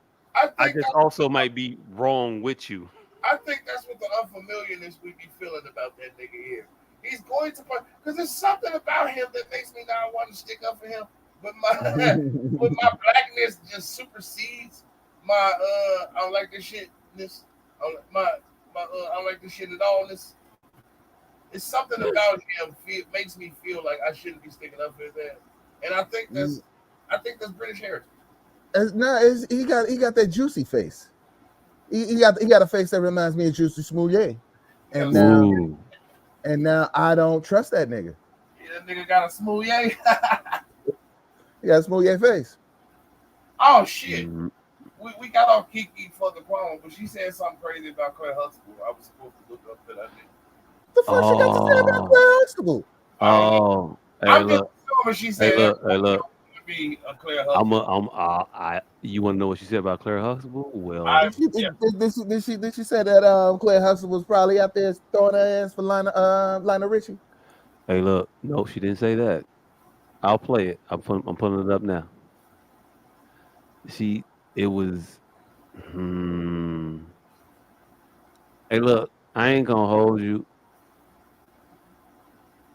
After hearing it, it made me say, "Yep, sounds like some shit she would say."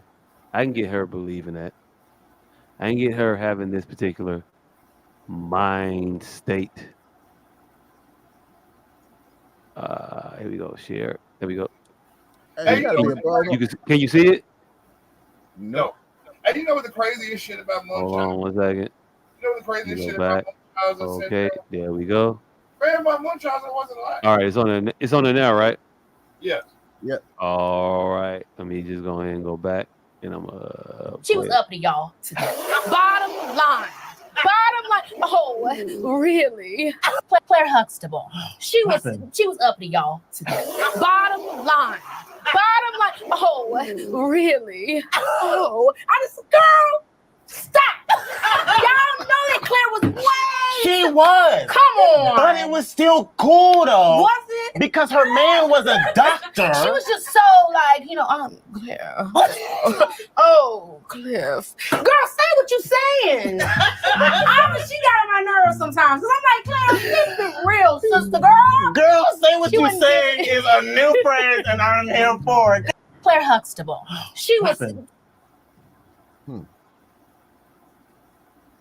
Hot take on Claire Huxtable, huh? Yeah, so I ain't mad at that. It was tactless, but it's her opinion. It's her opinion, but it's her mentality is the issue for me. She's building a narrative. I will say that. She's perpetuating the narrative that already exists. That if a black person is saying their words correctly or holding themselves to a certain standard and holding themselves with a certain esteem, then they are not acting accordingly. They are uppity. They are not acting as a way that we all should aspire to be. I think you're reaching with the specifics. I am. I think you're reaching with the specifics. I don't think she was delving that deep into it. I think she wasn't.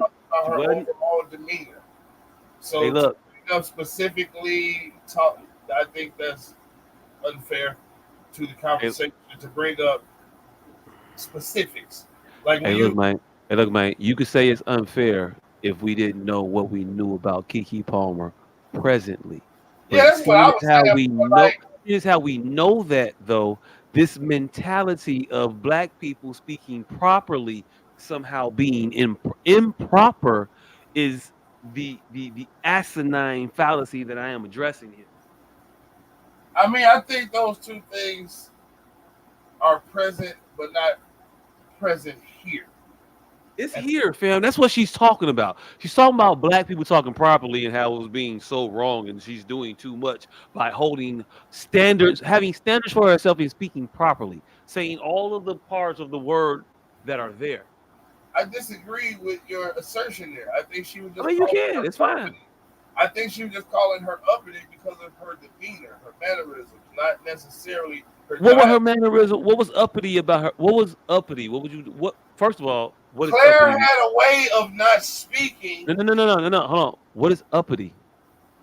Claire had a way of. No. What is your definition of uppity? My definition of uppity would be above reproach. That's it. That's my definition. A person thinking they're above reproach. Yes, a person believing. I mean, I thought that would go without saying. A person believing that they are above reproach. Hey, look, man, you talking to people that ain't smart sometimes, so you gotta say some shit that goes without saying. Well, yeah, a person that thinking that they are above reproach. Mm-hmm. And that's the feeling you got from Claire? That's not my feeling. That's her feeling. I don't think that necessarily is. Do you agree with that that assessment of Claire's character? No, and that's what needs to be addressed about her character. Whose? Kiki is that This she's is what trying. I'm talking about. The individual that has the mentality is looking at a Claire Huxtable as uppity, has a skewed mentality.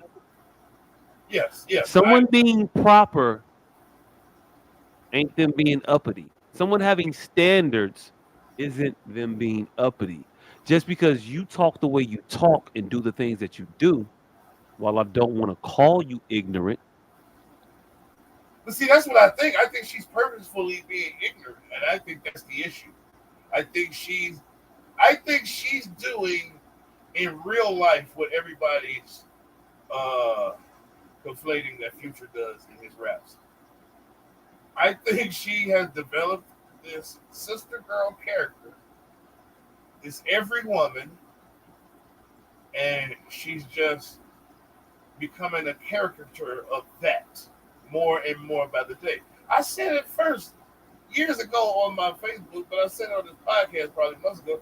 She's the next Whitney Houston, guaranteed. I see every mannerism Whitney had in her, like honey girl, sister child, talking fast, that over enunciating thought language. Like that shit is crazy to me. Hey, Why are hey, you properly hey, speaking? hey, fam. You know Yeah. the connotation you putting on her is that you think she a crackhead. I'm not disagreeing with you. I ain't I even get gonna challenge crazy. you on I it, don't but I want to necessarily let you know that that's what you insinuating. hey, we never saw no crack receipts. I'm Well, that's insinuating. what I'm inferring. Hey, yo, look. Hey, yo, look. I'm Hey, yo, look. eccentric. I Hey, mean, look. I saw crack receipts when this woman told me that crack is cheap. First of all, you call me a crackhead. My defense to not being a crackhead ain't gonna be crack is cheap. I would never. It's cheap. I can afford better drugs than crack. I mean, well, Man, if your woman accused you of cheating with that girl and your only defense is she ugly, you think you getting off? I mean, but that would be my defense though. Mhm. Man, look at that bitch. I'm not gonna hit that. How the fuck dare you, ho? Hey yo, look. Hey yo, look. If My your side girl, bitches look if your way girl is better than worried that. about, if your girl is worried about an ugly girl, your girl probably. This ugly girl. Mm. What if we just insecure? Hey yo, look. Could be All right, that's what also if possible. we I just said just probably. yeah, Mm. but yeah, she just couldn't be a good sister. Hmm. Yeah, I just didn't like. I ain't like that. I ain't like that shit. Um, I think we got to get out of that mind state. Um, I don't think we in it. I think Kiki Palmer needs to get her shit together. I don't know yeah. why Hey, she look. Look. be I'm. trusting I'm. her girlfriend so much, but it's clearly on her itinerary. I tend to ding Kiki, but it's not about her. It's about that mind state that actually exists, that individuals in our community that represent us are doing too much by actually just being worthy of representation, worthy of being a representative. Claire is worthy of being a representative. I don't know how you can find fault in that character. Well, fault, yes, but to just decry the character as being something that you shouldn't aspire to like get the attributes of, I don't rock with that. It seems to come from an ignorant mind state, personally. Like an ignorant mentality of you shouldn't be that. You should be like this. Cause I keeps it real. I keeps it real. And that's just some bullshit. You keeps it real fucked up. Like you keeps it real stupid. You keeps it real improper. Claire had babies out of wedlock. I don't know what Felicia did. Claire didn't have babies out of wedlock. Claire was a lawyer who married a doctor that had a bunch of children that they raised together. to try to be the most successful individuals they can be. Whatever they chose to do is what they chose to do. But the plan was sound, was stout, it was good. Claire was at the house more than any other woman that I could ever imagine that was a partner at a law firm. Kind of makes you wonder if that law firm was a front for drug money. Oh, definitely. They were definitely selling dope. Or Cliff was getting a lot of money. She was just put it with the rest. She was a partner, fam. Nigga, that means she took one case a year. Hey, look, it Partners was it is. take what they want to take. No, They do, but to get to partner status, you have to do, I would think, a lot of work. I'm watching Suits right now. These partners take damn near every fucking case. That's why they are the focus of a fictional TV show. Yeah, this fictional lawyer is. But the average fictional lawyer sit on their case. You seen, goddammit, Living Single. You seen Claire. Claire wasn't ever in court, and fucking Shorty was always over Khadijah's house. You seen her maybe in court. Maxine Shaw was at court maybe twice. No, she had at least 6 court episodes. All right, 6. She spent most of the time eating at Khadijah's house. Definitely spent more time eating at Khadijah's house and not having money. How you ain't got the money to eat by your own damn groceries? Exactly. So yeah, these motherfucking lawyers don't let them fool you. Mm-hmm. When they just lawyers on a show, that's why they ain't focused on the show. Ain't focused on their lawyers because they don't do that much work. The average lawyer just be eating in other people's kitchens. What did you see Maxine Shaw at? Eating in other people's kitchens. What the fuck you see Claire ass at most times? Eating in her own goddamn kitchen. Lawyers eat in kitchens. Case closed. I mean, he was a doctor, and most times we saw him, he was in his kitchen or living room eating a hoagie. We saw Claire in trial. We saw her in court.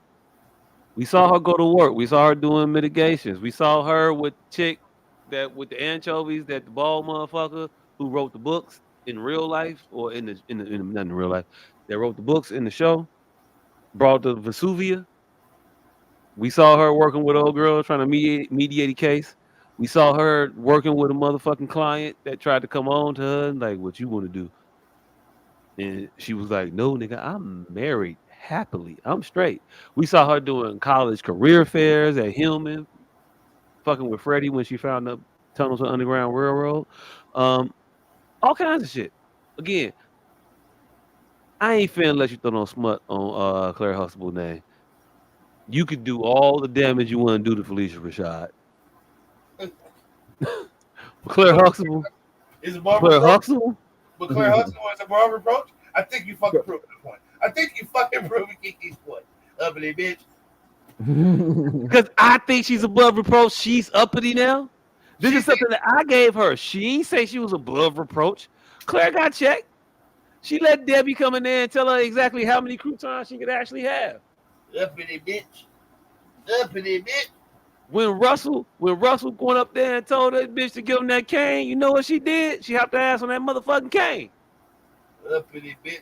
Speaking of above reproach, is David Allen Greer above reproach? No.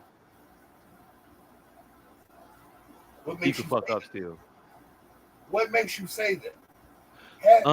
He has made every fucking transgression that every genre that he's involved in say you can't make, and he's still here and still not doesn't have any part. I know. Well, then I guess he suffers from that ability to not be famous enough to know what the fuck he's done. Because I ain't ever heard a bad word about David Allen Greer. That's what I just said. Oh, I thought you were saying that he word did about that nigga, but he's done every actionable thing in every sect that he's in. He's done the thing that gets them cast to hell. He's worn dresses. He kissed men. He's played dishonorable pastors. He wore a dress. What? Oh yeah, well, He played he didn't have a dress. homosexual. I don't think he had a dress on when he did the Men in Film shit. Men in Film is way worse than wearing a dress, but he's worn a dress as well. Hey, look. He's I'm not wore even gonna argue. I'm not even gonna argue with you about that. nigga, he wore lip glass in fucking Men on Film. That's far worse than the fucking dress, nigga. Yeah, He's but all the the things you name and typically give you more ability to maneuver in that realm, not less. no. That kills you in the black man's sphere. He belongs to the black man's sphere. Doing that role kills you in the black man's sphere. It didn't kill him. That's my point. It Follow do. the goddamn. Hey, Yes, look. Hey, yes. look. I don't think it do. I don't think it do. I'm What? citing Flip Wilson and Martin Lawrence. Also, Jamie Foxx. Bam. And these are the names that come up every time this conversation happens. When people try to be anti, like this shit doesn't exist. This shit clearly exists. To the point where people make whole videos about the industry trying to put them in dresses. God damn, we can't do that every conversation.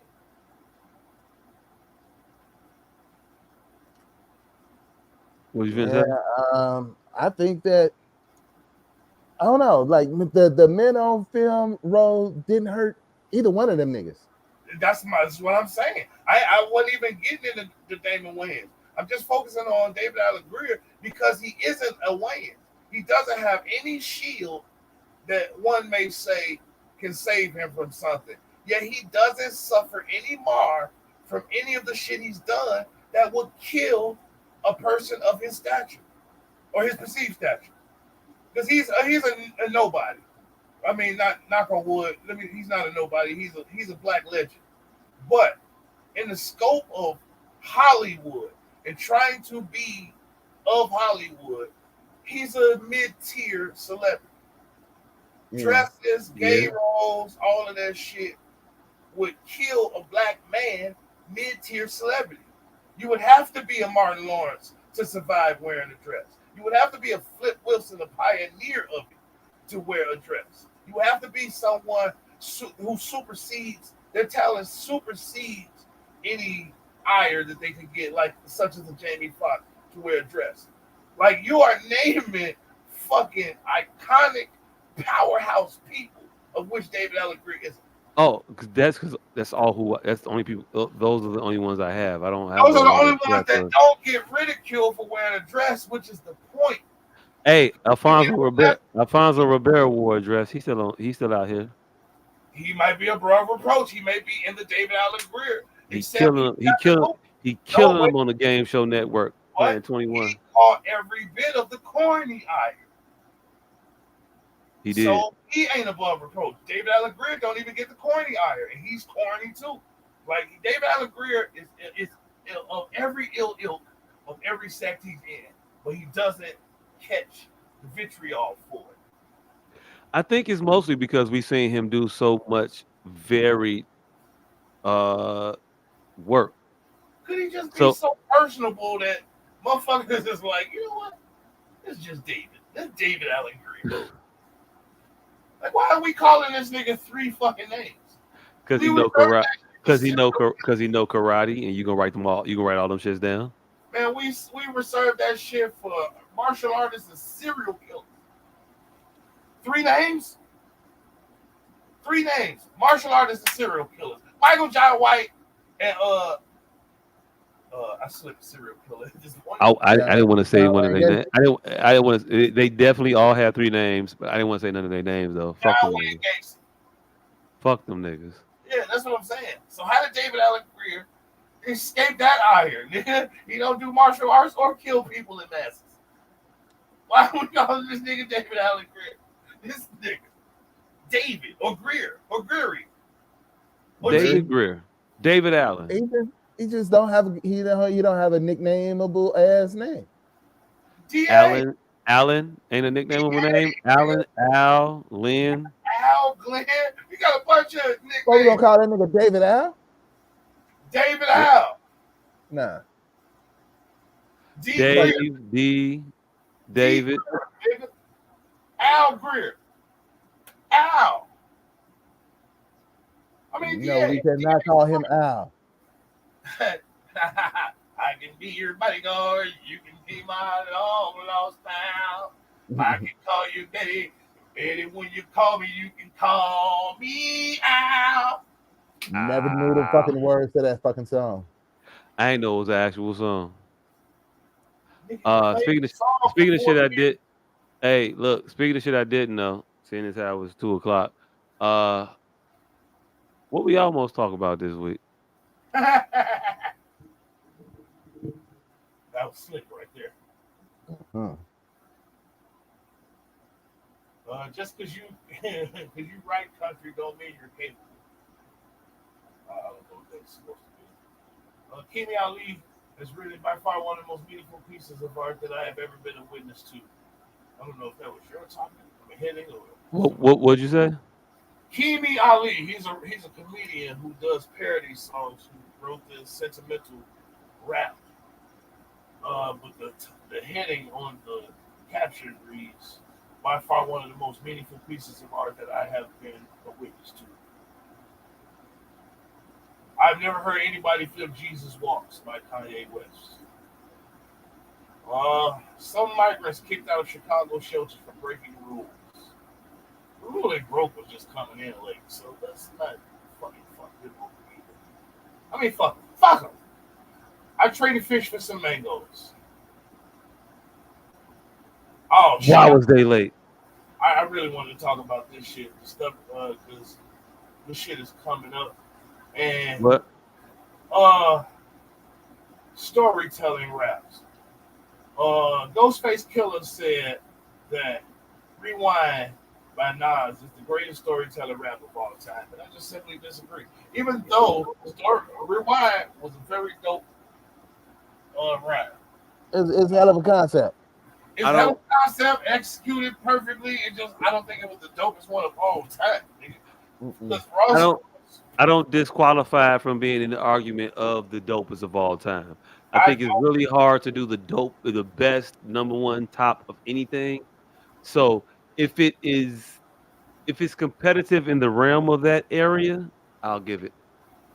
Yeah, but that Ross Ciccione, that was something else. Ross Ciccione by Joyner Lucas. Joyner Lucas. That shit is something else, fam. Yeah. That shit is something else. I got to hear it. Dope. Yeah. That shit is dope. I think is Joyner in that realm of Slick Rick, greatest storyteller all time type nigga? But we're not really talking about the greatest storyteller, just the greatest storytelling song of all time. Ghostface said that Rewind is the greatest storytelling song of all time. I think I might have Children's Story. Children's Story, I think, is better than Rewind. Fucking Today Was a Good Day is better than Rewind. Where you putting Brenda's Got a Baby? Brenda's Got a Baby. Wow. Really call that a storyteller? It's her whole life story. Yeah. I guess I was. Brenda's got a belly. Brenda's belly got a brain. Damn shame. The girl could hardly spell her name. I guess. Found in it. I definitely put that. Prostitute found slain. And Brenda's a name. She got a baby. Like it went the whole. I never really thought about it, but yes, in that regard, I put that higher than Rewind. So it is a myriad of shit I put higher than Rewind, and that is no knock to Rewind. Yeah, I mean, just because you say some shit is better than it, that don't mean that the shit's trash. Right. As long as it competes, and I think it competes. I ain't gonna trip because it's hard to win that argument. It's hard to have that argument. Like, does this not belong? Like, it belongs. Is it the best? Then you get into that dicey shit where it's hard to say what the fuck is the best. It's just whoever votes on that motherfucker. I don't have a favorite color for real. Chicago man found with 5 guns and 1,000 rounds of ammo after firing a shotgun into a Chicago park is probation. Man, justice be served. Man, justice be justicing.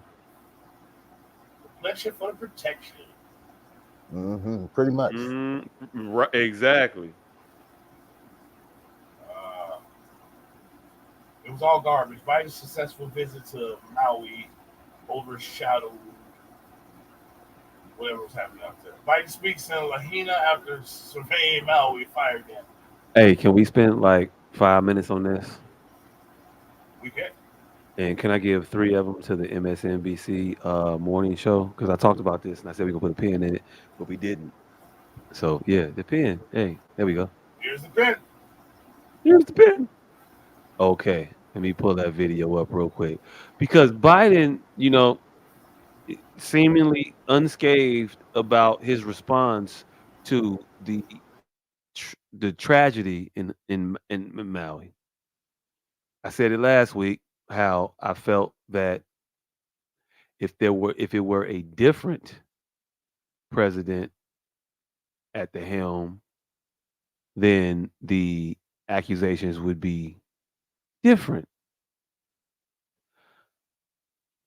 But being as it is one Joe Biden, no accusations, no problems, no issues with this situation. But we have Joe Biden, the president of the United States, talking about a state in the United in our country that has had a natural disaster that is going through shit. And he was asked about it, just off the cuff. He no commented it. He ain't even thoughts and prayers it. His cognition and his reaction, his quick wit said, say no comment. His reaction to say no comment in my mind was because I fucked up and I know I fucked up. So I can't say shit about it. So I just say no comment because I don't want to further incriminate myself. Um anyway, so fast forward past the $700 checks and all the other shit. This motherfucker finally made his way down to Hawaii this week or this past week.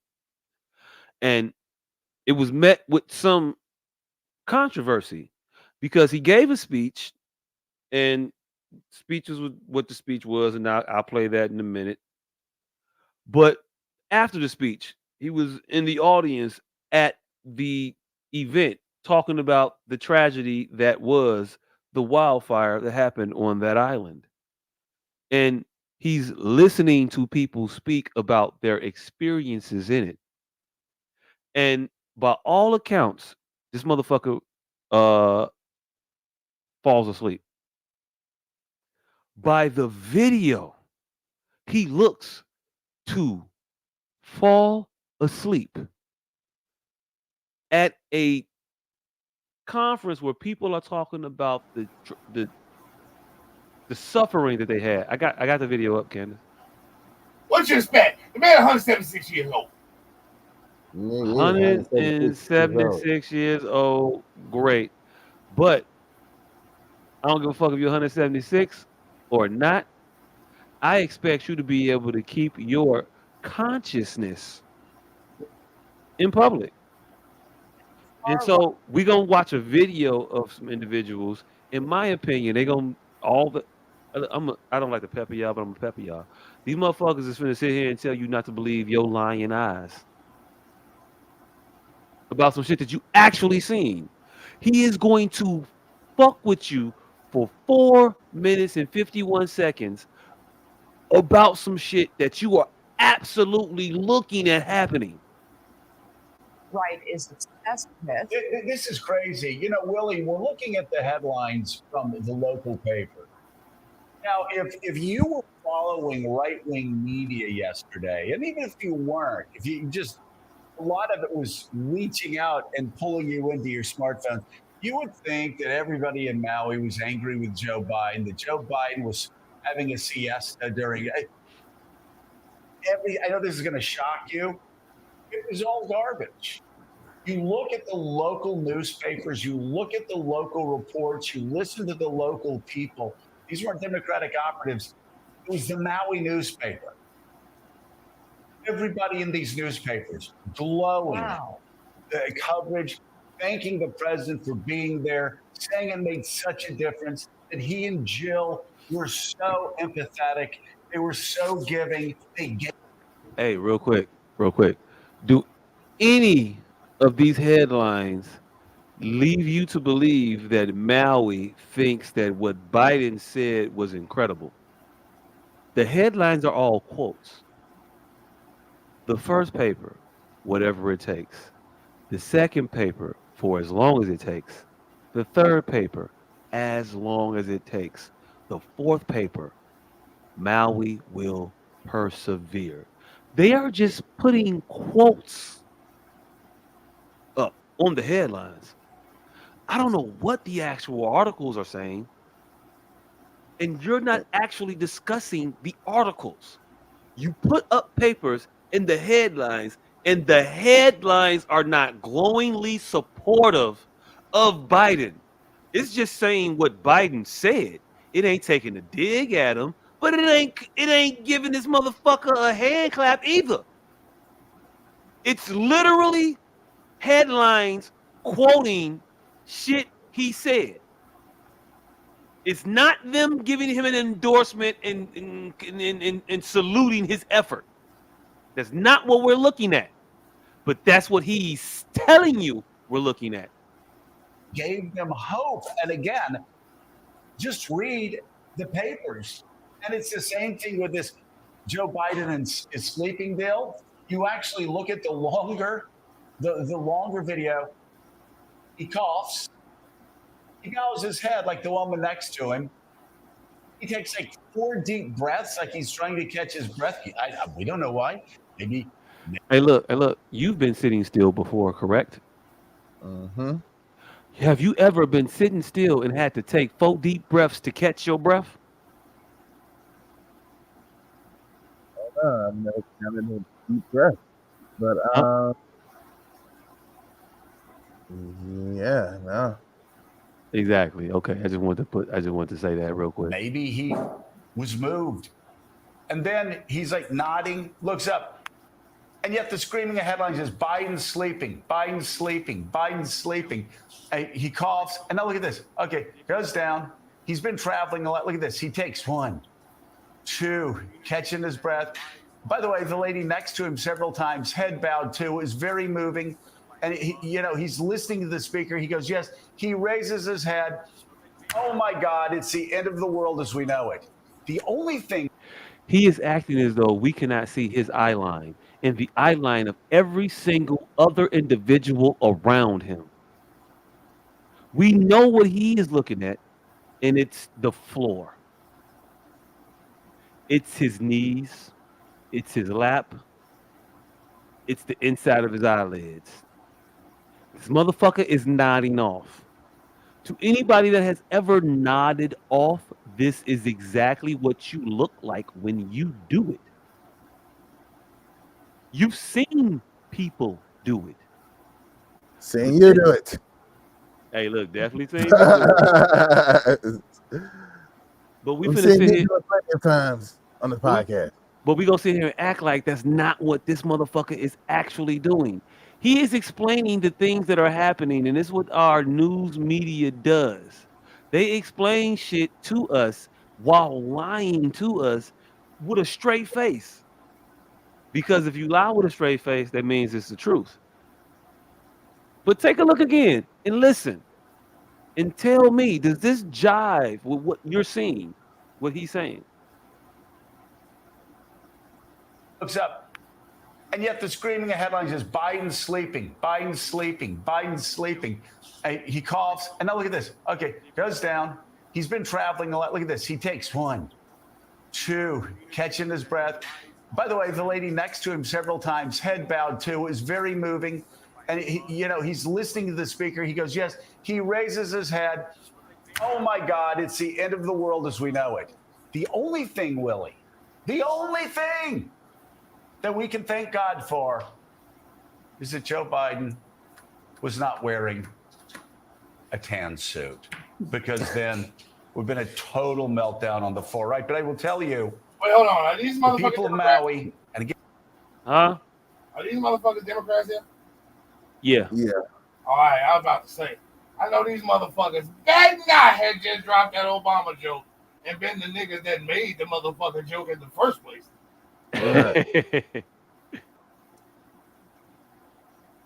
Again, read the local coverage. Don't listen to the lies on Trumpy outlets. Read the local coverage. All incredibly positive. Wearing a tan suit or perhaps even riding a bicycle. Even worse, Joe. That could have been big news as well. Yes. If you're watching this morning, you have no idea what we're talking about. It's because you live in the rational world where this was an insignificant moment, not a controversial one anyway. But you're right, it was on certain news outlets and by prominent hosts tweeting out the video and saying, what's wrong with the president? Watch the video and listen to the video. What's going on? They're talking about all the people who died, at least 100 with more than 800 missing in Maui. And he's bowed his head in that moment in some kind of reflection, as you say, with other people there. So this has become, and if this is supposed to be the whataboutism for everything that's happening to Donald Trump right now, where he's going to turn himself in tomorrow in his latest indictment in Atlanta, if this is supposed to be the whataboutism, that stuff is going on. But look at this. Joe Biden bowed his head for 20 seconds at a ceremony in Hawaii. It's pretty weak sauce, if that's what you're looking at. Well, and again, they cut clips short. They get him just when he's bowing his head. There's no context. And you're right, it's the whataboutism. Yes, Donald Trump may have tried to steal elections. He may have tried to destroy democracy. He may have unleashed an angry mob to beat the hell out of Capitol Hill cops. He may have stolen nuclear secrets. He may have done that. But look at Joe Biden. He's so old. He's so old because he bowed his head. You know, we've all been to ceremonies where we're moved, where, and I would guess a guy who's actually lost. Does he look moved at this ceremony? Are there tears being wiped away? Is he huh? I say here's the problem with this whole debate that's going to be happening in the free world. There are two factions that have no need to overcompensate for their argument. There's videographic evidence of what's happening. The nigga clearly wasn't asleep, but what he was doing is far worse. He was faking empathy. Like, you saw that as an attempt at empathy? A horrible attempt at empathy, yes. That nigga was nodding off, fam. He was going to sleep. That's the problem. No, the fuck he wasn't. And that's easily dispelled. And so it's a very stupid argument. What he was doing was far, far worse. Faking empathy for them motherfuckers. That's far worse than falling asleep. So let's actually fucking base the argument on what was actually going on. Hey, look, you always want to, hey, look, cool. I always want to tell the truth. You think he was feigning empathy in that when I think he was going to sleep. Cool. I'll show you. I'm going to show you this motherfucker feigning empathy real quick. I'm going to show you that. Because that's my next video of the feigned empathy of one Mr. Joe Biden. But that was definitely him going to sleep. Here's him feigning empathy.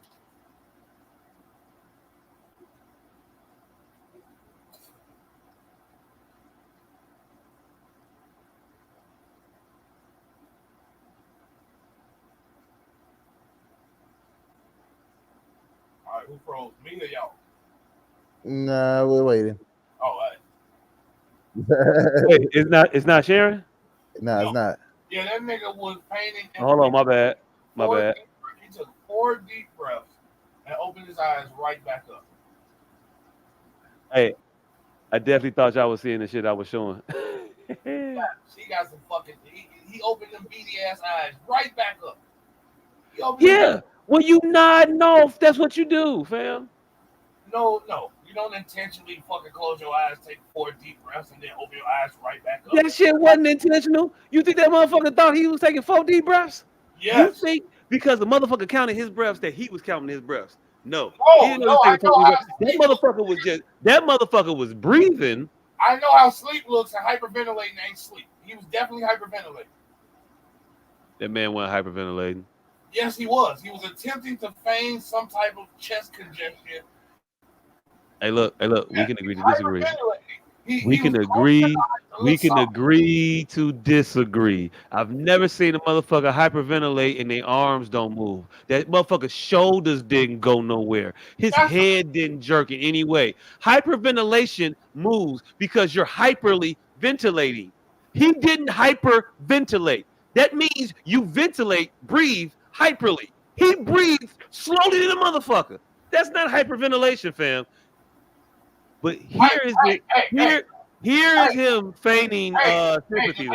Does hyperextension mean you bent your knee back quickly, or that you just overexerted an extent? It meant you bent it back further than it was supposed to go. It meant you were breathing more exaggeratedly than you normally do.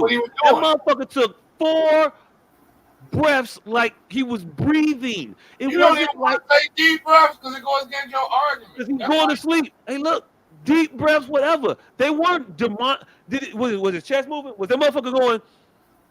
Yes. Yes. No, he wasn't. That motherfucker was doing this. No. Head was slowly down. Hey, let me play this last video real quick.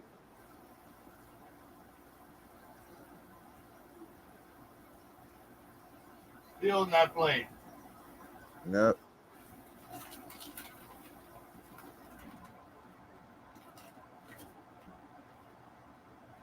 Oh, I actually added the stream. Here we go. Boop. There we go. All right.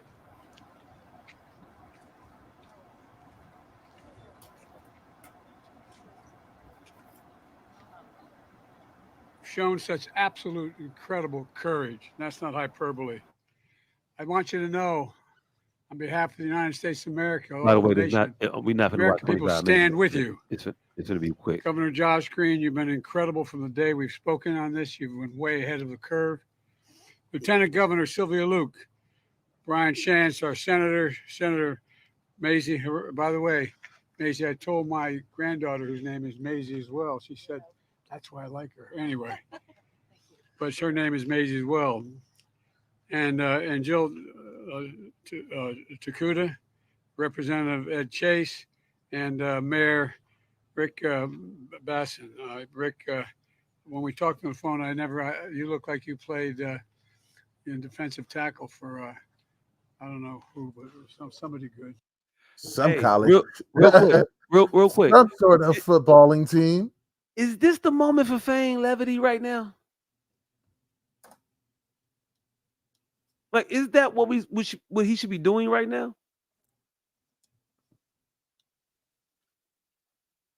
Is it? Got to chuckle out the folks. But my bad. Continue on. All right. But at any rate, I want to thank you for your leadership and during this unimaginable tragedy. To my left is the banyan tree, beloved by this community for over 150 years. You know, he barely got the tragedy part out before he was ready to move on about it. I'm just saying, it doesn't seem like a person that's broken up about it. You got to whatever this shit was. Anyway, we got a motherfucker from Merrill Lynch over there. Years. Here in the former capital of the Kingdom of Hawaii, that has stood for generations as a sacred spot of exceptional significance. One of the people who took me under his wing when I first got to the Senate was Danny Inouye. He used to talk about the Kingdom of Hawaii. He came from Japan, but it was amazing to listen to him. Today is burned, but it's still standing. The tree survived for a reason. I believe it's a very powerful symbol of what we can and will do to get through this crisis. And for this, for as long as it takes, we're going to be with you. The whole country will be with you. $700. You know, we will be respectful of the sacred grounds and the traditions that rebuild the way the people of Maui want to build, not the way others want to build. We're going to rebuild the way the people of Maui want to build. They're already trying to steal their land. It's going to be hard. Or buy America's it for deadliest wildfire in over a century. And Jill and I have what's left, walk Front Street, what's left of it. We've surveyed the damage from the air as well. The devastation is overwhelming.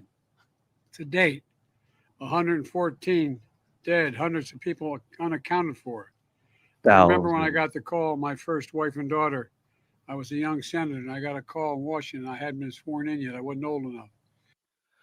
He didn't take a breath in between their tragedy and some shit that happened to him back in the day that's completely unrelated. And I was hiring staff in the Capitol to tell me, to date, 114 dead, hundreds of people unaccounted for. I remember when I got the call, my first wife and daughter. I was a young senator, and I got a call in Washington. I hadn't been sworn in yet. I wasn't old enough. And I was hiring staff in the Capitol at Teddy Kennedy's office. And I got a phone call saying from my fire department, and a young first responder kind of panicked, "You got to come home. There's been an accident." I said, "What happened?" He said, "Your wife, she's dead. Come home, come home." The tractor trailer had broadsided her and killed her in a car accident along with my little daughter. And I remember all the way down from Washington home, wondering what a lot of people here are wondering. What about my two boys? How are they? They were in the car. I never got a read on that. Were they going to be all right? They were badly injured. Were they going to make it? Had they made it? Wasn't until I walked into the emergency room that I saw that they were there. The difference between knowing somebody's gone and worrying whether they're available to come back, two different things, you know. And I remember one of the people who helped me the most was Danny Inouye. You're telling these people that have just lost everything this why? Because he wants to wants to know that he understands the feeling of not knowing what the hell is going on, not knowing whether or not you're the person that you loved about what their condition is. Hey, it's something else happening right here that I guess you have to be a nut job like me to understand what he just said, right? So, believe it or not, Ronald Reagan was the first fucking divorced president. Wasn't another one till Donald fucking Trump. And now him just sliding that the fuck in there. What you don't realize is that Ronald Reagan divorced early as fuck. And his second marriage was so fucking rock solid and stable, nobody really cared. It kind of like gave him a mulligan. Donald Trump was an American farce. So nobody gave a fuck about his divorce. This nigga here, that is what's the word? It's poignant. That's very poignant. That he just said his first wife. He, for all intents and purposes, is our first divorced president. Hey, fam. He wasn't divorced. She died. He was married to her. She got hit by a truck. He's a widower. Her and his daughter died in the accident. His entire family got hit by a semi. All right, I'll take all that back then. Okay. Oh, okay. I didn't know, nigga. He just said the bitch gone. Yeah, he literally described the situation that happened. Literally. I thrown it out after he said the bitch gone. We weren't here to listen to this nigga. I didn't think. I heard that nigga say divorce, and I immediately went to racing. And through my history Rolodex in my mind, trying to figure out divorce, who the fuck else was divorced? All right, Donald Trump was divorced. Yada, yada, yada. Ronald Reagan was divorced. It ain't been a fucking divorced president ever, because these white motherfuckers is highly against that shit. The only motherfucking single bachelor president ever was James fucking Buchanan. And to this day, they think that nigga was gay. And wasn't Kennedy single? Oh, hell no. He had a whole wife. Hell man. no. Shit. He's most famous for being a president that was definitely cheating on his wife. Jackie O, nigga, she is the provincial woman for these white motherfuckers. Jacqueline Onassis, the provincial white woman. Yeah, you're right. She was white woman only come in three flavors: Jackie O, Princess Diana, and Pamela Anderson. Those are the flavors.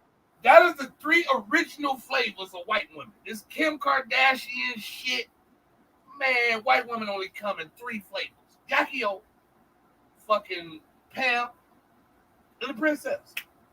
Mm-hmm.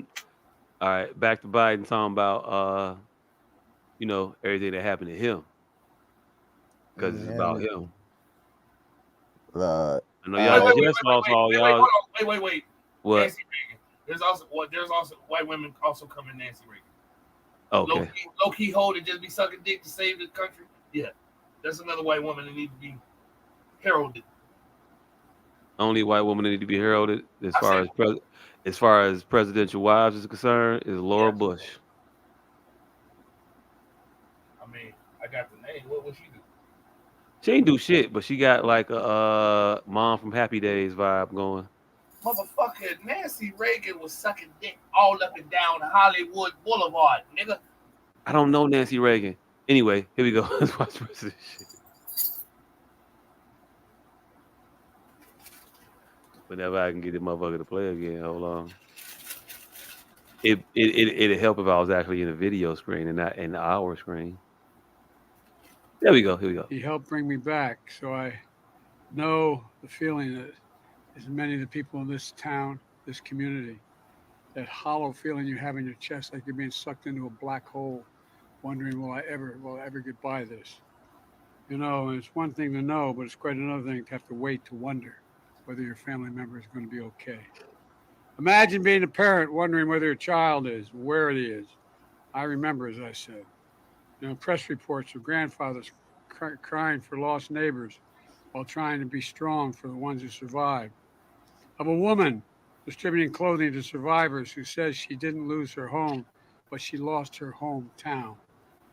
But I also want all of you to know the country grieves with you, stands with you, and will do everything possible to help you recover, rebuild, and respect culture and traditions. Okay, here's why I had a problem with him telling that story. He didn't connect it to the people. It is. I don't think he did. He just said, "Yeah, I know that. I know that shit." Yeah, I understand what it feels like to not know whether or not your loved ones are okay. And then he went into a personal story about why he understands that feeling. Okay, let me listen to it one more time. He helped bring me back, so I know the feeling that as many of the people in this town, this community, that hollow feeling you have in your chest, like you're being sucked into a black hole, wondering, will I ever get by this? And it's one thing to know, but it's quite another thing to have to wait to wonder. There's never any resolution here. I know that feeling of being sucked up into a black hole and wondering. And okay, anyway. Knowing. And so we're going to do everything that we can for the search and rescue. Like, nigga, are you? No. Is that what he said? Let me continue to hear, because maybe hey, look, I might be a little bit biased. I'm willing to accept that reality. You are a lot bit biased. Hey, look, I don't like this motherfucker. I don't at all. I don't like him. Green eggs and ham. Wonder whether your family member is going to be okay. Imagine being a parent wondering whether your child is, where he is. I remember, as I said, press reports of grandfathers crying for lost neighbors while trying to be strong for the ones who survived. Of a woman distributing clothing to survivors who says she didn't lose her home, but she lost her hometown. But I also want all of you to know the country grieves with you, stands with you, and will do everything possible to help you recover, rebuild, and respect culture and traditions when the rebuilding takes place. My administration has been in constant contact with the governor and congressional delegation and local leaders. As soon as I got the governor's request, I signed the major disaster declaration that mobilized the whole of government response, which means whatever you need, you're going to get. For example, the Coast Guard and Navy immediately supported maritime search and rescue operations, while the Army helped fire suppression. Here's what we've been doing since. First, we focused on search and rescue, which is still going on. Right now, there are over 450 search and rescue experts working round the clock.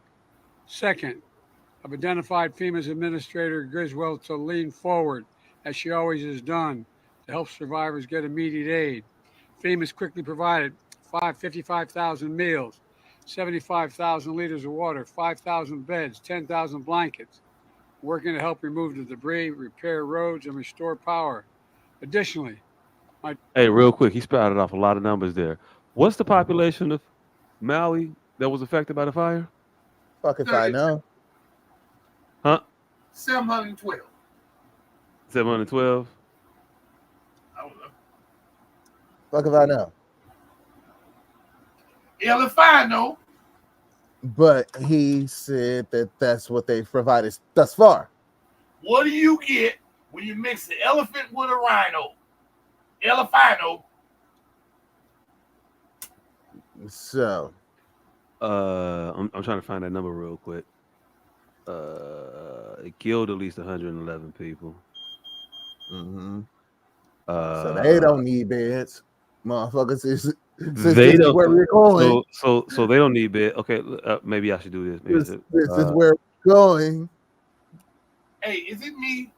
But I think this white lady that demonstrated this air conditioner for me was a freak because she kept putting it on 69 and it go all the way down to 61. Okay, so real quick, 165,000 people. 165,000 people in Maui. That's where the fire was. Mm-hmm.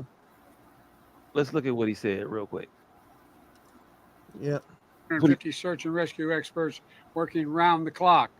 Second, I've identified FEMA's administrator Griswold to lean forward, as she always has done, to help survivors get immediate aid.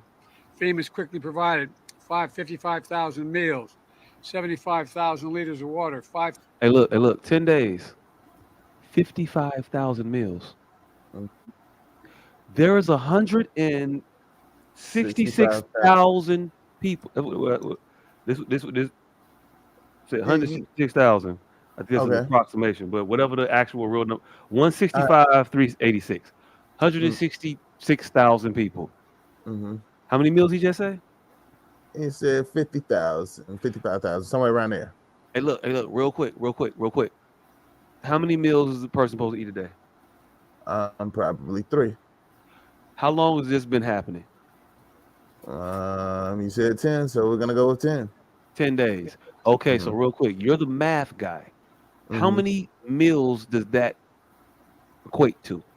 Well, if you're gonna feed every single motherfucker, motherfucker, everybody in Maui shit burned down. The whole place gone. Is it the whole city? Huh? Is it the whole city gone? I don't know, but I'm going 166,000 people. No, it was the fucking west side. How many people on the west side? I don't fucking know. 10,000? 712. No. I think he's insinuating 55,000 meals worth, and I think you're insinuating nowhere near. Let's get. I'm insinuating more than 55,000 people was affected. One, two. Hey, look. Two. This is the thing. 55,000 meals over 10 days for 55,000 people.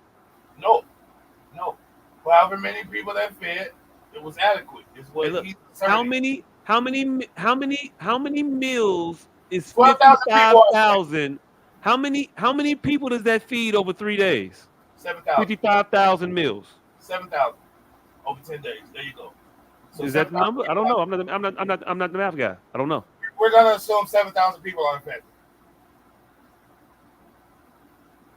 Does that reconcile the numbers for you, or you just want it to be 8 trillion people and not enough meals? What you mean 8 trillion people? It's 100,000 people on the island. It's 7,000 people affected. So the man, there's 1,300 people missing. Yeah, obviously, it's 1,300. 1,300 missing. 1,300 fewer beds that he has to provide.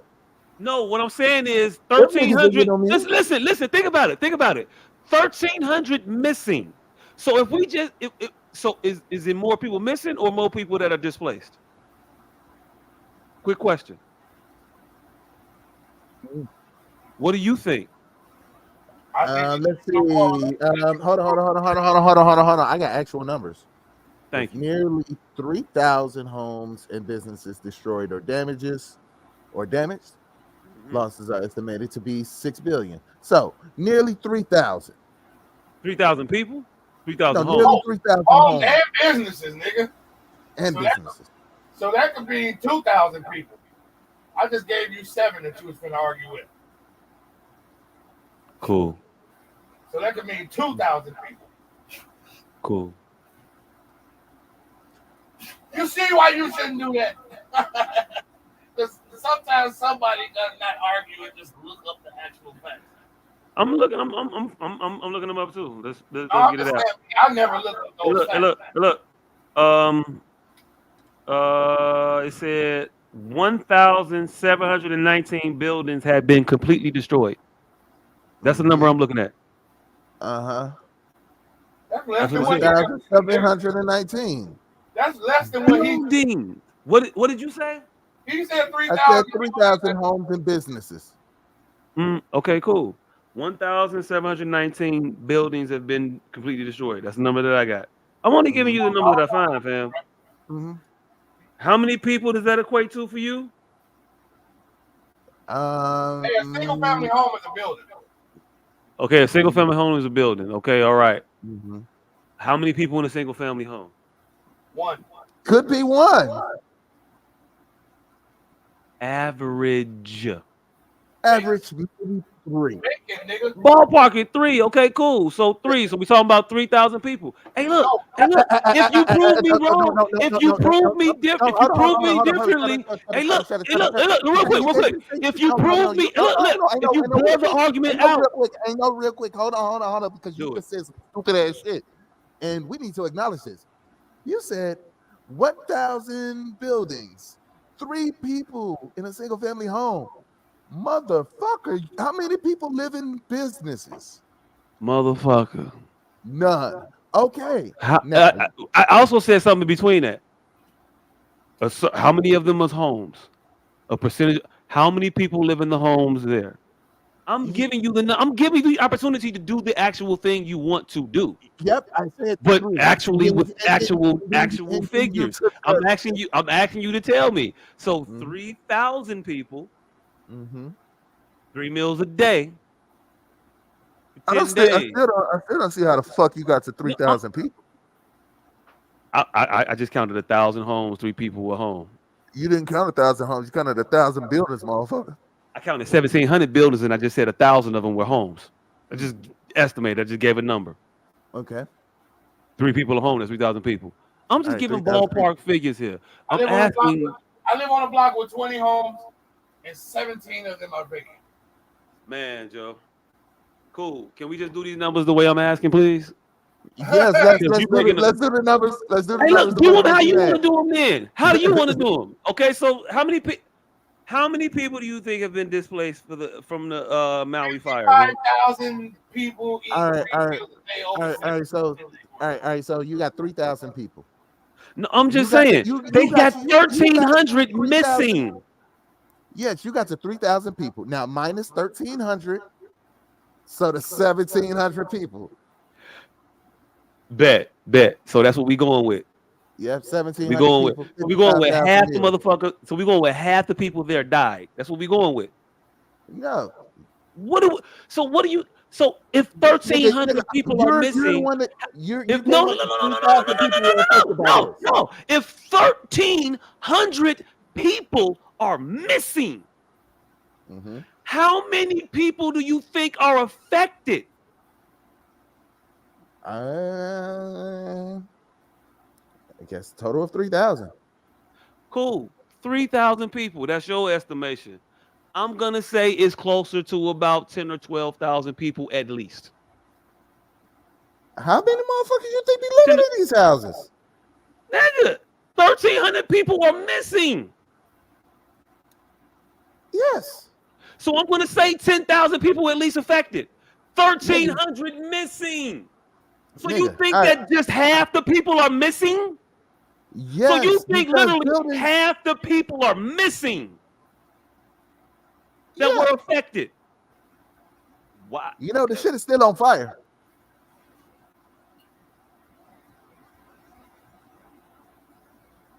There's that. Huh? I say, you know, the shit is still on fire, right? Okay, cool.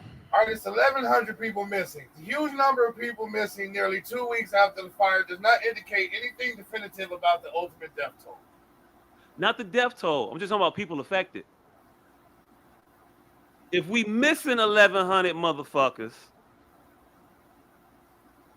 how many people have been affected? So you're saying 3,000. So you're saying roughly less than half, a little bit less than half are just missing. So the fire took 50. That seems like a really huge percentage of people.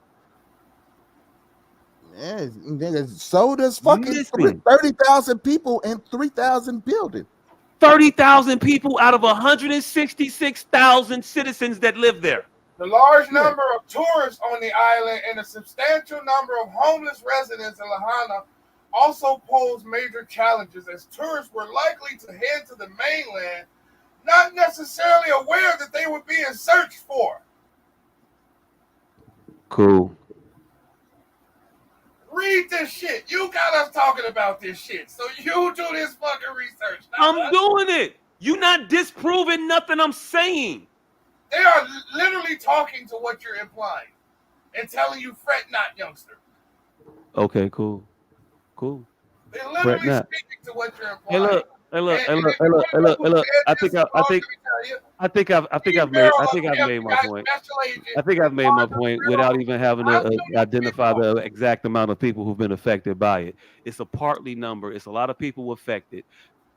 55,000 meals seems like a little bit of, I don't know how many, three meals a day, 55,000 meals feeds how many people? I don't know. Can we do that math, please? 3 meals. I don't even know the equation to do that. Just do that. How many people did they feed? Just quick question. 55,000 55,000 meals. It wasn't a day. 5,000 meals a day. Just go do 5,000 meals a day. So how many people did that feed 3 times a day? That should be fairly easy math. 5,000 meals feeds 1,666 and 2/3 people. 3 times a day. There you go. 1,600 people. That's how many people are affected, sir. Cool. Well, that's how many people they fed. 1,600 of whoever was affected. That's what's up. I don't. And that ain't even taking into account the motherfuckers who's not taking the meals.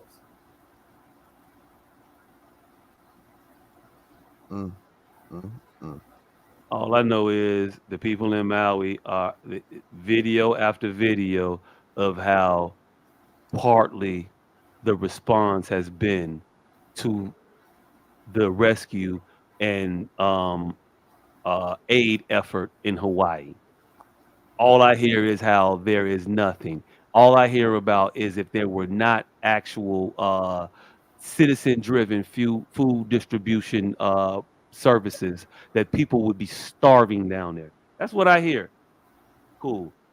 The Maui is the second largest island in Hawaii. Is covering 727 square miles. Hey, I'm not finna sit here 2:45 listen to you do a goddamn book report on Maui, nigga. I'm finna go my black ass to goddamn sleep. We still talking about what the fuck we almost talked about for damn near an hour.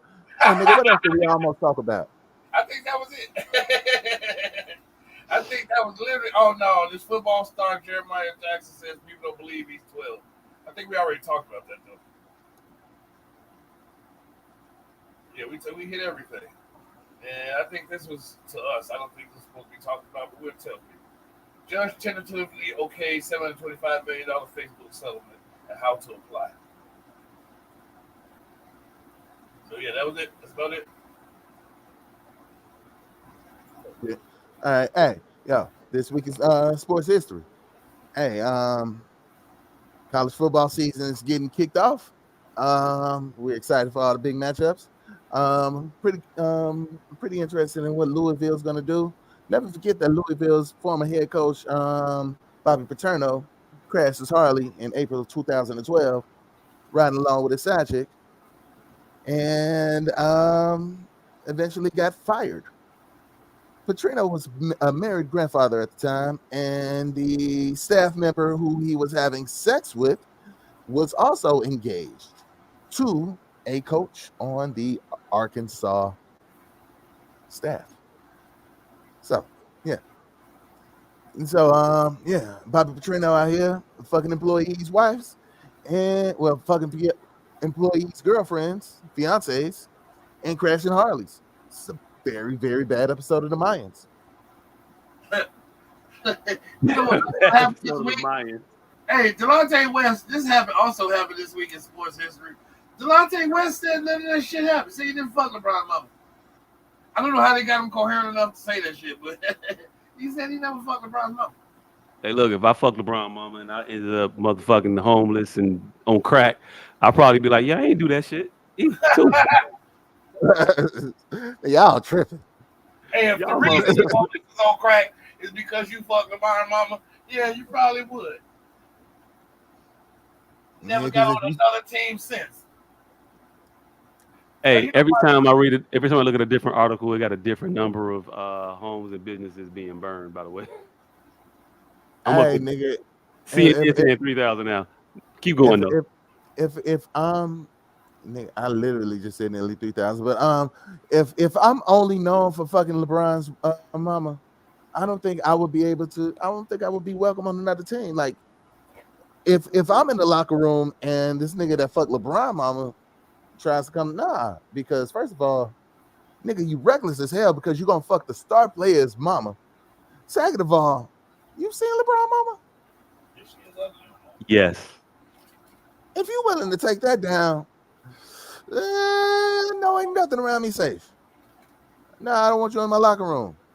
Hey, look, first of all, motherfucker was just trying to secure his position. He thought, no way could I be cut. If I'm fucking the captain's mother. No. Like, no, that's the opposite of what's going to happen. You are definitely going to be cut. Hey, look, no, depending on how well you fuck his mama.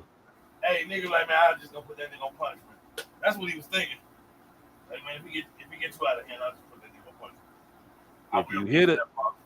If you hit her well enough, boy, if you don't leave my man alone, what's wrong with you? You know she got control, like Debo did over Craig. And he just did stereotypical black mother.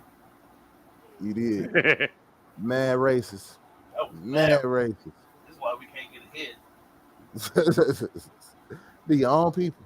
You be your own kind. All skin folk ain't kinfolk. Mm-hmm. But yeah, Arkansas's head coach just riding on Harleys, fucking helps girlfriends. Hey, I just got off my bucket list. I've always wanted to get that all skin folk ain't kinfolk off. I've always wanted to get that off. I've never been able to get that shit off. Yeah. I've only had like 3 phrases on my bucket list. You big mad. All skin folk ain't kinfolk. I've never been able to get a you big mad off until recently. I never think about it. Get it off on me. That's because you were traditional XY chromosome. Yeah, I never say the most politically correct way possible. That nigga's a sick meal. I got one off. He's an XY, not an XX. Oh, nigga, that's a man. That's a completely man thing. That's what I'm saying. Wait, hold on. You think saying you big man is a man thing? You remember who started that, nigga? Hey, look, I know who started it, but it wasn't never ours though. How? It was only ours, nigga. That was the greatest moment next to Kanye West and fucking George Bush don't like black people. That nigga, Cameron, you big man, and Bill O'Reilly, fam. Hey, look, the reason that you have been struggling to get that shit off for all these many years is because it's not ours. Man, Cam got that off on Bill O'Reilly on national television, man. Yeah, Cam got it off. Cam also got off riding around in a pink Range Rover and wearing a pink fur coat. You ain't finna do that shit neither. You right. I know. Definitely wouldn't let you get that one, Cliff. Hey, I want to thank y'all for tuning in. We do this shit every goddamn week. Make sure to stream Cam's EP in due time on all platforms. Oh shit, my bad. I did the shit in the wrong order again. Hey, the nigga that just disappeared, he got herbal containment units. He got can't. He don't have candles. He have herbal containment units. He got personal protection gear. He got ashtrays. That nigga is making house moons. Nigga, All that shit. I'm using the herbal containment unit right now. Right now. See? If I wasn't naked, I'd turn my camera on. Please don't turn your camera on. What a fucking guy. And so he is not only the president, he's a client. Also, I also found this motherfucking bowl at the goddamn. I should have gave you this bowl earlier. I'm gonna give these bowls to all my weed smoking friends, nigga. It is a bowl for chips and dip, right? Yes, but it's one solid bowl. But the dip compartment got a container too. That's sitting inside of the chip overall bowl. So when you open this bowl up, I can show y'all what's this shit go on. When you open this bowl up, nigga, it's a fucking bowl inside of a bowl. And both of the bowls have lids on it. So you can keep your undamaged material in there, and then you can damage some material and also keep that in there. I don't know how I feel about putting my chips in the refrigerator. I don't know. The original use for this is stupid. Because it only holds like 7 chips. Like,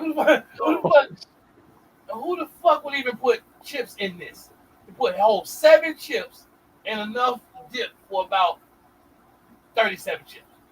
Hey, look, I'm gonna just probably put dip in the entire bowl. Yeah. And then put my chips in something different. I don't know. Exactly what's gonna happen. You gonna motherfucker put dip in the chip part and probably hot sauce in the dip part. Ooh. Or like jalapenos in the dip part. Bad. You're not gonna put chips and dip in this motherfucker. Hey, real talk. That's probably what the person who invented it intended it for. Just look, pickle jalapenos in that little compartment.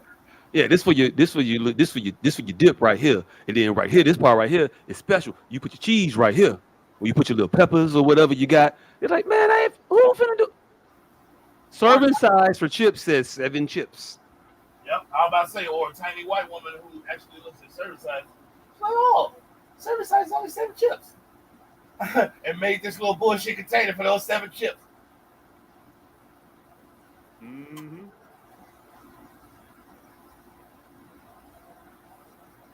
So yeah, all that shit. The nigga is selling all that shit for the low. You don't even know though. 29 motherfucking 99.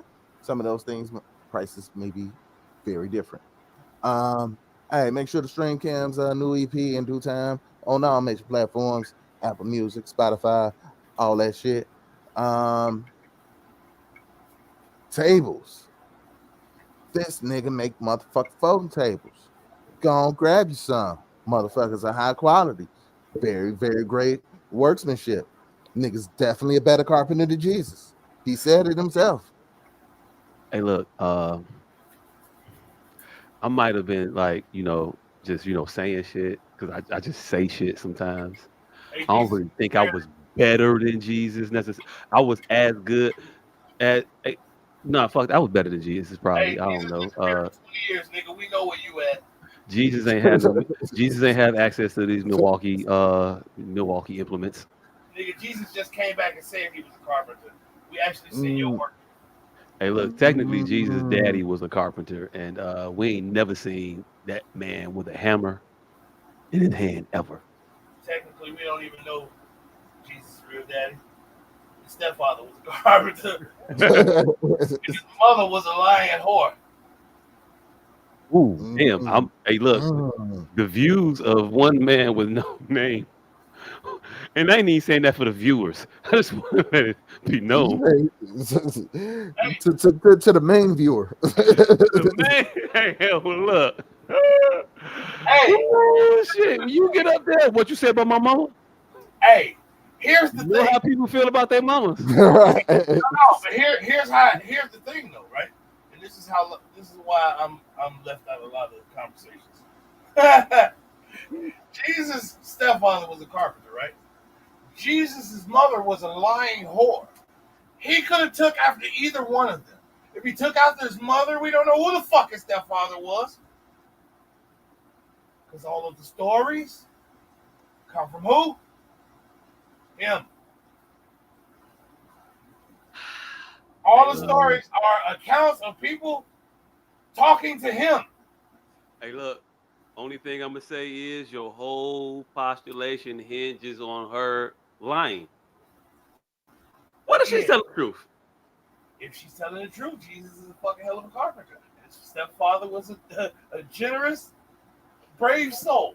Hey, look, she could have been telling the truth, and Jesus could have sucked with a hammer and nail. Hey. That's why he didn't go into the family business. Started his own thing.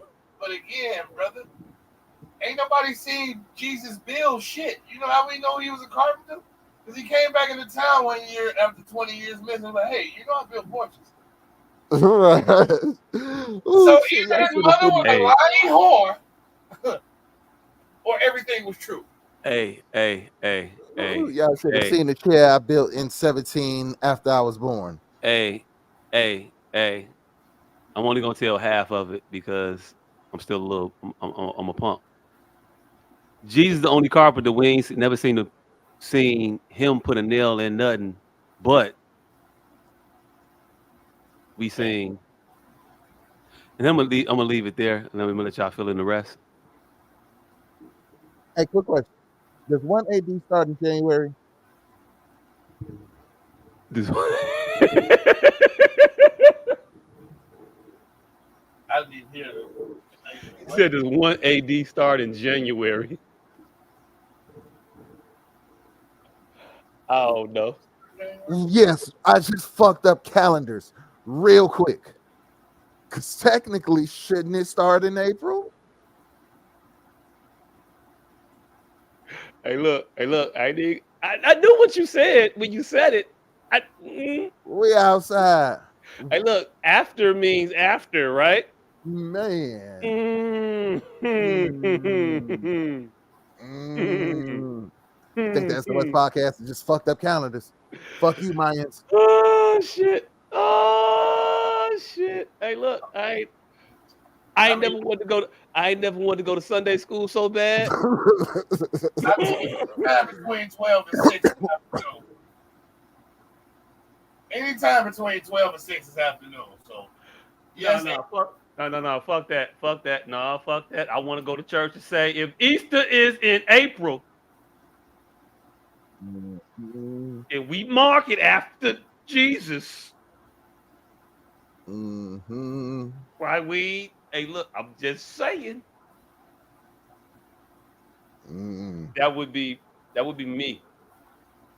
would be me. Yeah. And I would really expect the pastor of the church that I'm at to atone for hundreds of years of nigga cuz. You are not responsible. Answer it. I'm gonna just show up to church with a shirt that said the Aztecs was right. Hey, look, I'm gonna fuck it up even further. It ain't supposed to be number 8 months. 8 months in the year. Either 8 or 10. I can't remember the exact number they're supposed to have, but it ain't supposed to be 12. Stop. Yeah, it's supposed to be 10 because December is 10. Deca or some shit like that. Deca. Yeah. Yeah. Hey, most of the months got like a number attributed to their like name or some shit. Am I sharing the screen? You not. Somebody share the screen. The motherfucking ass go get your Sunday school. Why? Why? Why?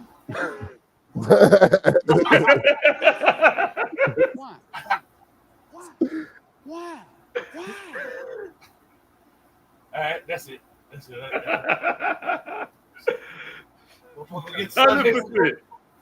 So hey, yeah. So yeah, make sure to holler at this nigga for the tables. Holler at me for the tables. They already out.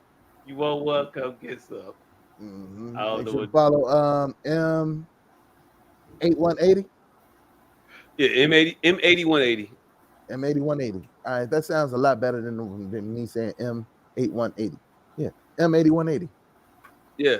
It's just hey, look, bring it full circle. It's just our anniversary backwards. Ooh. Or it's almost my birthday.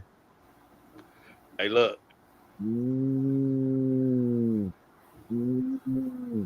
Hey, look. I didn't have any sentimental attachment to your birthday when I was naming this motherfucker. I needed some shit, and I was like, "Hey, look, M80s, they bang, right? Yeah, fuck it, M8180. We was married on that, and it's like ours, and M stand for Miller, so yeah, it works." Nigga, you just you Blue Ivy's your company. I give you that. You Hey, Blue look. Ivy before Hove did. Hey, look. If I told you about our whole structure, there's a lot patterned after the Rockefeller entity. Hey, to this day, my greatest fucking joke was when that bitch Blue Ivy was born. I'm like, I guarantee you, Kanye West named his next kid Green.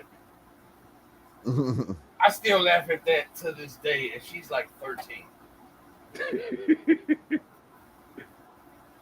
I chuckle on that and now and again. I would. I probably am from now on.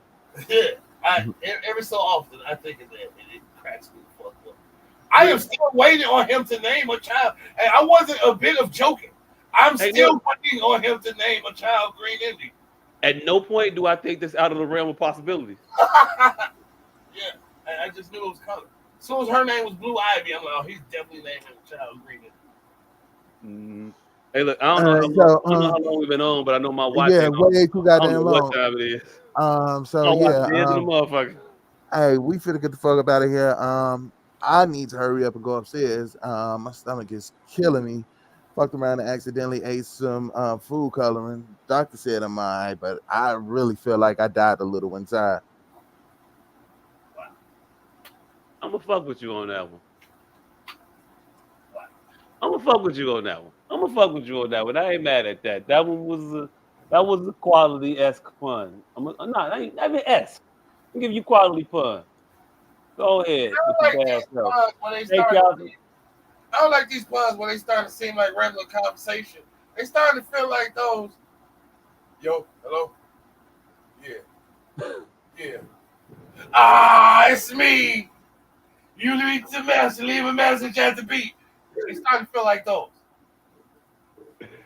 Hey, yo, look. I never forget when Kung Fu Jones called Jack Slade. Oh yeah. If y'all get that, if y'all get that reference, tune in next week because we full of them. Or it. Either way, we the S.O.S podcast. Thank y'all for tuning in. Don't forget to like, subscribe, and share this motherfucker. We out. The door is